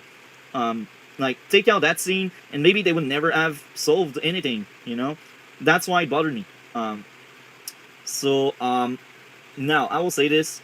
It was very convenient when she was climbing the house that something fell off as some kind of hint or clue on what happened. So I'm like, what if nothing fell off? Like, if nothing fell off, they would never have thought someone came in by the window. But here's the thing, though. I mean, I doubt anybody has ever like climbed out, that way before, and it's an old house, so it's not too hard to believe that something might fall off while you're like stepping on things and climbing down. What bothered me is how key that clue is to solving what happened. It's not the fact that it happened; it's what it makes. Like, if it never fell off, they would never have figured out someone came in by the window. That's my issue there. I can understand your point. I fully understand, but that doesn't take away my issue, because my issue is not with the thing falling, it's the fact that this thing falling is a clue just given to the detective because the plot needs to happen, Now. I get that. At first, when they seemingly resolved everything around like the 40-50 minute mark, I thought I would sit around and see awful, terrible pacing and just a movie that is drag on for 2 hours. But so many crazy things happen after that, and I do think the payoff at the end, and pretty much what really happened, made me forget that they seemingly solved things too fast. Do you know what I mean? Like they want us, the viewer, to think it's already solved early in the movie, and sometimes I'm not a fan of that kind of approach. But after seeing the entire movie, I'm like, that was actually really smart, and that was actually really good. I don't see what other people are seeing in it with like being so amazing, and again, I watch a lot of films per year, and I just think it's more of like in the upper positive, but not in like the like, again, if we were doing a tier list, I would say it's more in like, I would say the B tier instead of like the A or S tier of like those of good films. Like, I don't think it's anything that special, but that's just me. Anyhow, yeah, that's about it though. I mean, did you want to get the rating for the first one, or did you want to move on to the second one first and rate them together? I will rate that one, but I will say Knives Out was really good for me because I think the characters were likable, and I did like the mystery, and the nurse being innocent at the end, and them feeling their own plot hole was also very good. The fact that they didn't have proper motive was also very interesting, but yet they still keep lying because they don't want to look like they have a motive, That was kind of funny. Mm-hmm. And the old man was very likable, and it felt like the old man was Man, he was a victim, like a true victim, you know. Yeah. And it's sad Yeah, because he was such Chris- a great character. He's the only good guy in that family full of jerks. Sadly, I think this was this was Christopher Plummer's, I think, like one of his last roles before he passed away. Oh, he passed away like, in real life as ago. well. Yeah. He passed away in February 5th, 2021 from like, I forgot what it was exactly, but it was like, I believe it might have been some sort of like COVID effects or something, sadly. But yeah, he's known as like I believe he's like possibly, I think, the oldest Oscar acting winner ever, for a supporting role. So yeah, he has that trophy. But yeah, he has starred in hundreds of films in his career. And yeah, I believe this was like his last role, pretty much his last film role, if not at least his last like more mainstream role. That in like a war film called The Last Full Measure. So yeah, rest in peace there. But yeah, he did a great job in that and was pretty likable. But yeah, this cast is pretty stacked. Again, Toni Collette, Jamie Lee Curtis, Anya de Armas, Daniel Craig. Again, the accent of Daniel Craig took a little while to get used to because I'm so used to him doing like his fucking his American, his Bond accent and whatnot, to actually hear his real voice, his British voice more instead of like the the one he used.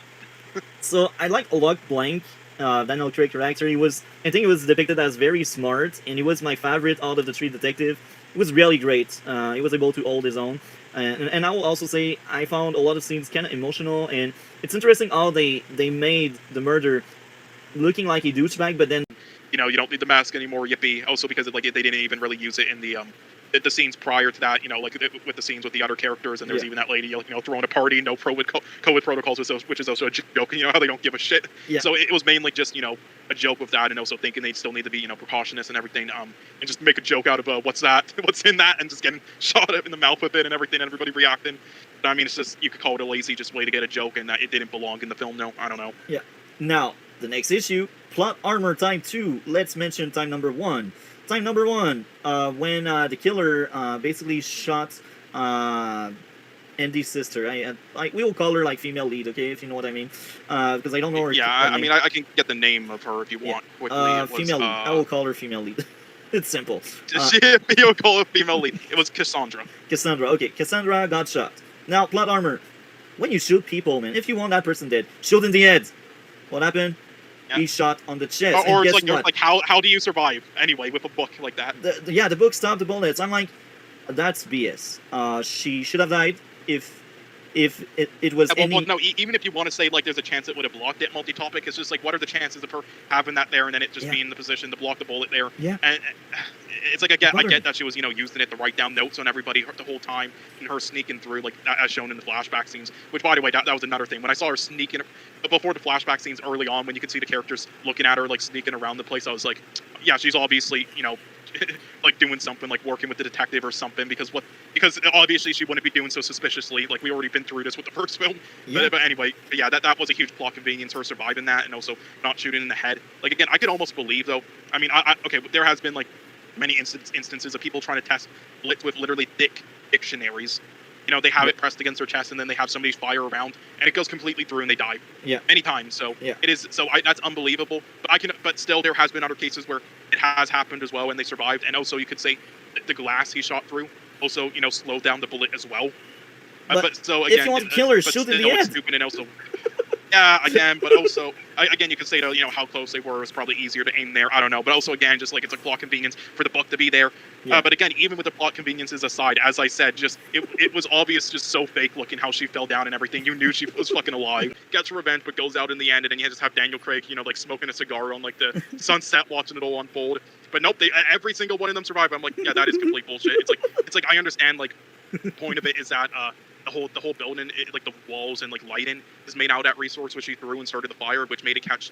It made it catch fire of like the ceilings and walls because that's what, and the lighting because that's what it's made out of, the crystal thing, and not like the whole building or the floors. So because of that, it wouldn't explode the entire building or catch everything on fire. Like, I get that, but still, with the amount of destruction in it and explosions, I know that is a huge plot convenience for sure, and it's. And they only pretend to be grounded after that. They only pretend. That's why that mask aspect of it make it so much worse, because they want you to think it's realistic, it's grounded, it's in our world, because they had the same traumatic event in their own world. But then a full building, boom, and nobody dies. Nah, it's really bad. Yeah, now again, I another thing to that scene though again, I know you don't care about like visual effects like CGI or anything, but I'm just wanting to point out this: the fire and everything in that scene looks so fake. It looked so fake.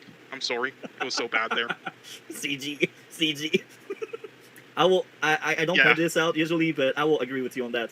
This was like a TV budget fire, like when TV does Yeah, that and the kind of car stuff. breaking as well. When I saw that car fall down, I'm like, this is like a Hot Wheels movie.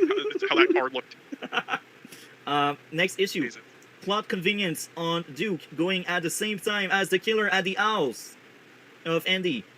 It's very convenient that they both chose to go there at the same time. I mean, it's freaking convenient, you know, and that bothers me a lot. Me and my plot convenience. I mean, I didn't care as much about that plot convenience because and they it is sort of one, but I think it's, how do I say?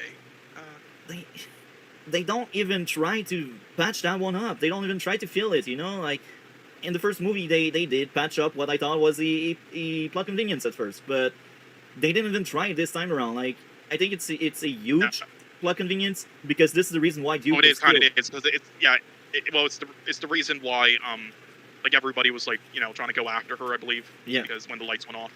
So, don't you think if he's still pissed and if he holds that grudge, don't you think, like, he would be the one guy siding with Cassandra when they were all lying around? Like, at that point, at the end of the movie, they were all reduced to one character. That's an issue in itself, I think, because they're like, because they're a group, they're one character, and it's not really good because it's not as realistic as what real life would be, and they really try hard to pretend it's grounded and realistic. So for me, it breaks my immersion that everyone was on board with the guy, and then the guy loses everything, and then everyone is against the guy. Now, I see what you're saying, and I understand, and it's actually a good point you made there. But it still bothers me for another reason now that I think about it is...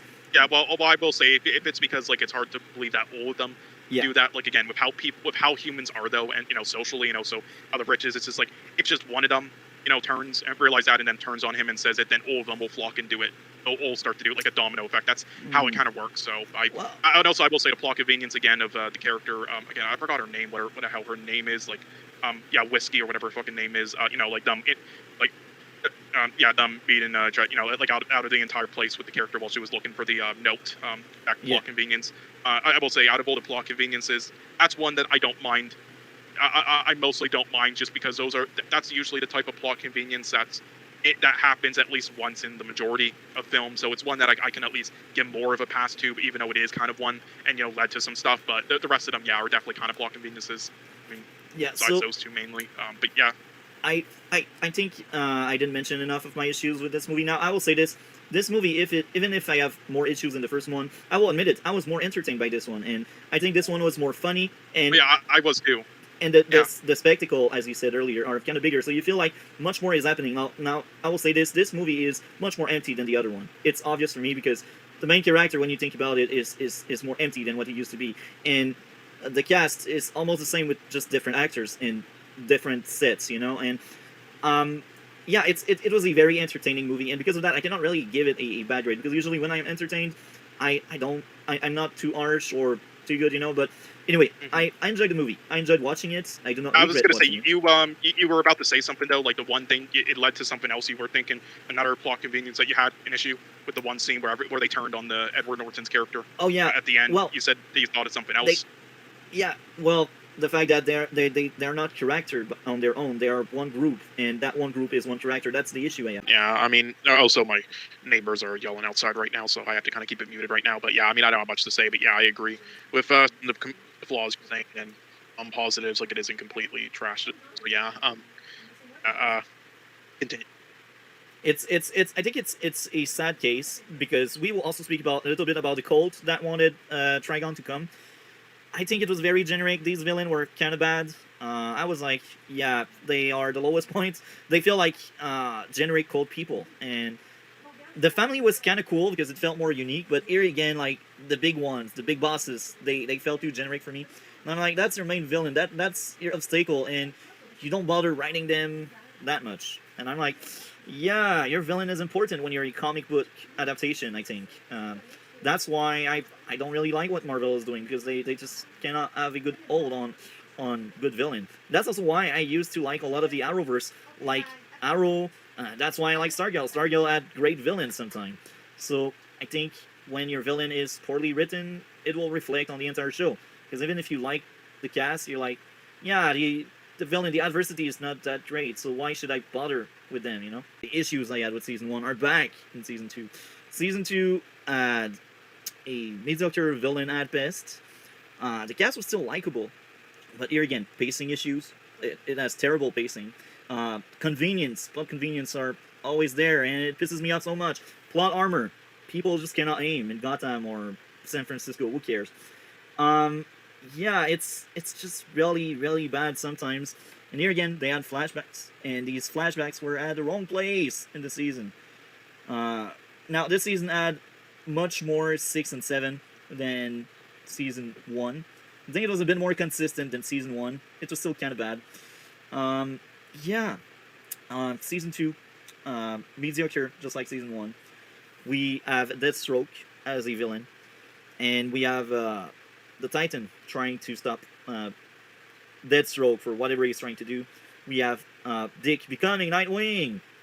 It's fine. I mean, that's a character arc in itself. Yeah, so Season 2 has some flaws. It's us in the season. The flashback episode should have been, well, the one with the Titan should have been at the start of the season. Instead of being like episode 5 or 4, it should have been like episode 1.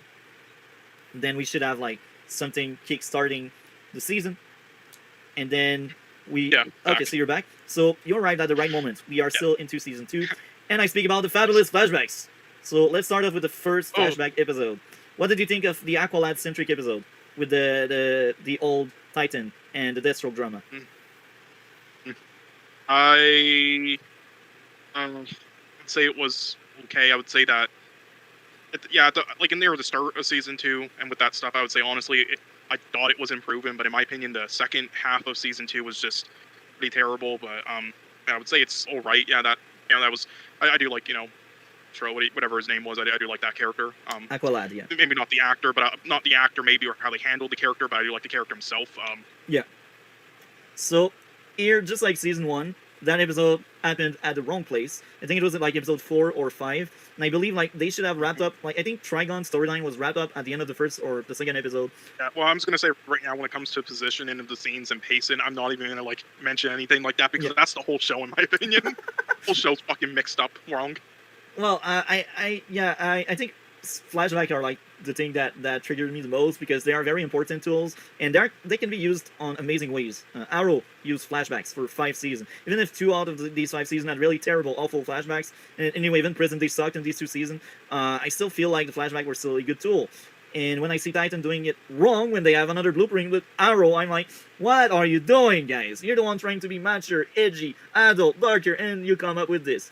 So I was actually looking forward to see more, and what bothers me the most is really like the wasted potential, the bad writer in the case, and here again, some of the issues of past seasons are back. Like too many character, it's just too big. You cannot handle like 8 to 10 character as series regular if you got 13 episodes. It's just too many, and you don't have good writer to handle that.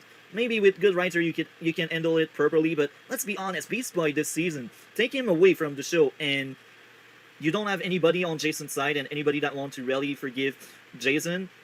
But that's it. Take him away. The plot still happens. The show still works. You just say, okay, instead of him going inside the house, you send Tim inside the house. You know? So Beast Boy wasn't needed. He just wasn't needed in this season. And it's sad to say because in Season 1, I think he had somewhat of a character arc. In Season 2, turning him against the Titan, the one people he liked, was interesting but poorly executed. But Season 3, it's just empty. It's just hollow. There's nothing for him there. And that's also interesting because I also think they placed the episode at the wrong place or scene at the wrong place. Because at the end of Season 2, Starfire lost her power. But the opening scene in Season 3, she still has her power. But then she loses her power again later in the season. Yeah. Only for her to get her power it's back. all position. It's like, what the fuck is... It's so incoherent. This whole show, it's like they all did a line of cocaine after fucking it's like they made the Wolf of Wall Street and Babylon on their cocaine fest, and then afterwards they had a hangover, did a few more lines, and then decided to edit together the show. And I will also be honest, as much as I like Donna in Season 1 and 2, I don't think she was needed in Season 3, and she was only brought back... repetitive. she was only brought back because it's Wonder Girl. Yeah. She was brought back because Very it's Wonder- repetitive, not needed. and Yeah, and it is important though. Like again, for Titans, like that, and like all the other shows we've seen, like a lot of it is about like character drama and them like trying to like get on the same page and stuff. So it is actually an important aspect. It's just it sucks in here. It sucks. Yeah, and sometimes it brings to character growth, but that's the point of drama. Usually, it's for character growth. And I will be honest, this season the most character growth we had was from Bruce, Dick, and Jason. All of the other characters, maybe Starfire because now she understands her past, but it's not really character growth because I'm pretty sure she's still the same character. She will just have other powers and other knowledge about herself, but she's still kind of the same character. Connor, even if he slept with someone, that won't really affect him as the character, Like, it's just surfacing. It's not deeper stuff that make your character grow. It's just like, oh, look, we tried to do this with that character. Okay, great. So, now, I think we covered a lot of ground with this. My first final grade was 8.8, which is clearly... that's not the final score, though, because I take away points. But that was my first draft at the score. 8.8 out of 10. Because I was like, oh, it has something more. I was much more entertained by this season. And the issues that were leading of the show, like Season 1 and 2, they were still around, but not as often, or they didn't impact it as much, for me at least. I think the pacing was much better this season. The flashback placement is still wrong. They just don't know where the F to place these freaking flashback. They just don't know how to make them. But overall, I think the pacing, the runtime is much better. We no more have these 54, 55-minute episodes. Sometimes we have 50-minute episode. But in these times, I felt like it was much more justified than Season 1 and 2. Season 1 and 2 just wanted to look smarter, deeper, longer, but they were not really because it was filled with emptiness. I wanted to know I forgot to ask you, what was your opinion on Brendan Fraser showing up in one of the episodes or seasons as Robot Man? I think it was like Season 1, Episode 4. I enjoyed Brendan Fraser. It was interesting. And I've seen the first season, half of the first season of Doom Patrol, so I can enjoy the actor and the characters, but the show itself, I had really hard time connecting with it. But I do think the actors did a great job. That's more like the writing. That's my issue with this show. Like, it's a entertaining and a fun show, but it feels too much like Phil the Filler because they didn't really add any direction, or they didn't want to have any direction.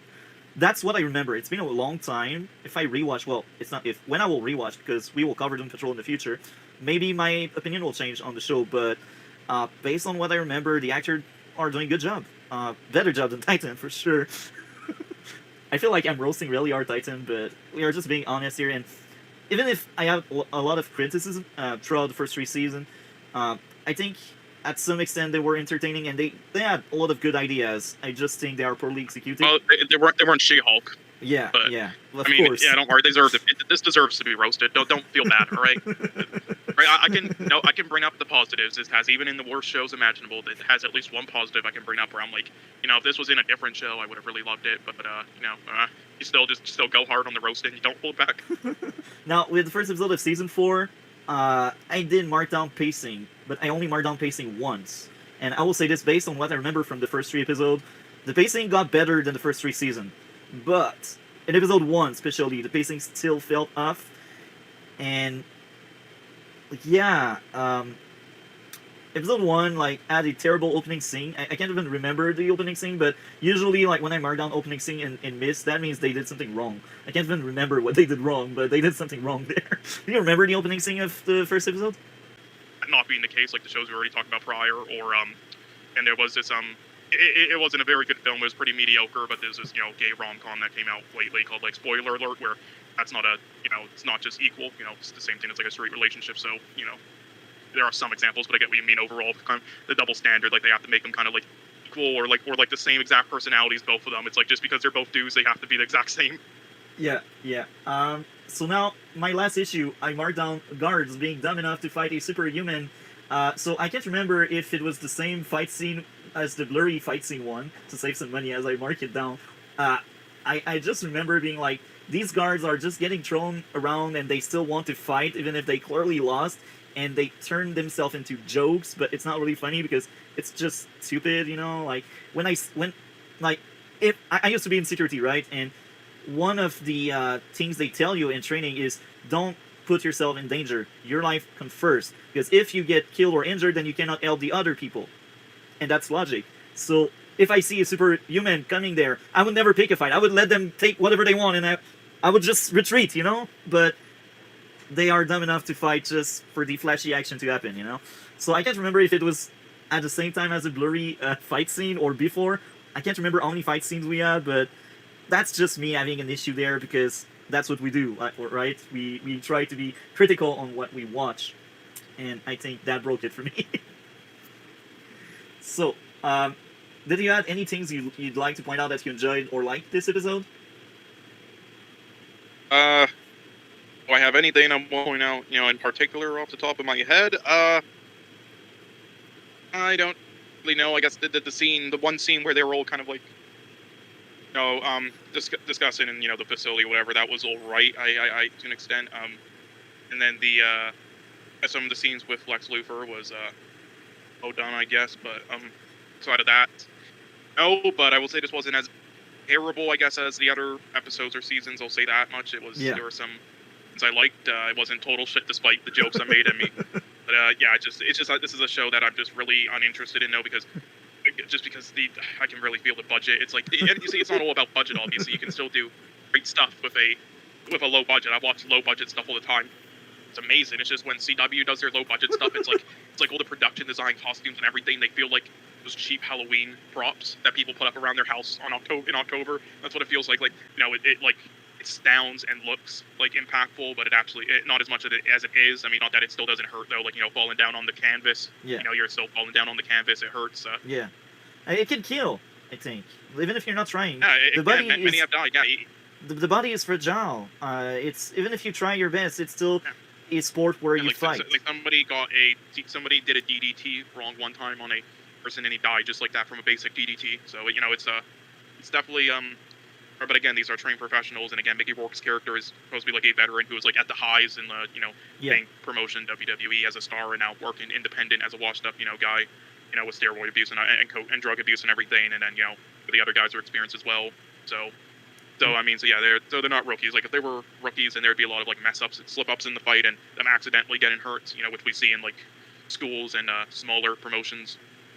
Yeah. Like to be honest, I feel like if we had more of these consequences on other characters, not only the main character, I feel like the movie could have been a bit better, and I would not bring that kind of plot armor aspect of it, because I feel like the only one that really got hurt in the movie, at least, was the main character. And I have nothing against it, but I just feel like the other one, well, we don't really care about the other ones, Like, we see one of them getting patched up at the same time as him just before he collapsed, but that's pretty much it. We don't really see how that wrestling and how that sport can affect the other people in the movie. And I think we have we've seen them talk about stories and talk about like the scars they took and mentally as well. And I mean we like this first opponent, he was wrestling. He did take some tears. We saw it on his body after the match in the locker room. But I mean, again, they're trained professionals. They're pretty good at this stuff. But I mean, again, with the first match though, I mean the only thing that hurt him was the blade, and everything else didn't. But also, I mean, if it's because it seems like any hit he's taken is more painful to him than the others. Like again, it's because he's like old and washed up, and might be, and that's the story of him being old, but trying to hide it. Yeah, and the others are a lot more young and stuff. So and a ridiculous, plot thing that made it happen. It was actually like a good reason for it, with everything he'd been through the night of, where then he eventually missed it. So that's why I don't mind it personally. But I will say, I mean, sure, it's been overdone in films. I will say that, but I mean, at the same time, though.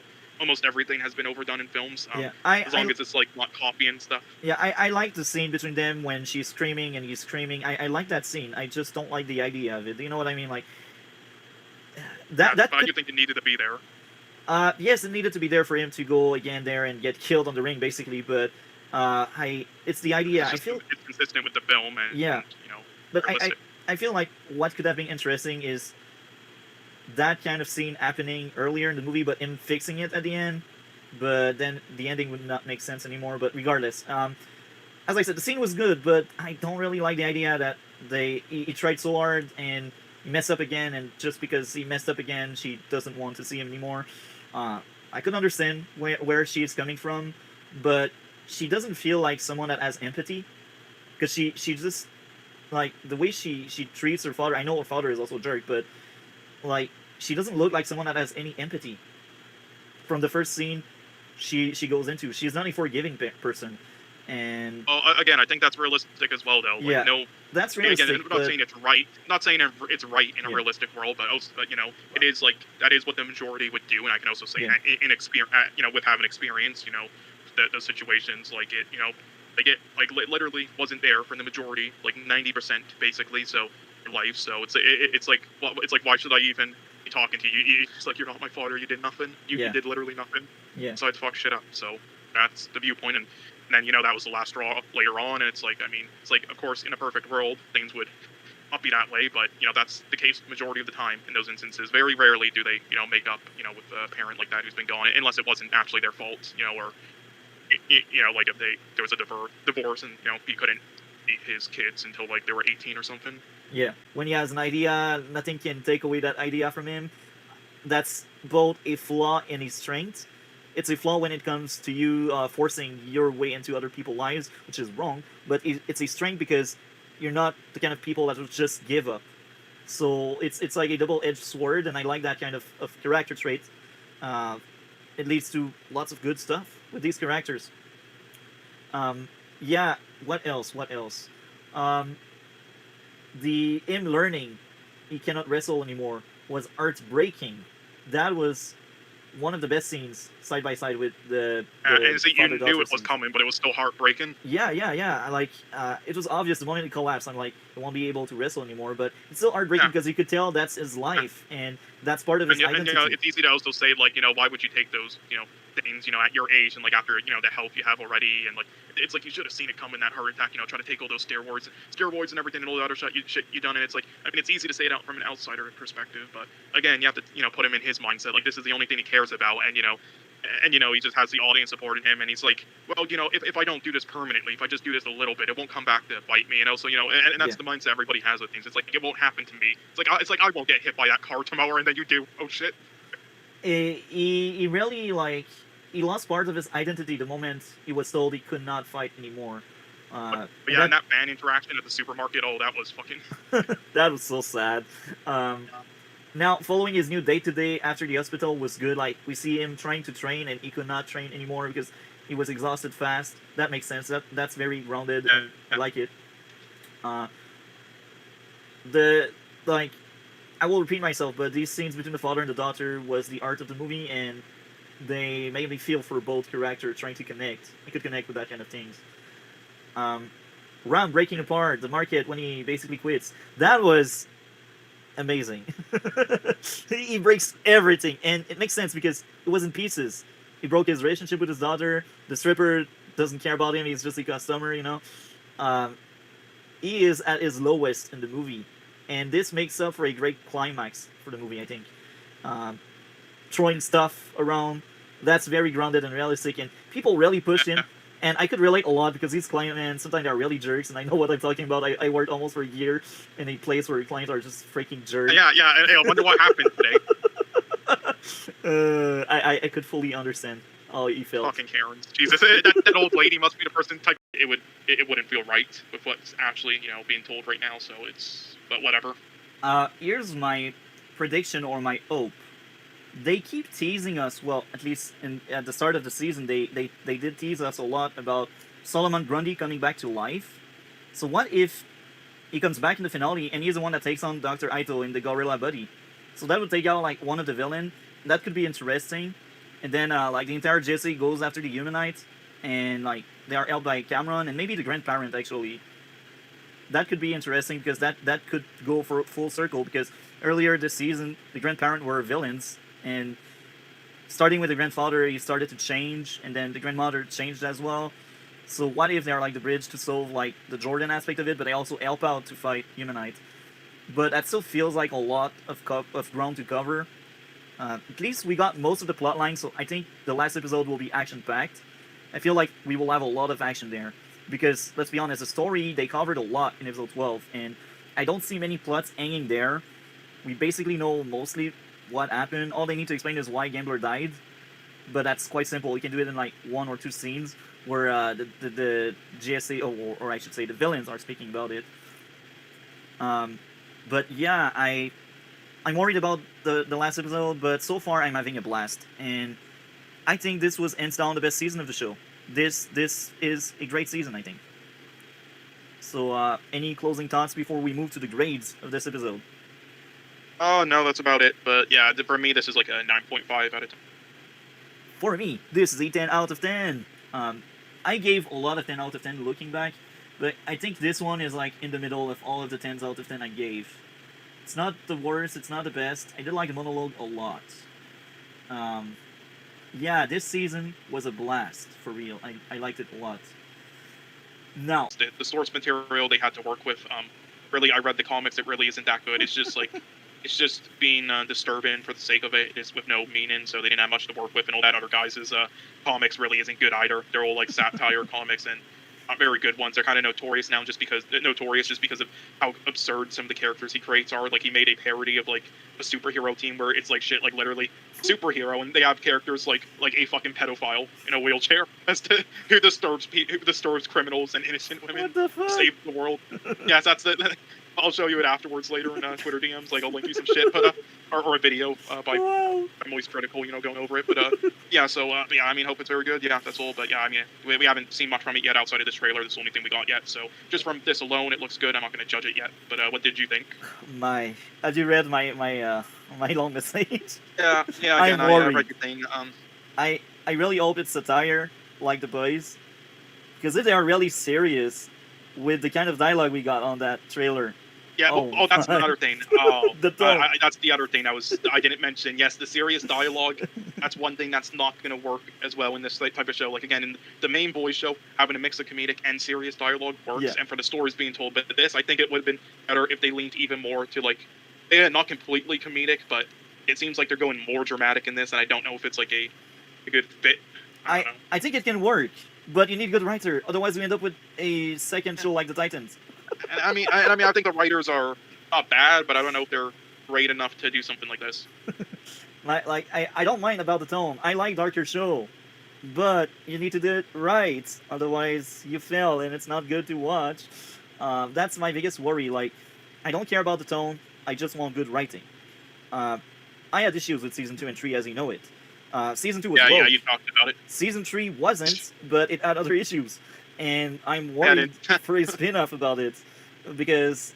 I mean, for me personally, I didn't find season 2 to be as woke, but there were some, like, main problem was just some of the political angles they went, it was just a little bit poorly not a little bit, really poorly executed, some of them, and that's all it was for me personally, just poor execution, not so much as woke, but that's just me. Blade Runner, like 40 years later, or like some crazy shit, like, and to actually pull it off like that that is absurd. Like that's something that should just be like end up like a trash, terrible money grabbing fucking sequel, like 40 years later. I fully agree, 100%. It belongs to S. I like more Arrival, but the second Blade Runner was much better than the first one for me, at least for me. Yeah. Next one, Prisoner. Prisoner, I would give an A, very high A. And I would give S, so I guess we will place it in... Yeah. And so, I mean, either you can put it in the lowest S tier, or you can put it in the highest A tier, up to you. I guess A tier, I think it's justified here. Because I don't remember the movie being on par with Blade Runner 2. Maybe I'm wrong, maybe they have very similar grade, but I remember more my issue I had in Prisoner, and I don't really quite remember my issue I had with Blade Runner. I believe it's the one where, like you said, like, him leaving his car there after getting a drink. Yeah. Plot convenience. There were plot convenience in Prisoner. Next up, Lighthouse. The other divisive one. Now this is where our ratings are definitely going to differ, because this is not a multi-topics type of film. Same thing with like Martyrs and stuff. But for me, not only was this my type of film, but I thought just how it was made, like filmmaking wise, directing wise, acting wise, writing wise, cinematography wise, everything, and the interesting premise and everything. Like this was not only a masterpiece for me, but it's like one of my favorite films ever. So definitely S tier, my highest yet, and probably on the whole thing. Interesting. So based on my grid, 10, 9, 8, 7, 6, it would be a D, like ID. But if we average it to the middle, it goes in like end up to B. E. Yeah, B. And I guess we would probably put it like in the very middle of the B's. So yeah, like behind I think I would Sicario, place probably. it more like that. Even if I liked more Insanity, I think we are more similar on these three than these three, I think. Yeah, because Insomnia I gave like an A, but this one I gave an S. But yeah, Insomnia gave like a C, and this one a D. Like it about levels out, but I think it goes right in the middle. Yeah, right in the middle. That makes sense. Martyrs. Oh my. Where would you? I love, by the way, one? how you just got like a subway train pick for Bullet Train. I tried to find that on my website of wallpaper. I cannot find a proper picture, so I just picked Subway. Anyway, let's continue. I guess. Martyrs. For me, this is I'd probably give it a very high B. I think, if I remember correctly, I gave like something like a 6 out of 10 to this movie because Yeah, I so like it'd be like a a lot of high first. D. Yeah, that would be like a lower D. So you said, what did you say? B? A?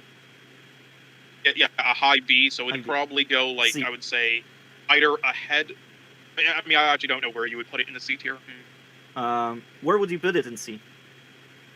I'm not sure actually. This is confusing. I mean, up to you to decide. Whatever. I guess that sounds right. B, like Bravo? Yeah, B. I'd probably put it. I mean, what you gave it like a C or something.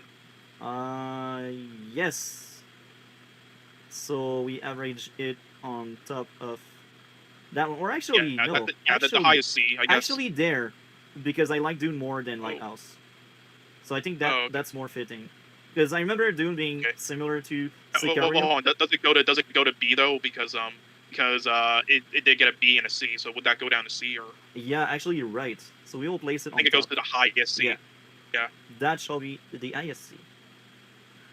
You're right. And then So- Enemy, I forgot what you gave Enemy. I believe it was like a B or something, but Yeah, very I confusing also but think it interesting was. film. Yeah. I'll give it a B as well. Confusing but interesting film. I'd probably put it like since we both gave it a B, it's around like I would put it either before or after Incendies, like around where Nope and Incendies is. Actually, that one is an art Yeah, one. we gave. Yeah, because we both gave Nope B's each, so it'd be like around Nope and Incendies around that. We both went Yeah, that's Nope about right. B, right? Both gave Nope a B. I think Nope should be higher, actually. Like here. Probably. Yeah. Honestly, we should actually put the Lighthouse like behind both Nope and an Enemy.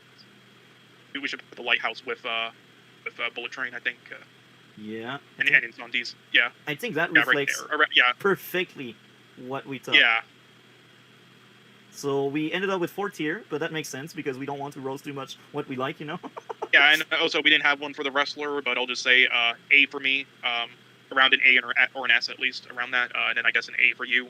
More of a B for me because I gave 8.5, so more leaning toward a B. I think Mummy was more entertaining. I forgot which grade I gave Mummy, but I see myself rewatching Mummy, but I don't see myself rewatching The Wrestler. You were gonna give it like a 7.5 or a 7 or something, but after we were talking about it and reviewing it, you bumped it up to like an 8 out of 10. That's what you rated it. Yeah, I think that sounds fair. So I think this is the perfect tier list for the 20 movies we covered so far. So next tier list will be the season of the show we covered, and by that time, since it will be at the end of the stream, we will have Stargirl season 3. Yeah, so that summarized well what's going on with that. So I think she's over. Patty Jenkins is over. Like, she's drama, and people kind of wake up to it, and I don't see her getting hired again, you know? She may do independent stuff, but I don't see her working on big project anymore because she looked like a ungrateful person. She looked like someone that just likes drama to create drama, and that, like, her way is the only way, you know? And usually when there are rumors, what I say is take it as a grain of salt, but keep in mind, when there's a fire, there's smoke. So, behind rumors, there are lies for sure, but there are also truths. Like, it's always like 50-50 the way I see it. Except if your source is very reliable, then it's more like a 70/25 because your source still has some bias towards something. So it's not the full truth, you know? But I think there's clearly something wrong with Patty Jenkins, and people know it in the industry. That's why I think she's over. And to be honest, I don't think she is such a big waste because we all have seen Wonder Woman 2. And when I've seen it, I wasn't as critical as now, and I still had issues, and I still hated the guts out of this movie. Yeah. I'm sure if I would ever rewatch it on a more critical lens, trying to pick it apart the same way we do with every movies and shows we cover here, I think I would find more issues, and the movie would get only worse. Yeah, it is terrible. The only saving grace in that is some of the chemistry with Chris Pine and Gal Gadot is still there, but outside of that, yeah. And yeah, the first one, again, a lot of people praised it at the time, but again, I think people were just going way too easy on it because it was like one of the first, outside of the main, like the ones we've always seen on screen before, Superman and Batman. It was the first.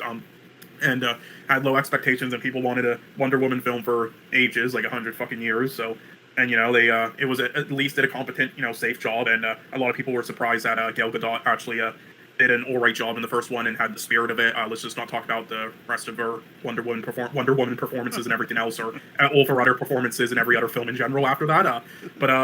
Yeah, and I think, our chemistry with Chris Pine was good. There's not really a great villain and stuff, and there's not like really a great arc, but I think people are just going too easy on it at the time because of that. Like, if you rewatch it, it is generic as fuck. It is way too safe. And yeah, it's just predictable shit. They reveal they reveal the twist of her, like 10 minutes in with the line her mother or whoever was saying while she was training on the fucking island, like when she was doing that flip in slow motion. She must not know who she or what she can do. It's like, okay, you fucking idiot. And there's so many issues with it, and it's like it's still, I think, a between a below average to solid film. I would not call it a very good film, though. Again, I think if most people rewatch it today and judge it a bit more after going too easy on it at the time, they would not like it as much. I can guarantee you that. Yeah, I'm actually scared to rewatch it because I remember enjoying it a lot. But back in the day, I wasn't as critical as I am right now. I just went easy on it because I wanted one for a while and at least did a competent job. So I'm like, okay, I'm happy. But the more that I looked over it, I'm like, oh fuck. So like, again, it's still decent, but fuck, it's not great, people. I agree. Now, except if you'd like to add something on Patty Jenkins, there's another news, and I think that one will be shorter. Yeah, I don't know what's been going on, but ever since we started talking about this, my throat has now all of a sudden been better. I'm just talking right now. That's talking good. about shit. If you take a look with a critical lens, but overall the product was still interesting. It was still entertaining and good. But as the show went on, it became worse and worse. Even me, I tried my best to defend the show, and I do think season 8 was the best season since season 2.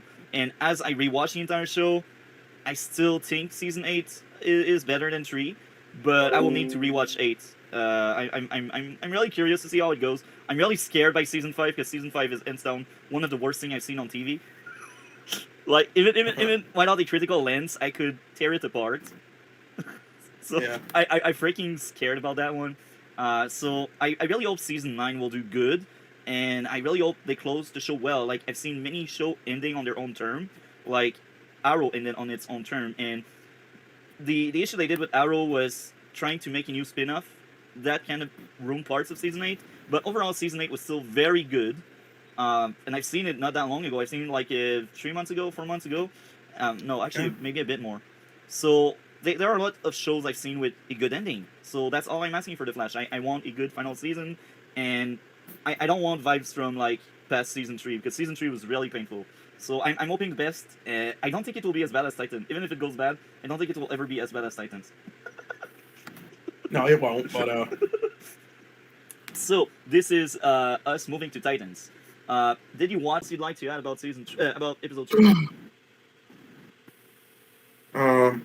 No, that's about it. But what's the grade? I'll go 3.75. I like all your grade. It's 3.75. I'm sorry. I really don't like this show. I'm sorry. That's fine. No, that's fine. Difference of opinion is what matters. Yeah. I just think it's funny. 3.75.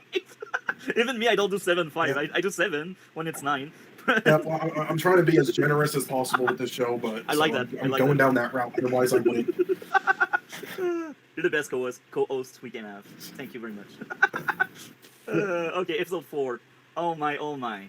I've seen it Monday because I was like, we will cover it Tuesday, but we ended up doing it Wednesday, but that's fine. But oh my, that episode, bruh. Cannot wait to hear what you have to say about that one. So I'll let you start. Well, I mean,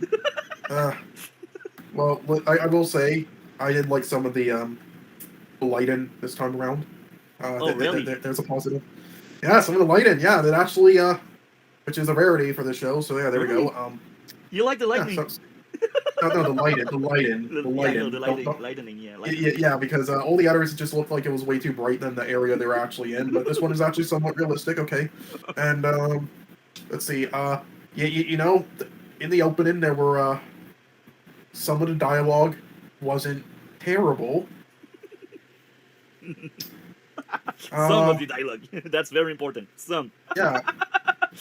Yeah. Then the rest was like I was watching a bad episode of like a secret agent show. That's the best way to describe it. I don't really know where to rank this with the others because at this point my expectations were so low. Like it didn't shock me how bad it was compared to others. But I mean, maybe if I watched this before some other episodes, then it would be really shocking. But I don't know. What about you? I was actually shocked on how bad that episode was. That's one of the worst one the show had so far. And honestly, I couldn't tell the difference with others. no, I could tell. Which is a bad thing. That's why when I came back from episode 3 and I see this, I'm like, what happened? Did you fire the guy that worked on episode 3 and you hired someone else there? Oh yeah, they're playing hot potato.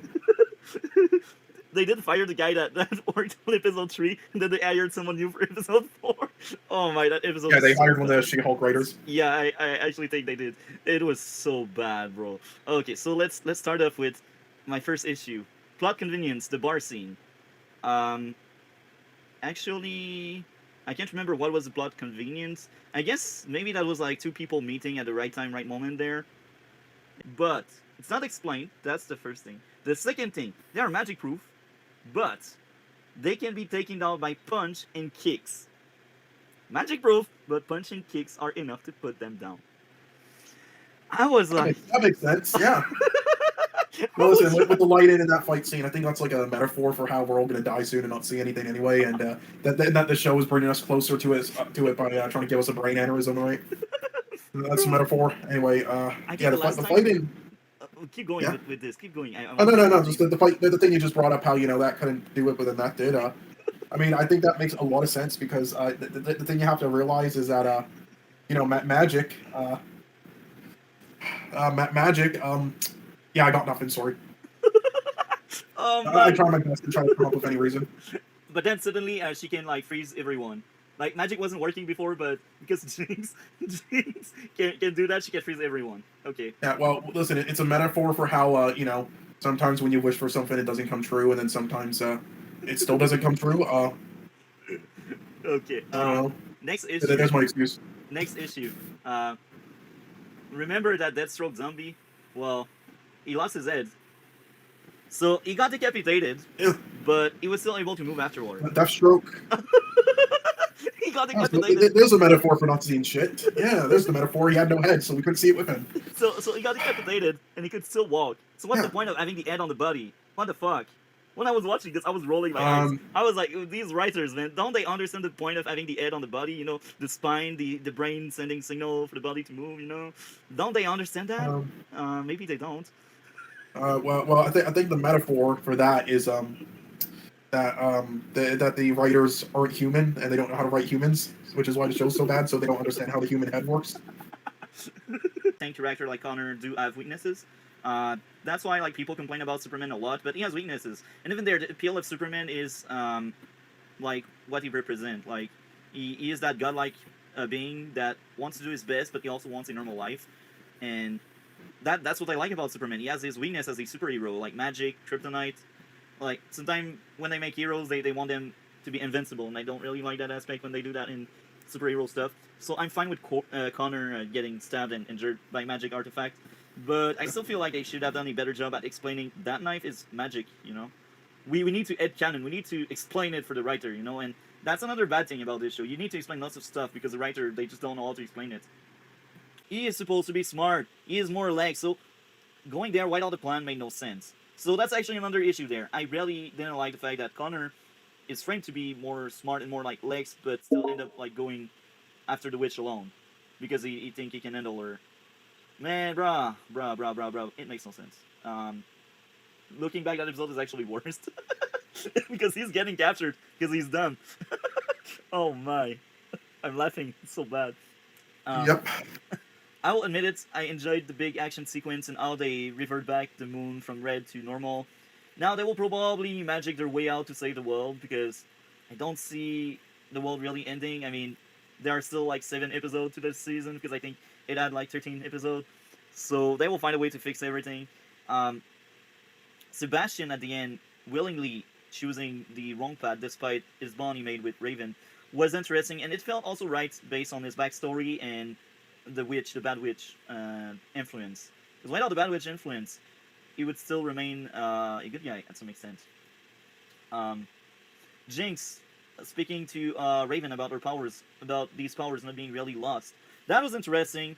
I'm like, okay, so they only pretended to be like taking that route for Raven. So I'm fine with her still having her power. I want her power back.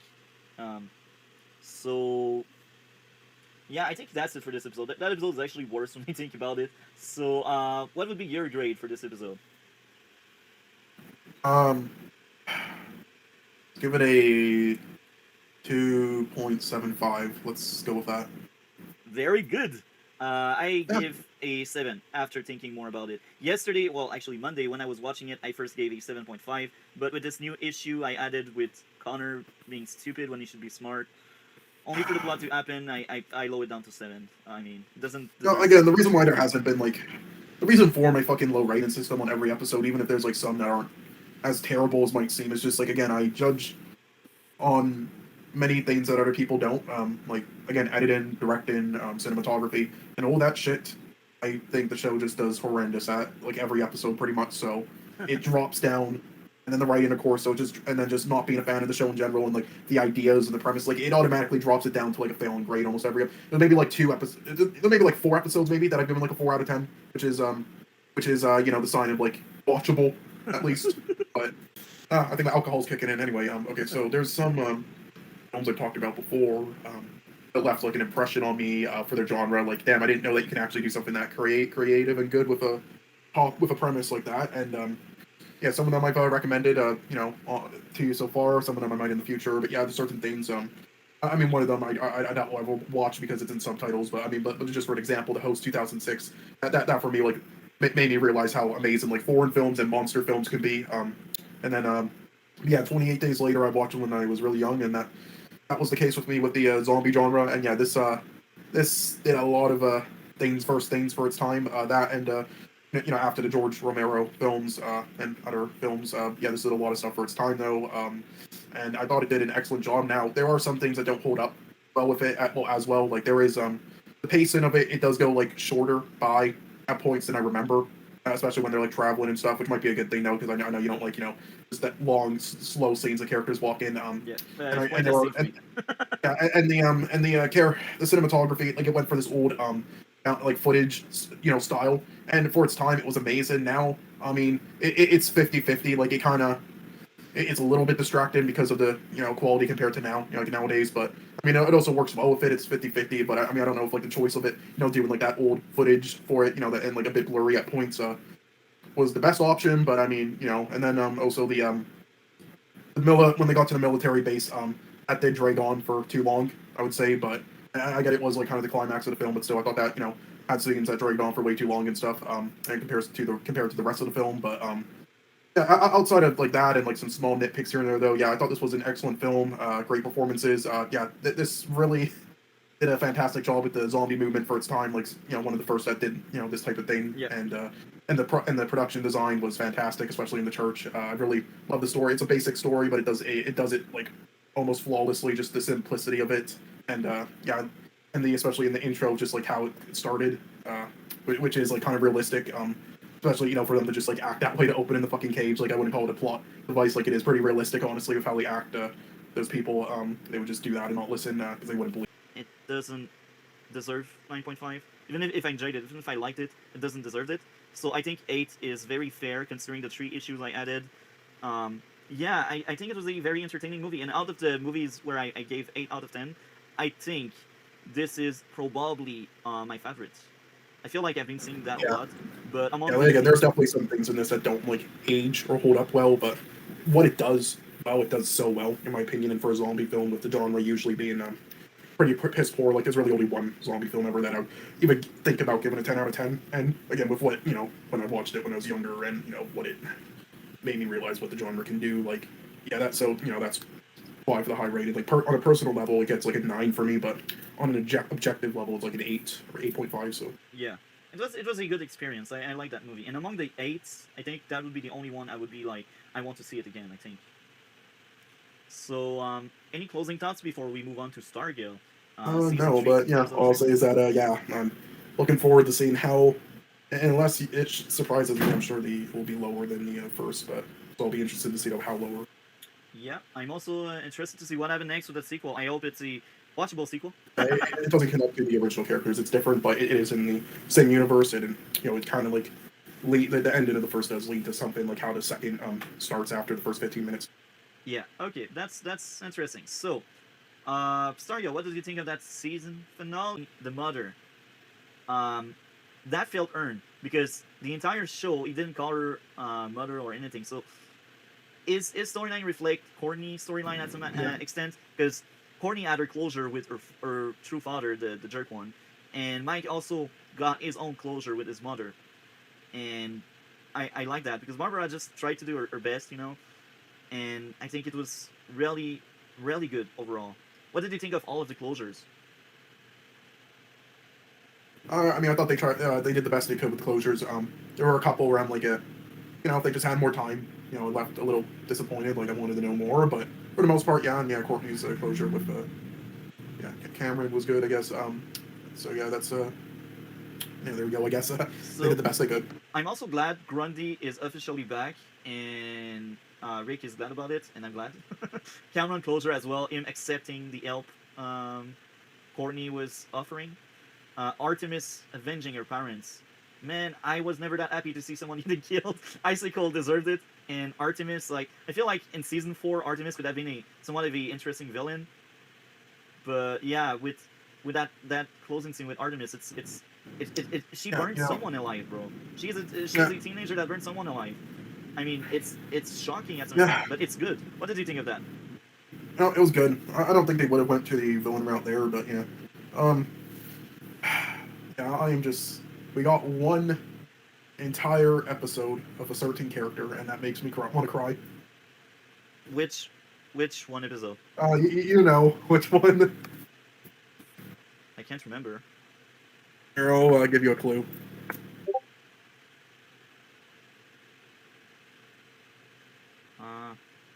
Death?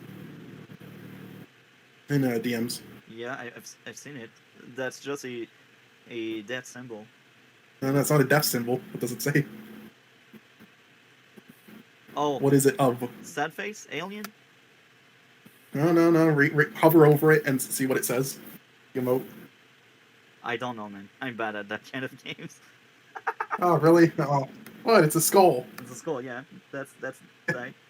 Oh, put two and two. The Helix Dynamic. The Helix group. So, here's the thing. They wanted to do a spin-off, but because the show got cancelled, the spin-off will never happen.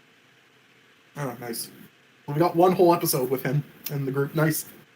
Just finale, because they have to cancel this. Out of all the shows they could have canceled, you picked this one. This was the best you had. Yeah, so what would be your score for this final episode of Stargate? Oh, because of the issues, all the loads of issues, because of needing the rush to end this, it's around a 6 out of 10 or a 5.5 out of 10, which is still all right to solid, but it's not very good. It's not great. It's not amazing like the others. It's just disappointing, but it's at least a solid, close as best as they can do.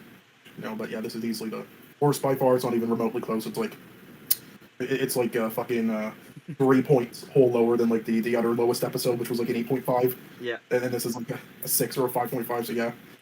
So my score would be 8.5 out of 10 after we discussed about Pat escaping the burial, because if Pat escaping the burial wasn't a plot hole, it was a 9 for me. But because this is indeed a plot hole, and I'm not crazy about that, I decided to give this episode 8.5 out of 10, making this episode the weakest this season. I still enjoyed this season a lot. I will say though, one thing I will say about the burials, again, they didn't show it, so I can't, or they didn't, explain it, so I can't excuse them. Unlike, some things in film we just reviewed where they did it, kind of explain some things that I brought up, so I was able to say it. But while they didn't explain it, one thing you could say about him, the burial, scene of him, escaping, is that he wasn't watching Pat the whole time, so he doesn't know. He was too busy talking to himself, looking at himself, and then until the dirt was filled up completely. So you don't know what he was doing. He could have been removed, moving around and stuff, and maybe that was part of his plan. And then he got to the top more, and that's what that peak was. The over his face. I don't know. That's just one thing you can bring up as maybe to give some benefit of the doubt to the writers. But again, they didn't explain it. They didn't show it in they could have showed some flashback scenes of what was happening in his POV Paul getting buried alive doing it, and then like him buried under the dirt for a bit, like in the with the camera under the dirt, and then escaping, but they didn't. So Yeah. So now that the season is over, what are your general thoughts about that season? it was surprisingly excellent. It's actually shocking how good this was. I'm probably gonna give it around a 9 out of 10. That's good. I think the overall season for me, it's the first time over here. Even if individual episodes have issues here and there, I cannot pinpoint an issue that can tarnish the entire season for me. 10 out of 10. I never do that, but I did it. The entire season, 10 out of 10 for me. Even if some episodes, as I said, have individual issues, nothing is perfect, I still think this was a perfect season for me. I enjoyed it a lot. I think it's my favorite comic book TV show season among all of the ones I've seen. I'm very sad to see it go. This was a blast. This proved that if you have good writers, you can have an amazing female lead. Even if you're working for CW, you can make an amazing show as long as you have good writers. And she had struggle. Everyone in the cast had struggle, and overcoming these struggle was what made this show so good.